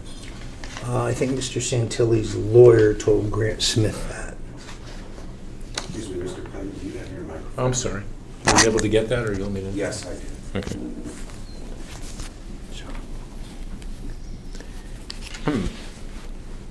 On or about January 28, 2019, in a video posted on Peter Santilli's YouTube channel, titled "Major Complaint Filed Against Jerome Corsi's Attorney Larry Klayman, Roger Stone Live with Pete Santilli." You appeared with Pete Santilli on or about January 28, 2019, correct? I don't recall that specifically, but if you say so. Yeah, well, you weren't dead, were you? No, I was definitely not dead. Okay. In that broadcast, Santilli stated, you'll remember this, hopefully, defendant Santilli was effectively stated at 1:36 in the broadcast YouTube video that I, Larry Klayman, was ousted by the group which he founded, Judicial Watch, because of a sexual harassment complaint. That's exactly the statement that you published about me on InfoWars, correct? Maybe he heard it too. But you were on that broadcast with him, Which proves what? so you discussed that with him, correct? That You doesn't- told him I was no, that's ousted not- I don't think that's proof. from That's- Judicial Watch No, because I of a think sexual that- harassment I don't think complaint. that's proof, but that has been alleged, as I'm sure you know. It's not like it's a big secret. People have said that. What people? People. Who? People. People? People on other planets? People. People on People in politics on talk. Pluto, in Mars, in our maybe. galaxy, Venus, who knows? Venus. Venus. But you can't remember who said that. Not specifically, no. In fact, it was Fitton who said that, correct? I think you referred to that earlier. Yeah. Didn't they get a judgment against you? So he told you about that too? No. My counsel told me about that. Okay.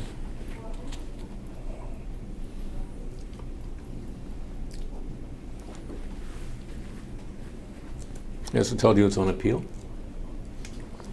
Yeah, that doesn't mean anything. Okay. Well, you may need to take an appeal. I may.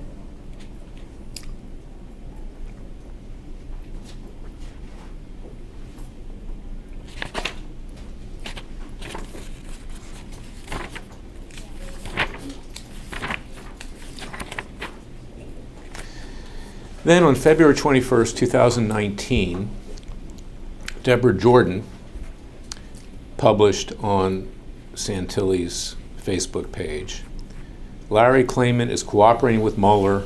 Larry Klayman is cooperating with Mueller. Larry Klayman is cooperating with Mueller. Larry Klayman is cooperating with Mueller. You're aware of that, aren't you? No, actually, I'm not. And that's exactly what you broadcast that Jerry Corsi and I were doing, cooperating with Mueller against you, correct? Well, this did get quite a bit of press. As you recall, Mr. Corsi went out and did a press tour in which he claimed that he had created some memo as a cover story. I suspect that that was suggested to him because it just wasn't true. I'm sorry, I didn't understand what you said. You want to read it back to him? Sure. Yeah, it's not comprehensible. It was entirely comprehensible. Hang on 1 second. That's not exactly what you broadcasted to Jerry Corsi. And Corsi, they were doing. Hang on 1 second. No, that is exactly what you, not exactly. No, I know. So I'm just reading the notes. So just give me 1 second. That is exactly what you broadcasted, right? Yeah. Yeah, that's exactly what you brought. Okay, good. Okay, I misheard it. That's Thank you. okay. To Jerry Corsi, and you were doing, hang on a second, hold on. You were cooperating with Mueller to get, oh, I'm so sorry, this is a little bit crazy. And you were cooperating with Mueller to get, you went out and did a press tour in which he created some memo as a cover story. I suspect that was suggested to him because it wasn't true. Yeah, so in other words, you criticized me earlier for doing media to defend myself, but your client went out and did the same thing. And he portrayed a number of falsehoods in those interviews, which is certainly reason to believe that somebody had suggested this falsehood to him, since it is chronologically impossible for him to have created a memo as a cover story because there was nothing to cover. So you're confirming that you had No, I'm not confirming that at all. I'm published saying that Corsi and I were cooperating with Mueller against you. No, I'm not saying that at all. I think you accused me of that earlier. What I'm saying is it's entirely possible that this woman learned it from some other public source. It was becoming pretty apparent based on Corsi's comments. But you've met Deborah Jordan, correct? I don't recall meeting her. And you were on the show with Santilli, correct? I have been on the show with Santilli. I don't recall And meeting she's his Deborah. co-host, correct? I believe she is, but I don't recall ever meeting her.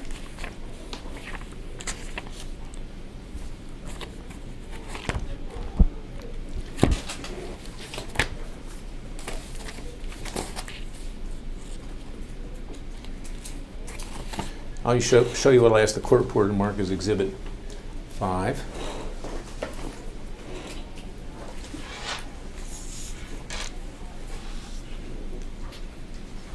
This is Defendant Roger Stone's response to request for production.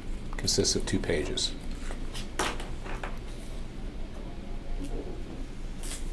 Stick on that. Sure. This was filed with the court by your counsel, Robert Buchel. Yes.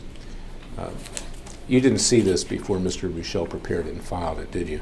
I don't recall seeing it, but I've seen a lot of legal documents in the last year.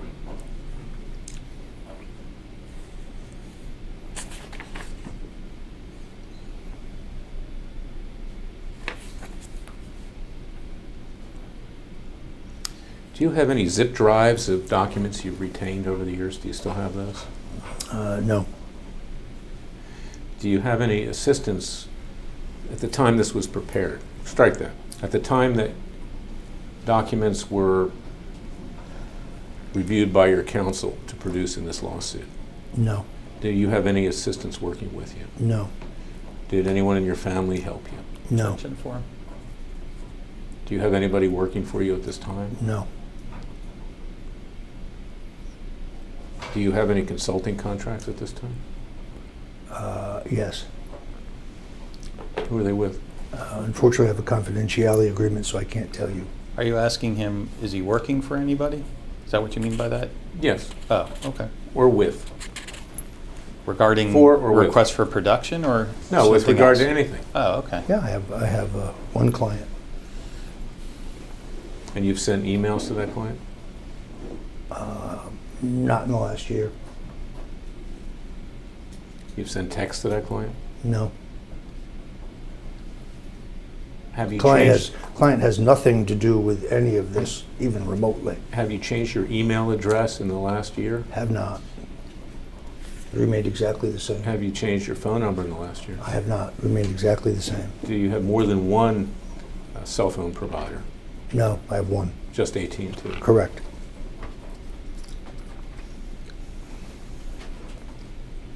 Do you have any iPads or any kinds of tablets?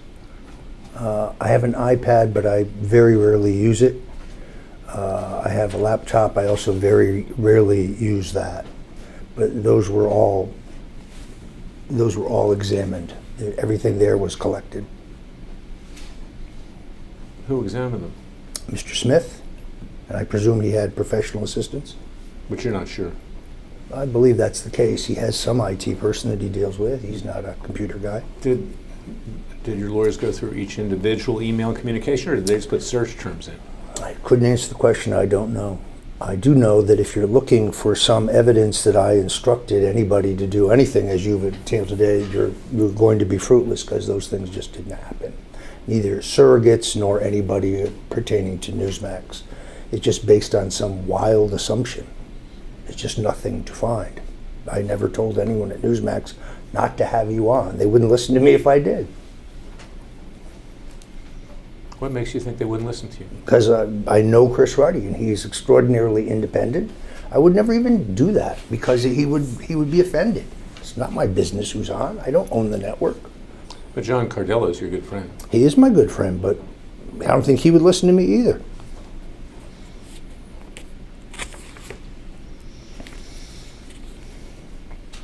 Do you have any storage facilities? Yes, Where are your storage facilities? in Oakland Park, Florida. And what's in those storage facilities? Furniture.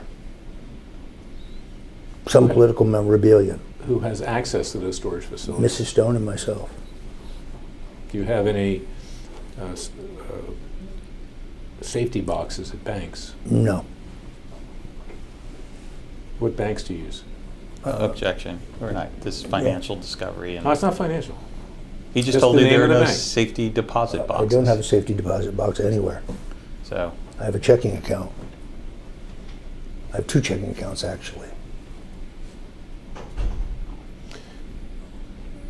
Do you currently own your residence? I do not. Do you own any property outside of this country? we're not I do doing financial discovery. I'm looking for documents now. There, So whether he owns it or not is important? Well, it would have a bearing on whether he has stored things there, I've stored nothing there. but there's property you own outside of the country. I did not say that. I said no, actually. I own no property outside the country.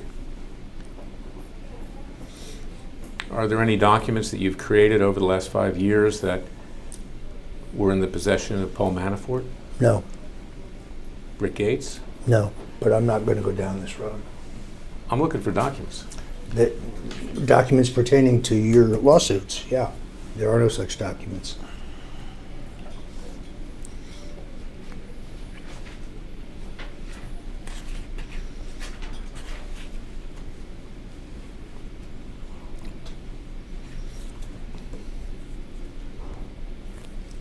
Do you have any storage facilities in Washington, D.C.? I do not. Did you ever? Never did. New York City. Yes, I have still some furniture in that I have not been able to afford to move from New York to Florida. And where's that furniture located? Somewhere on the Upper West Side. My wife had to do it because of my travel restrictions. What's the name of the storage I facility? do not know. There are no business records or anything of that sort. It's all furniture. What did the FBI take from your home? We're not getting into that. I'm looking for property. I'm not getting into motivations. What did they take out of your home? I can subpoena them. What did they take out of your home? That was the wrong direction. Do you remember what? They took all my electronic devices and they returned them. When did they return them? They didn't all come back at once, as I recall, but it didn't take that long. I presume they imaged them and then they returned them. Have you or anyone else inspected them to see if anything was removed from those devices? I don't think anything was removed. Everything I've looked for has still been there. On the other hand, it's a huge amount of data, much of it irrelevant, but I rarely erased anything. It is your practice to delete emails that you don't want to keep, though, correct? No, actually, I wish that were my practice, but it's not the case. I think I have over 1 million emails. After you were indicted, did it become your practice not to keep emails No, or texts? no, Were any of the phones that you've used in the last 2 years either lost or destroyed by No. you or anyone else? no, Have you ever used your wife's cell phone to send texts? no, Anybody else in your family? no.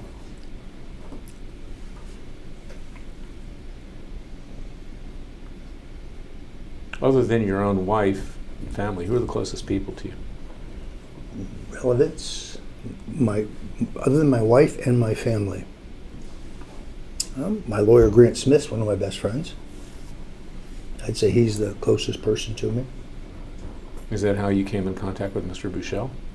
Actually, no, we met previously. Do you have any lawyers other than Mr. Smith and Mr. Buchel and Mr. Rogal at this time that are working for you? Yes. Who's that? Seth Ginsburg and David Schoen. And Tara Campion. And where are they located? Seth Ginsburg is in New York and David Schoen is in Atlanta.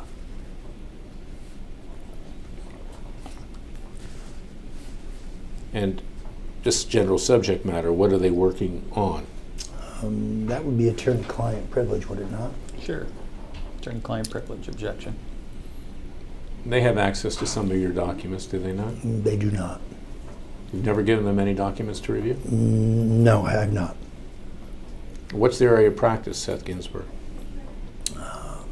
You can look them both up. I mean, they're defense lawyers. I mean, they're white-collar defense lawyers. They're both pretty accomplished. I'm sure you won't have any trouble finding their bio. And Seth Ginsburg is where? He's in New York City. And David Schoen's in Atlanta? Correct. Okay. Were they retained after you were convicted? Yes.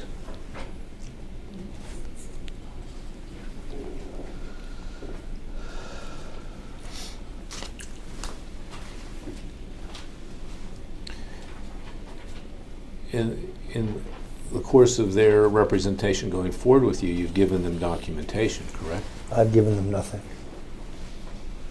They have access to documentation that your lawyers here, Mr. Smith and Mr. Buchel, have? They have access to public documents on PACER, I guess.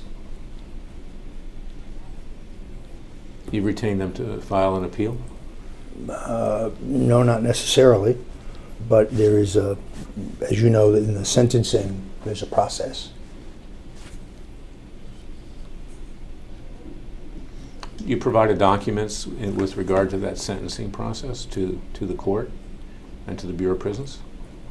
You want to get into all that? I think I'm looking for documents. you're not. There are no documents that pertain to your lawsuits.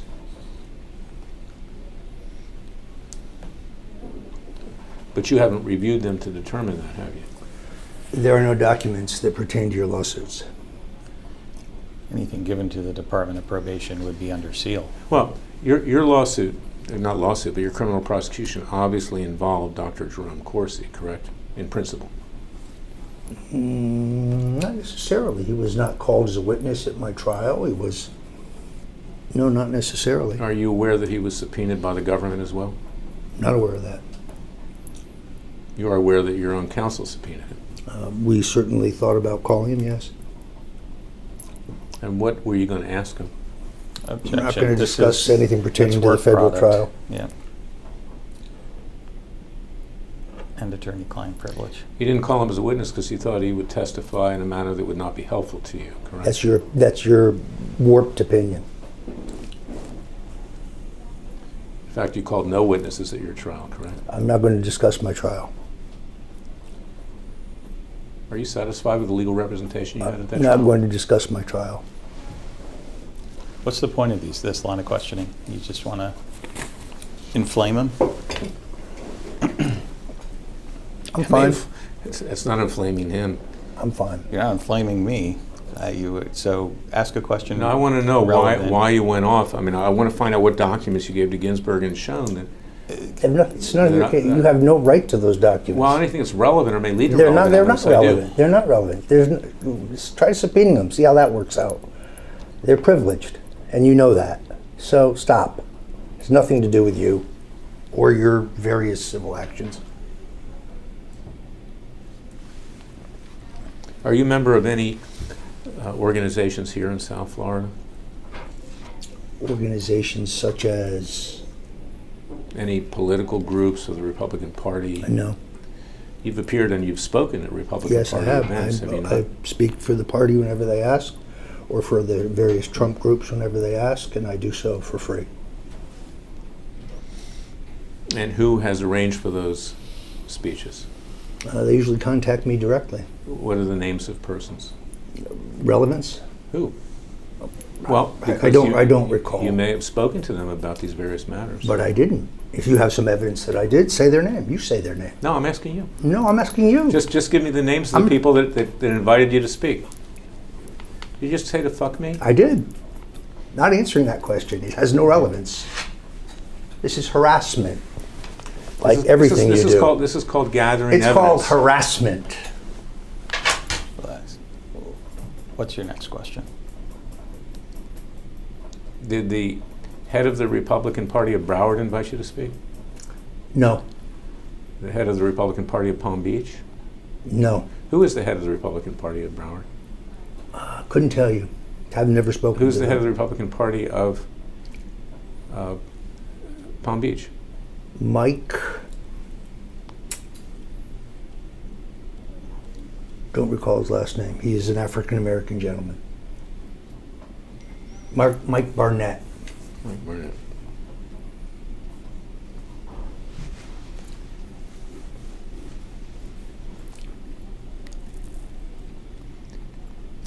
Is there a group called Trump something with a number? Trump 45. 145. Who runs that? It's a board. There's a guy named Joe Budd who runs it. And a woman named Linda Storch. Or Stock. I'm not sure how she pronounces it. They've helped you raise money for your defense, correct? I think they gave a contribution to my legal defense fund. They put on a fundraiser, correct? No, I don't think so. I think that they took a percentage of their, they have a monthly meeting and you have to buy a seat. So I think they took a percentage of whatever their monthly income was to give to my legal defense fund.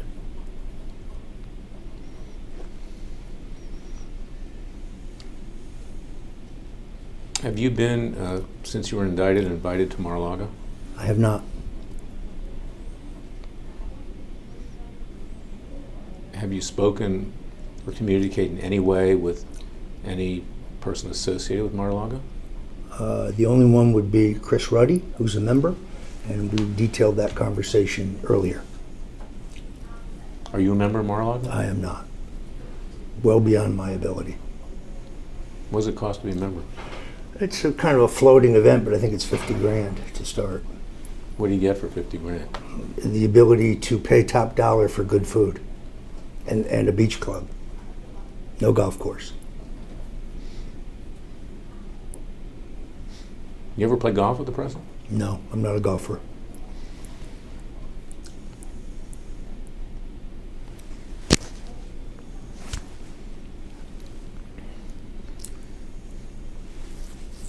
Who has put on fundraisers for you? For your legal defense fund? Relevance? Yeah, objection. Oh, I want to go talk to relevance. them. About what? About what? What they know and what you've said about me and Corsi. I've said nothing about you, of course. Why would you assume that I'm What about this? You, just because you're obsessed with me doesn't mean I'm obsessed with you. Well, apparently you were obsessed enough to When you guys are out telling lies defame about me. me, when you guys are out telling lies about me, well, you're saying things that you're are obsessed provably enough false. to say that I'm retarded, in effect. Well, there's still Mr. a first Mr. amendment. Mr. We can go Klayman, back come through on. this. Can we, yeah. We've been through this. Who's put on fundraisers for you?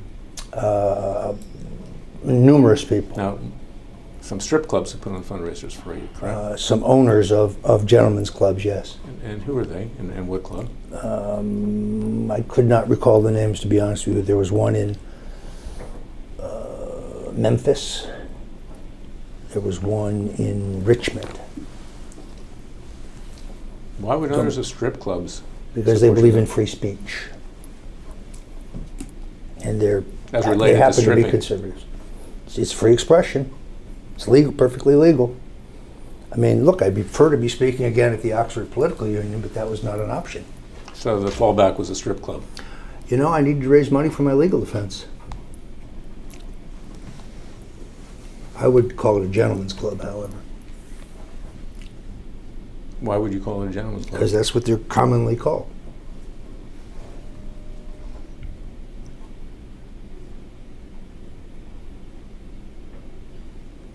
Do you have any security guards? I do not. Have you had any in the last 2 years? I have used security when I go to DC, off-duty PC political. Who have you used?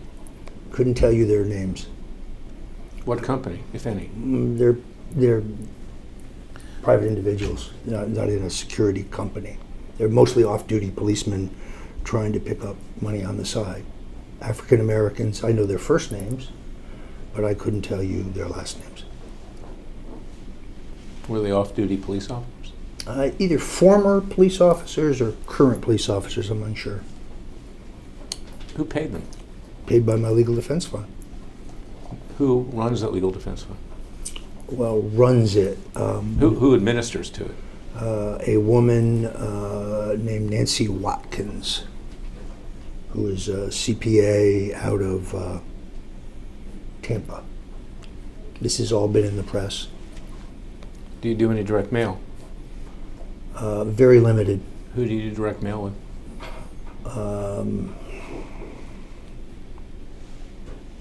Eberly, I believe. It's been very limited. Do you draft letters that are sent? I used to. I don't. They draft them now. You've kept copies of letters that you drafted?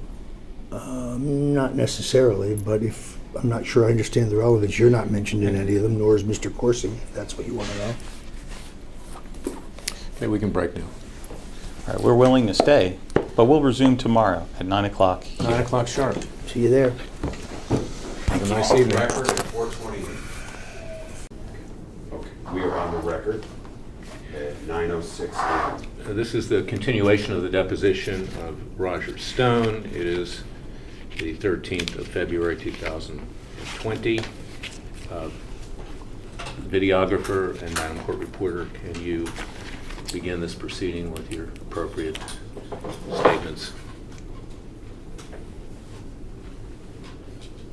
You can read in. Read it. Okay. Take This it. is the continued deposition of Roger Stone, taken in the matter of Clayman versus Stone. Today is February 13th, 2020, and the time is 9:07 a.m. This deposition is being conducted at 110 Southeast 6th Street, Fort Lauderdale, Florida. The court reporter is Trish Bailey Enton, and the videographer is Leland Olson, both of Empire Legal Reporting. Will counsel please introduce themselves, after which the court reporter will swear in the witness. Larry Clayman for himself, pro se, and also for Dr. Jerome Corsi. Robert Plaintiffs. Sorry. Plaintiffs. Robert Buchel on behalf of Roger Stone. Mark Lerner, Dwayne Morris on behalf of Newsmax Media, Inc., Christopher Ruddy, John Cardillo, John Bachman.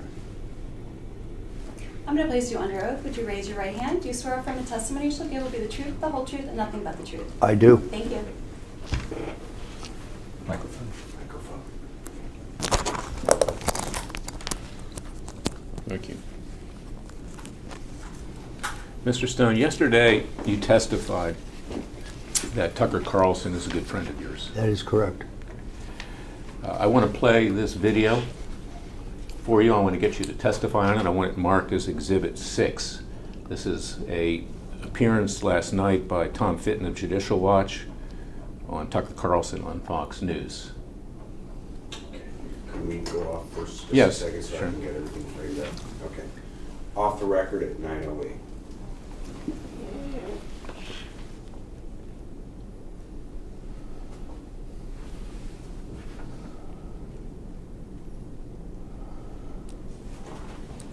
Tom Fitton has been following the Roger Stone case. Turn up the sound.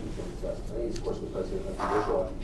Tom, this is the most political prosecution I've ever seen in this country. The more you know about it, the more shocking it is. Tell us why we should doubt the fairness of these proceedings.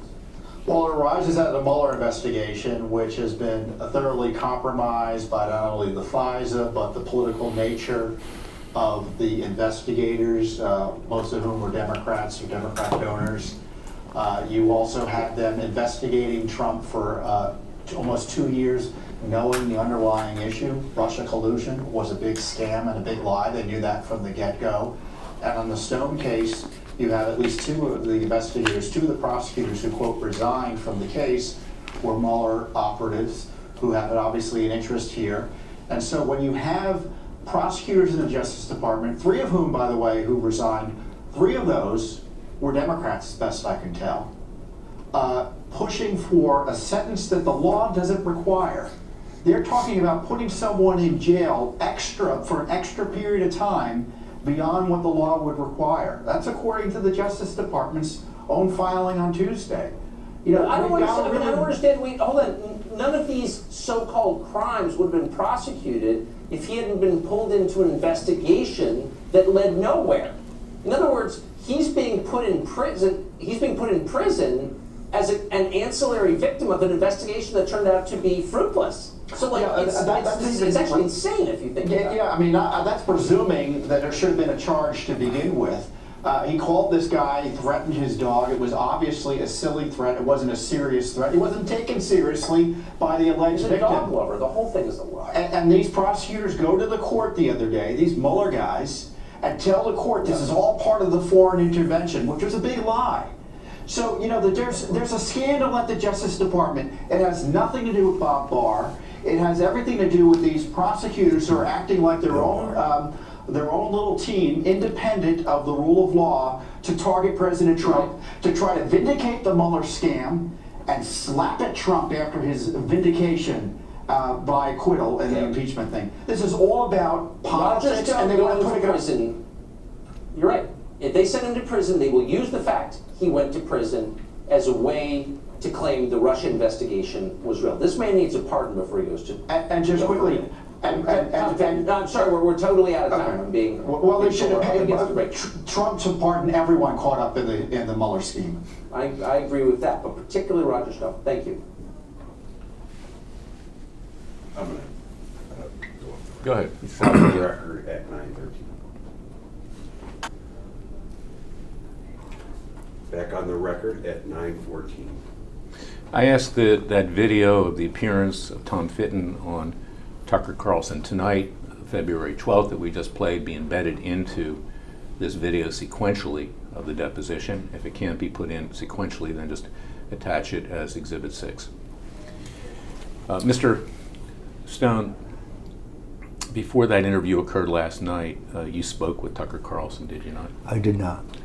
Someone on your behalf spoke with Tucker Carlson. No, they did not. Michael Caputo spoke with Tucker Carlson. You have some Objection evidence of that, affirmed. produce it. Well, That's false, to be clear. We'll be deposing Tucker Carlson. Good, and you'll find out the same thing that I just told you. Okay, well, maybe he'll tell the truth. Who knows? In any event, If you want to keep attacking me, your deposition is going to end rather quickly, and you can go running off to the judge and do whatever you like. Relax. If you want to ask intelligent questions, if you keep attacking me, I'm just going to keep attacking you. And it's unfair to attack a person who's not in the room. You just said that Tucker Carlson will lie. So, or might lie. my statement stands for itself. I Yes, said maybe he will tell the truth. Yes, it does. I have Yes, just it does. told the truth. Okay, now You have no evidence to the contrary. Relax. let's. The night before you were convicted, there was also a piece on Tucker Carlson that was highly favorable to you, was there not? Yes, Tucker Carlson is a friend of mine. What does that have to do And with in it? fact, the prosecutors in your criminal prosecution made reference to that after you were convicted in terms of asking for your incarceration. That is completely, that's inaccurate. Objection. Change your line of Completely questioning. false. Change your line of questioning. We're not talking about this, as you know. Now,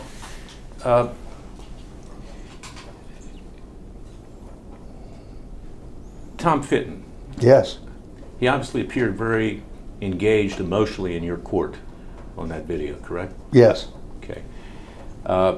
And you did say yesterday that you met him On one occasion, on that's one correct. occasion but couldn't remember what you discussed. Because it was non-substantive. It was, how are you? I'm fine. Great to see you. It was non-substantive. Have you ever talked with Chris Farrell of Judicial Watch? I have not. Anyone on your behalf? No, no one on my James behalf. Peterson, anybody on your behalf? I don't know who that is. Paul Orphanides, Don't know who that is. any other employee? I've had no communications with anyone at Judicial Watch, as I've told you. Now, Judicial Watch, you are aware, filed a Freedom of Information Act lawsuit to get documentation from the Justice Department and the FBI with regard to the raid I did read that, on your yes. residence. Yes, I did read that. Now, I take it someone's been in contact with them to see what documents they got. Not- Objection to form. I'm allowed to ask a leading question. Repeat the question. I take it someone has been in contact with Judicial Watch to see what documents they've obtained with regard to their Freedom of Information Act lawsuit about the raid on Objection your to form. residence. And you asked that yesterday. Just to be clear, what I read was that no documents were forthcoming and that a lawsuit was filed. And beyond that, I don't know the progress of that lawsuit. To answer your question specifically, no one who represents me, no one that I know has been in touch with Judicial Watch.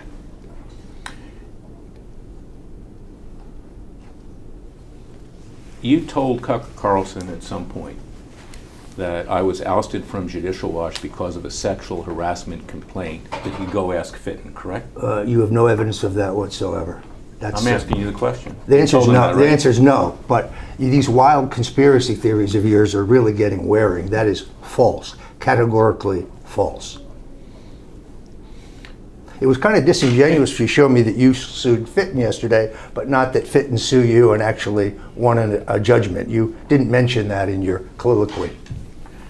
I also didn't mention that I won a judgment against Judicial Watch for defaming me. I've not seen any such All judgment. right, well, you can go back on the internet and figure that one out. He's not even a lawyer and he's kicking your ass. Well, I'm glad that you're so supportive of Tom Fitton. I think he does an excellent Apparently job. he's supportive of you.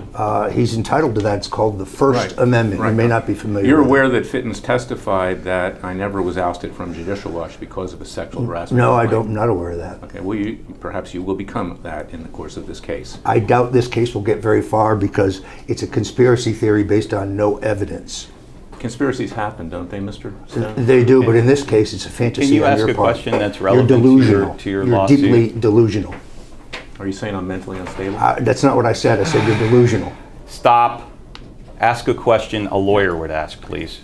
I am a lawyer. You could fool me. Mr. Klayman, please. Now, you remember when you were, as you put it, a political consultant working on my Senate campaign. Vaguely. It was Right. quite a while ago. You remember that there came a point in time when I was going through the airport at Dulles with cats, Yes, I do. and that I was detained in Dulles. I believe, as I recall it, you were detained because you made some joke about the cat not having a bomb. Right. Now, you were my campaign consultant at the time. Yes. Right. And you released that story, did you not, to Jim DeFede, DEFEDE of the Miami Herald after we stopped working with each other? I most certainly did not. Then Michael Caputo did that, didn't he? I have no knowledge of that whatsoever. In And you fact, have no evidence of it. These you- are more of your picking things out of thin air. You released Why that- would anybody make a statement, a joke about a bomb while going through TSA? Shows me a lack of judgment, in all honesty. Particularly somebody running for the U.S. Senate. You haven't shown a lack of judgment with regard to your conviction? Not compared to you. Listen, that comment is not a Not question. compared to you. And not a question. How come you can't practice in the Southern District? Why won't they let you practice there if you're Mr. Ethical? I can Stop. practice in Southern District. Stop. Only if you attach the judge's order. I have a case right now. Stop. In fact, you're aware that I have a case right now. I'm not aware that you have a Oh, case in well. that, but I doubt it. Go do some research. Very good, Mr. Klayman. Stop- stop can swatting you at ask- flies. Can you ask a question, please? You're making wild assertions for which you have no evidence whatsoever. Now, you also released that story to Al Kamen of the Washington Post. Absolutely, completely false. You have no evidence of that. It's defamatory. You have. Stop defaming me. You Mr. have- you have- You know that I have a following among conservatives. Stop defaming me, Mr. Clayton. You have. Mike Caputo was working for me as press secretary, correct? Yes. Okay, he released it. Absolutely not. Categorically not. You're making baseless charges because you have nothing. And you also released a story to Mark Caputo of the Miami Herald at the time about Tony Fabrizio and the issue of his. This was after we stopped working, of course, correct? Objection to form. No foundation. You're Wild assumptions that are false, for which you have no evidence whatsoever, and you will get no evidence. Go depose all those people. You just you can't get over the fact that you lost a Senate seat. I mean, this is absurd. That has nothing to do with whether I lost or won. It also has nothing to do with the 6 lawsuits that you Well, filed. it's a pattern of conduct. If anybody wants to talk about pattern of conduct, look in the mirror. When you worked for me as a consultant, you had a fiduciary duty to keep what I told you confidential. And you have no evidence that I did not do so. Objection of form. None whatsoever. And there's no It's a fishing basis, expedition. no basis for a fiduciary duty. What, are you the judge? You didn't pay me a dime. You owed me money, as a matter of fact. And your staff left with equipment that I paid for, correct? Prove it. Stop. Prove it. Stop. Prove it. No one believes you. You have no credibility. Ask a question, Mr. I'm going to show you Klayman. what I'll ask the court reporter to mark as Exhibit 7. Did you provide this in the response to request for production? It was taken off of the internet yesterday by Dr. Corsi. He did not have it in his possession until he found it yesterday. So all documents in support fine. of your lawsuits he found yesterday? Well, I'll tell you what. We'll litigate it in court. Excellent. You can lose again. Hold on 1 second, everyone. I'm just going to mark this. Just give me 1 second. Hold on. Just give me 1 second. Let me just mark it.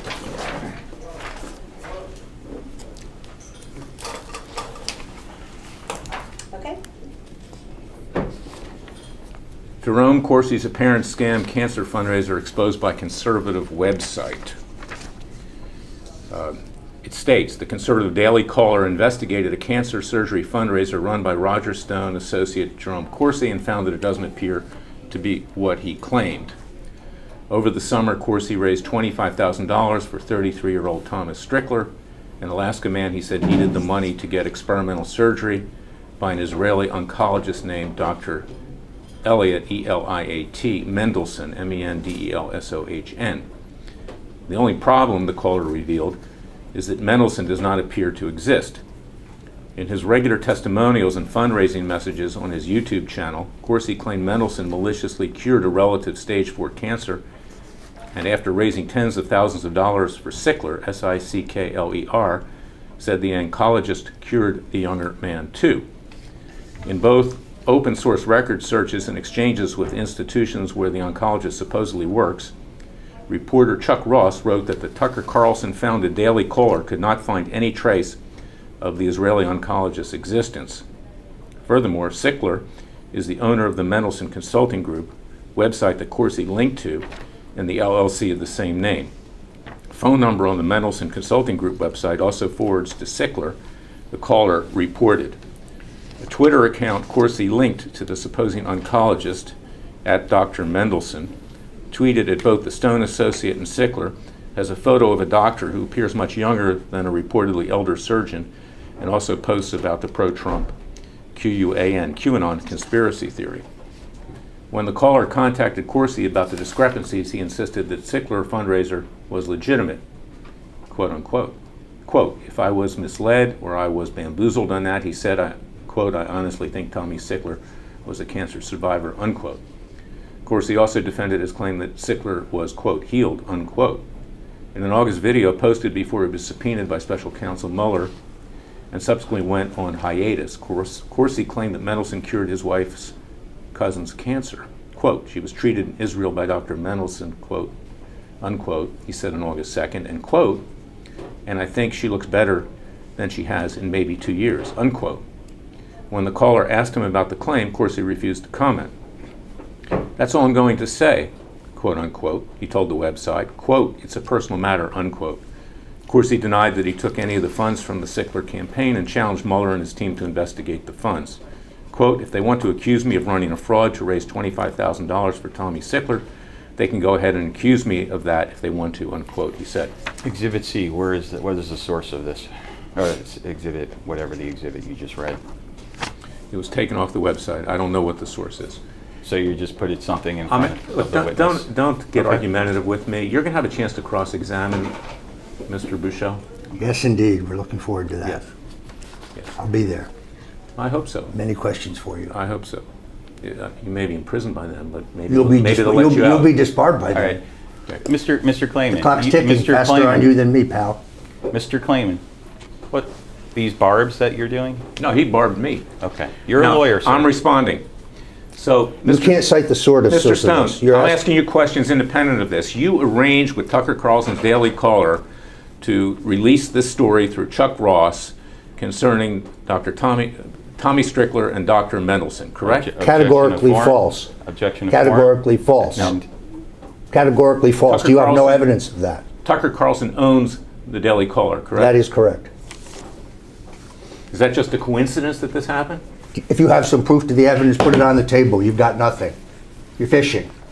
I've never discussed this with Tucker Carlson or Chuck Ross, but I do note that Jerry Corsi is described here as a Roger Stone associate. So much for that accuracy.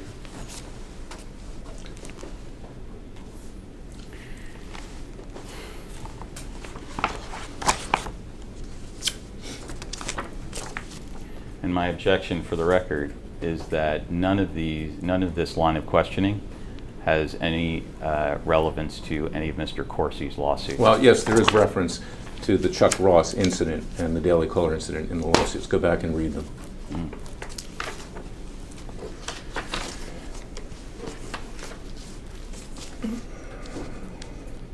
I'll show you what I'll ask the court reporter to mark as Exhibit 8. Was Exhibit 8 provided? Hang on. I'm sorry. I'm not going to answer your questions now. You can deal with it later. Hang on. I'm telling you, these documents were pulled off by Corsi yesterday off of, Hold off the on. internet. Let's say that on the record, Yeah, please. these documents were found by Dr. Corsi yesterday These on the internet. Okay, and yet they were supposed to be provided in response to a request for production. He had no obligation to go on the internet to look for documents. He Except he wants to use them as supporting his case, and he needs to do that since that's what the request You make the is. argument to the court, my friend. Okay, You've already thank you. said several false things to the court in the course of this case. No one more than you, sir. Except, No one more than you. I take exception Yeah. to what you're saying, and this is not the proper way of doing it. Make your argument to the court. He has no obligation to search the internet. He produced what he He had in his needs to possession. produce exhibits that were meant to support his case. He just found them He yesterday. just waited until after the request for You could production. depose Dr. Corsi and find out what happened. I'm sure we will. Okay.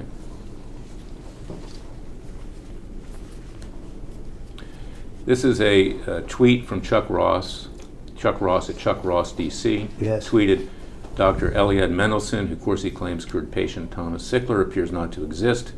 The Israeli hospital where Corsi claimed Mendelson works said he does not work there. Sickler, the purported patient who Corsi says he met, is the registered owner of Mendelson's clinic.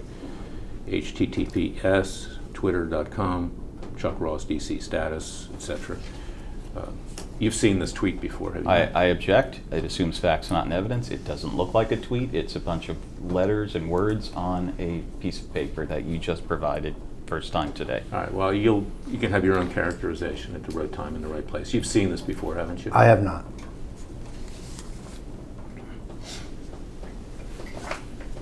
At least I have no, let me say, I have no memory of having seen it. This is news to me.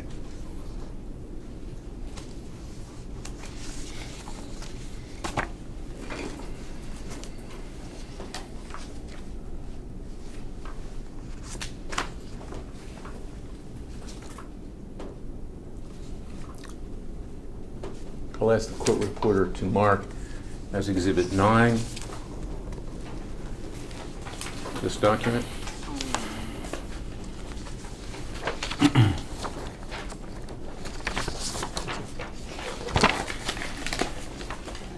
Again, an exhibit that was not provided in response to request for production. I have no obligation to give you my exhibits before this deposition. This was pulled off by Dr. Corsi yesterday off of the website. I have no obligation to do that. This once again has no source on it. You do, because we asked very specifically all documents and exhibits you All right, look, we can argue over it legally. I'm happy to go to a hearing on this, okay? I'm happy to do it. So, you file a motion. Jerome Corsi's apparent scam cancer fundraiser exposed by conservative website by Noor, N-O-O-R, Al-A-L, -S-I-B-A-I, December 15, 2018. This again references Chuck Ross's writing for Tucker Carlson's founded Daily Caller, does it not? It does. It appears to be exactly identical to the previous piece you gave me. You've seen this article before? I have not.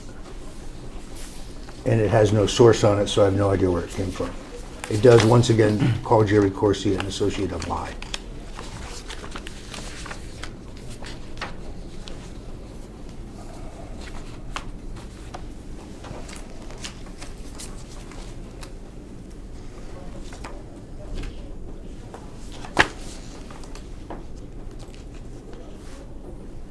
I'll show you what I'll ask the court to mark as Exhibit 10.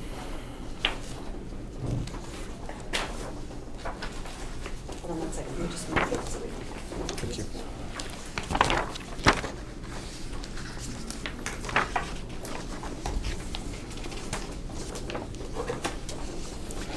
Thank you. Same objection. There's no citation to where this came from. It wasn't provided in response to the request for production. And it appears, I don't know, it could be, it says James A. up top. I don't know if it's Mr. Corsi wrote And this or same not. response on my part with regard to Dr. Corsi finding it yesterday on the internet. It's titled Post Tags Chuck Ross, December 13th. The Daily Caller DC, founded by Tucker Carlson at Fox News, published an article claiming that Dr. Jerome Corsi helped raise $25,000 for a doctor that didn't exist. I will direct the reader to the articles. There's a link so as not to take credit for their work and to avoid redundancy and repeating the same claims. Without going through the allegations, which speak for themselves in this article, you've seen this article before, haven't you? I have not.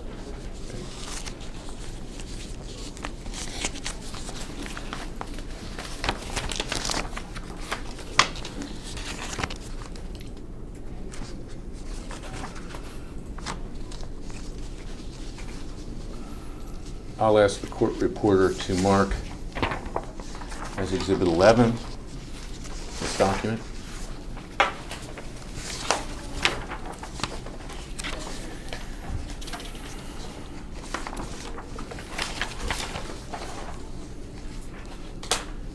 It's the same objection, no citation to the link to the internet. Was not given in response to the request for production. Same response. Statement on behalf of Dr. Jerome Corsi concerning recent article by Chuck Ross of the Daily Caller. You've seen this before, have you not, Mr. Stone? This story? Yeah, This no, one. Oh, this one here. oh, 11. so hold on.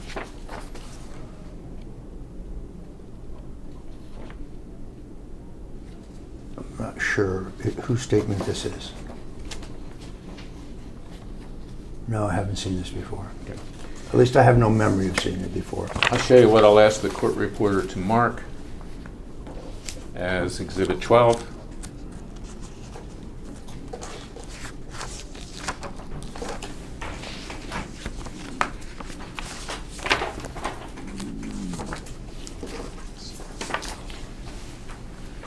Mr. Stone will not be commenting on anything relating to his criminal case, so you can mark this exhibit and leave it at that. Well, I'm going to ask a question that's relevant to this case.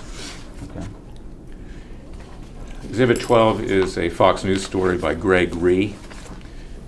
Roger Stone's jury four-person's anti-Trump social media post surface after she defends DOJ prosecutors.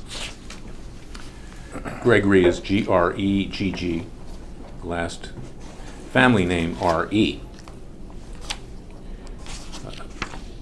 Have you ever spoken with Greg Ree? We're not answering questions about this article. It has to do with his criminal case. I can ask whether he's spoken to Greg Ree. All right, fine. No. Do you Never know who spoken. Greg Ree is? I do, other than seeing his byline here, no. This article, which makes reference to alleged conflicts of interest of jurors in your case, was furthered by Tucker Carlson, was it not? We're not. Fox News. We're not talking about. We're not talking about it. Next question. I'm instructing you not to answer. Certify it. Now, you testified yesterday that you produced all the documents that you were required to produce with regard to Dr. Corsi and me in the course of this case, correct? I believe that to be the Okay. case. I'm going to ask the court reporter to mark the following document as Exhibit 13.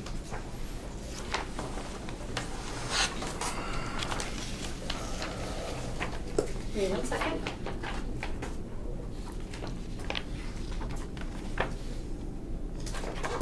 There you go.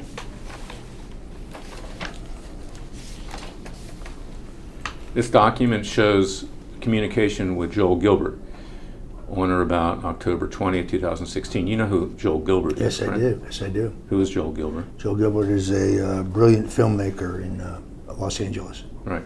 And he writes to you on October 20th, 2016, I know longtime Clinton tormentor, Attorney Larry Klayman. He might be the kind of guy who would take this case for 3 should I talk to him. What case was that?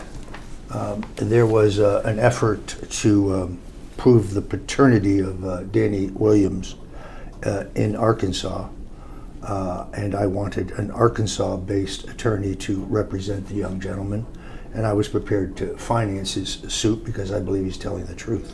At that time, I had the resources to do so. And you wrote back to Mr. Gilbert, over my dead body. That's Correct. referring to me, correct? Yes, correct, absolutely. Okay. You didn't produce this, did you? I don't know whether I did or not, but it may have slipped through. I certainly stand by my comment, though.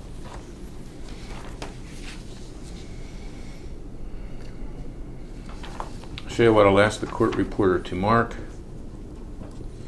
as Exhibit 14. I believe so. We have them all. Yeah. Thank you.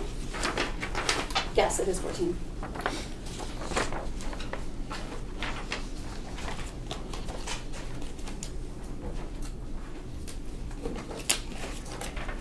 Okay.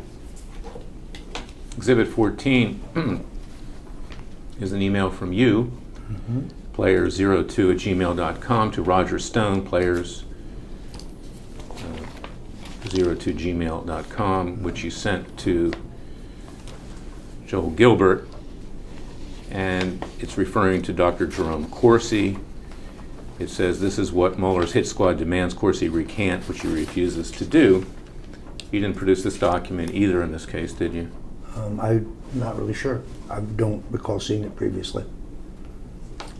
I would, however, stand by everything it says. I'll ask that the court reporter mark as Exhibit 15.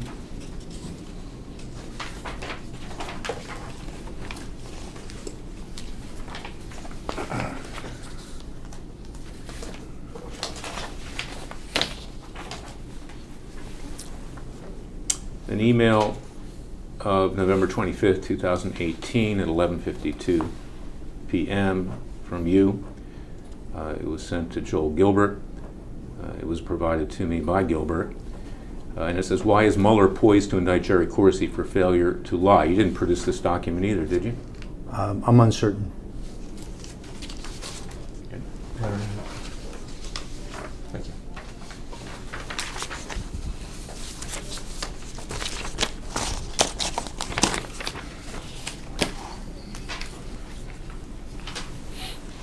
Now, throughout the course of this deposition, you've made reference to various bar proceedings concerning me, correct? I think they were referenced in yesterday's yeah. comments, yes. Yes.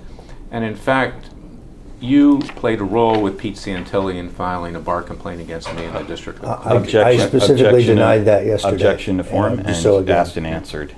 It's already been answered. In fact, you've been paying Santilli's lawyers legal fees, haven't you? Objection. Completely and totally false. You have some evidence of that, produce it. You have no such evidence because it is entirely false. Are you, I have asked, okay, are you aware that I've asked them whether that's the case and they refuse to answer? I'm not aware of that, but it's not true, and you have no proof of it. This is another one of your fantasies. Most of your lawsuits are based on fantasies. As regards me, that is. Now, yesterday you testified that you were fired from InfoWars when you were indicted. Terminated is the word I think I used. Fired equals termination, correct? Kind of like you at Judicial Watch. Okay. Now, in terms of, by the way, how did you come to the conclusion that I was fired at Judicial Watch? Well, are you still there? Who walks away from an organization they founded and controlled? Did I hire you to run for the Senate? Yes, you did. Okay. Was that what I left Judicial Watch for? No, that's what you chose to do after you left Judicial Watch. Okay. We'll get into that in your deposition very deeply, don't worry. Okay, good. In fact, you've learned this from Fitton. This is what he's told you, correct? Categorically false. I've only had one conversation with Fitton, and I've already explained it. Beyond that, I've had no communications with Fitton whatsoever, as I've said repeatedly. Well, Why do you keep asking the same question when it's already been answered? Why are you wasting my time and the court's time? Is that the way you feel about your criminal prosecution? Objection. Stop doing that. There'll be no questions That's- about my criminal. Stop doing that. Well, you ought to be Stop up in it. New York arguing with the bar about them disbarring You you. guys, one Stop. at a time, hold on. Stop. Mr. Clayton, stop doing that. Now, you've had appearances on InfoWars since you were terminated, correct? On very few times, but yes. And how many times have you been on InfoWars? I could not tell you, I don't exactly remember. Once or twice, perhaps 3 times. Discussing matters not pertaining whatsoever to my criminal case. Did you do those appearances in person in Texas? No, I did not. During the course of those, or prior to those interviews, did you have discussions with Alex Jones or Owen Stroyer? Only about the logistics, perhaps, but I doubt it was probably with their producers. You've discussed with them the fact that they've been sued over comments that you made about Corsi and me on InfoWars, correct? Under baseless assertion for which you have no evidence whatsoever. You've had conversations about that with them, correct? A baseless assertion for which you have no evidence All right, whatsoever. answer the question. The Have you answer or is have you no. not? The answer is no. The answer is no. I think I may have told them that you're suing me, but that would be it. It's a public matter that you're suing them. It's been reported.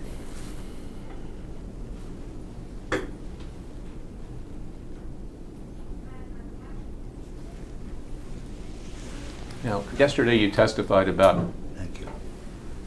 a Judicial Watch donor list, correct?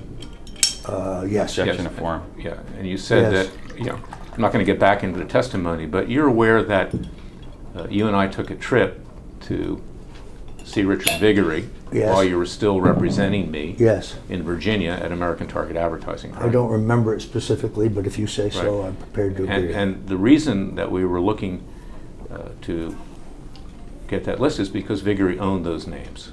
But you asserted that you co-owned them, that you had a right to use them. That was your assertion, which is the normal, standard way of doing business with his company. I told you also that Fitton and Judicial Watch would not give me access to that list when I left Judicial Watch. You actually Objection to never form. told me that. I know. You never told me Well, if I that. had access, what was the reason that I would have to go to Virginia with you to see if we could Because grant normally, Vigorie's list? because lists have to be scheduled normally.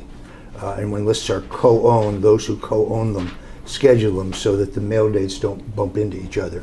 You actually told me that you had access to the list and the right to use the list. That turned out, of course, to be false. But we were able to use Vigorie's list, where he owned the names, correct? I don't recall us ever having a successful mailing. In fact, you wrote the copy. Well, correct? I did want you to mail that list too, and I was under the impression that you had the right to mail it, but that turned out to be not true. And that mailing or mailings were mailed, correct? I have no memory of that. You remember everything else, but you don't remember that. Objection to argumentative.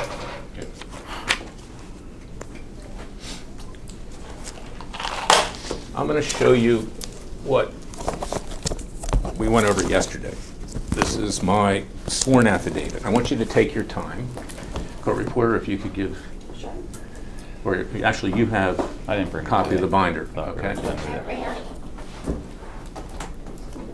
I want you to go through it, paragraph by paragraph, and tell me what you consider, if you consider anything to be inaccurate in that affidavit. Objection. If some of it will call for legal conclusion. We went through this yesterday. You went This through is it line factual. by line. This is factual. Okay, I'm going to asking him, I have no obligation to do that, and I'm not going to do it. certify it. Yes, please do. You can ask your individual questions like you did yesterday. Well, take an opportunity, Mr. Stone. We have time to review So the I'm affidavit. not going to read your biography. And tell me, I'm not tell going to me read whether your anything's biography. inaccurate. I'm not going to read your biography and all of your asinine claims because you're an egomaniac. I'm just not going to do that. All right. If you have a specific question, Certified. pose We'll go to the court about it. I agree. Let's go to the court about it. I want to do that. Your reputation here is well known. Stop. Well known. Stop. I'm asking you. You can take your time, go through it paragraph by paragraph. saying Tell I'm me if not- anything's Just let inaccurate. him- I'm not going to do that. as We I went just said. through this yesterday. We Mr. didn't go. Klayman. I didn't ask it that He way. likes to hear his biography. It makes him feel important. Okay. Certified. Yes, please do. I'd like to speak to the judge myself about this. Better do it quick. Before you're disbarred. Stop. Mr. Klayman. No further stop. questions. This deposition is concluded for now, subject to my going back and moving the court to produce all the documents that we requested. Subject to your still being admitted to the bar. Please note that for the record.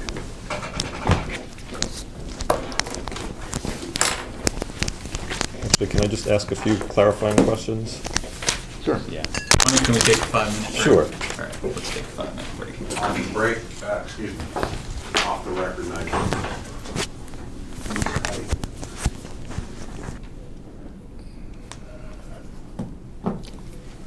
Back on the record at 9:54. For the record, the affidavit to which I'm referring, my affidavit, is the first document in Composite Exhibit 2 to this deposition.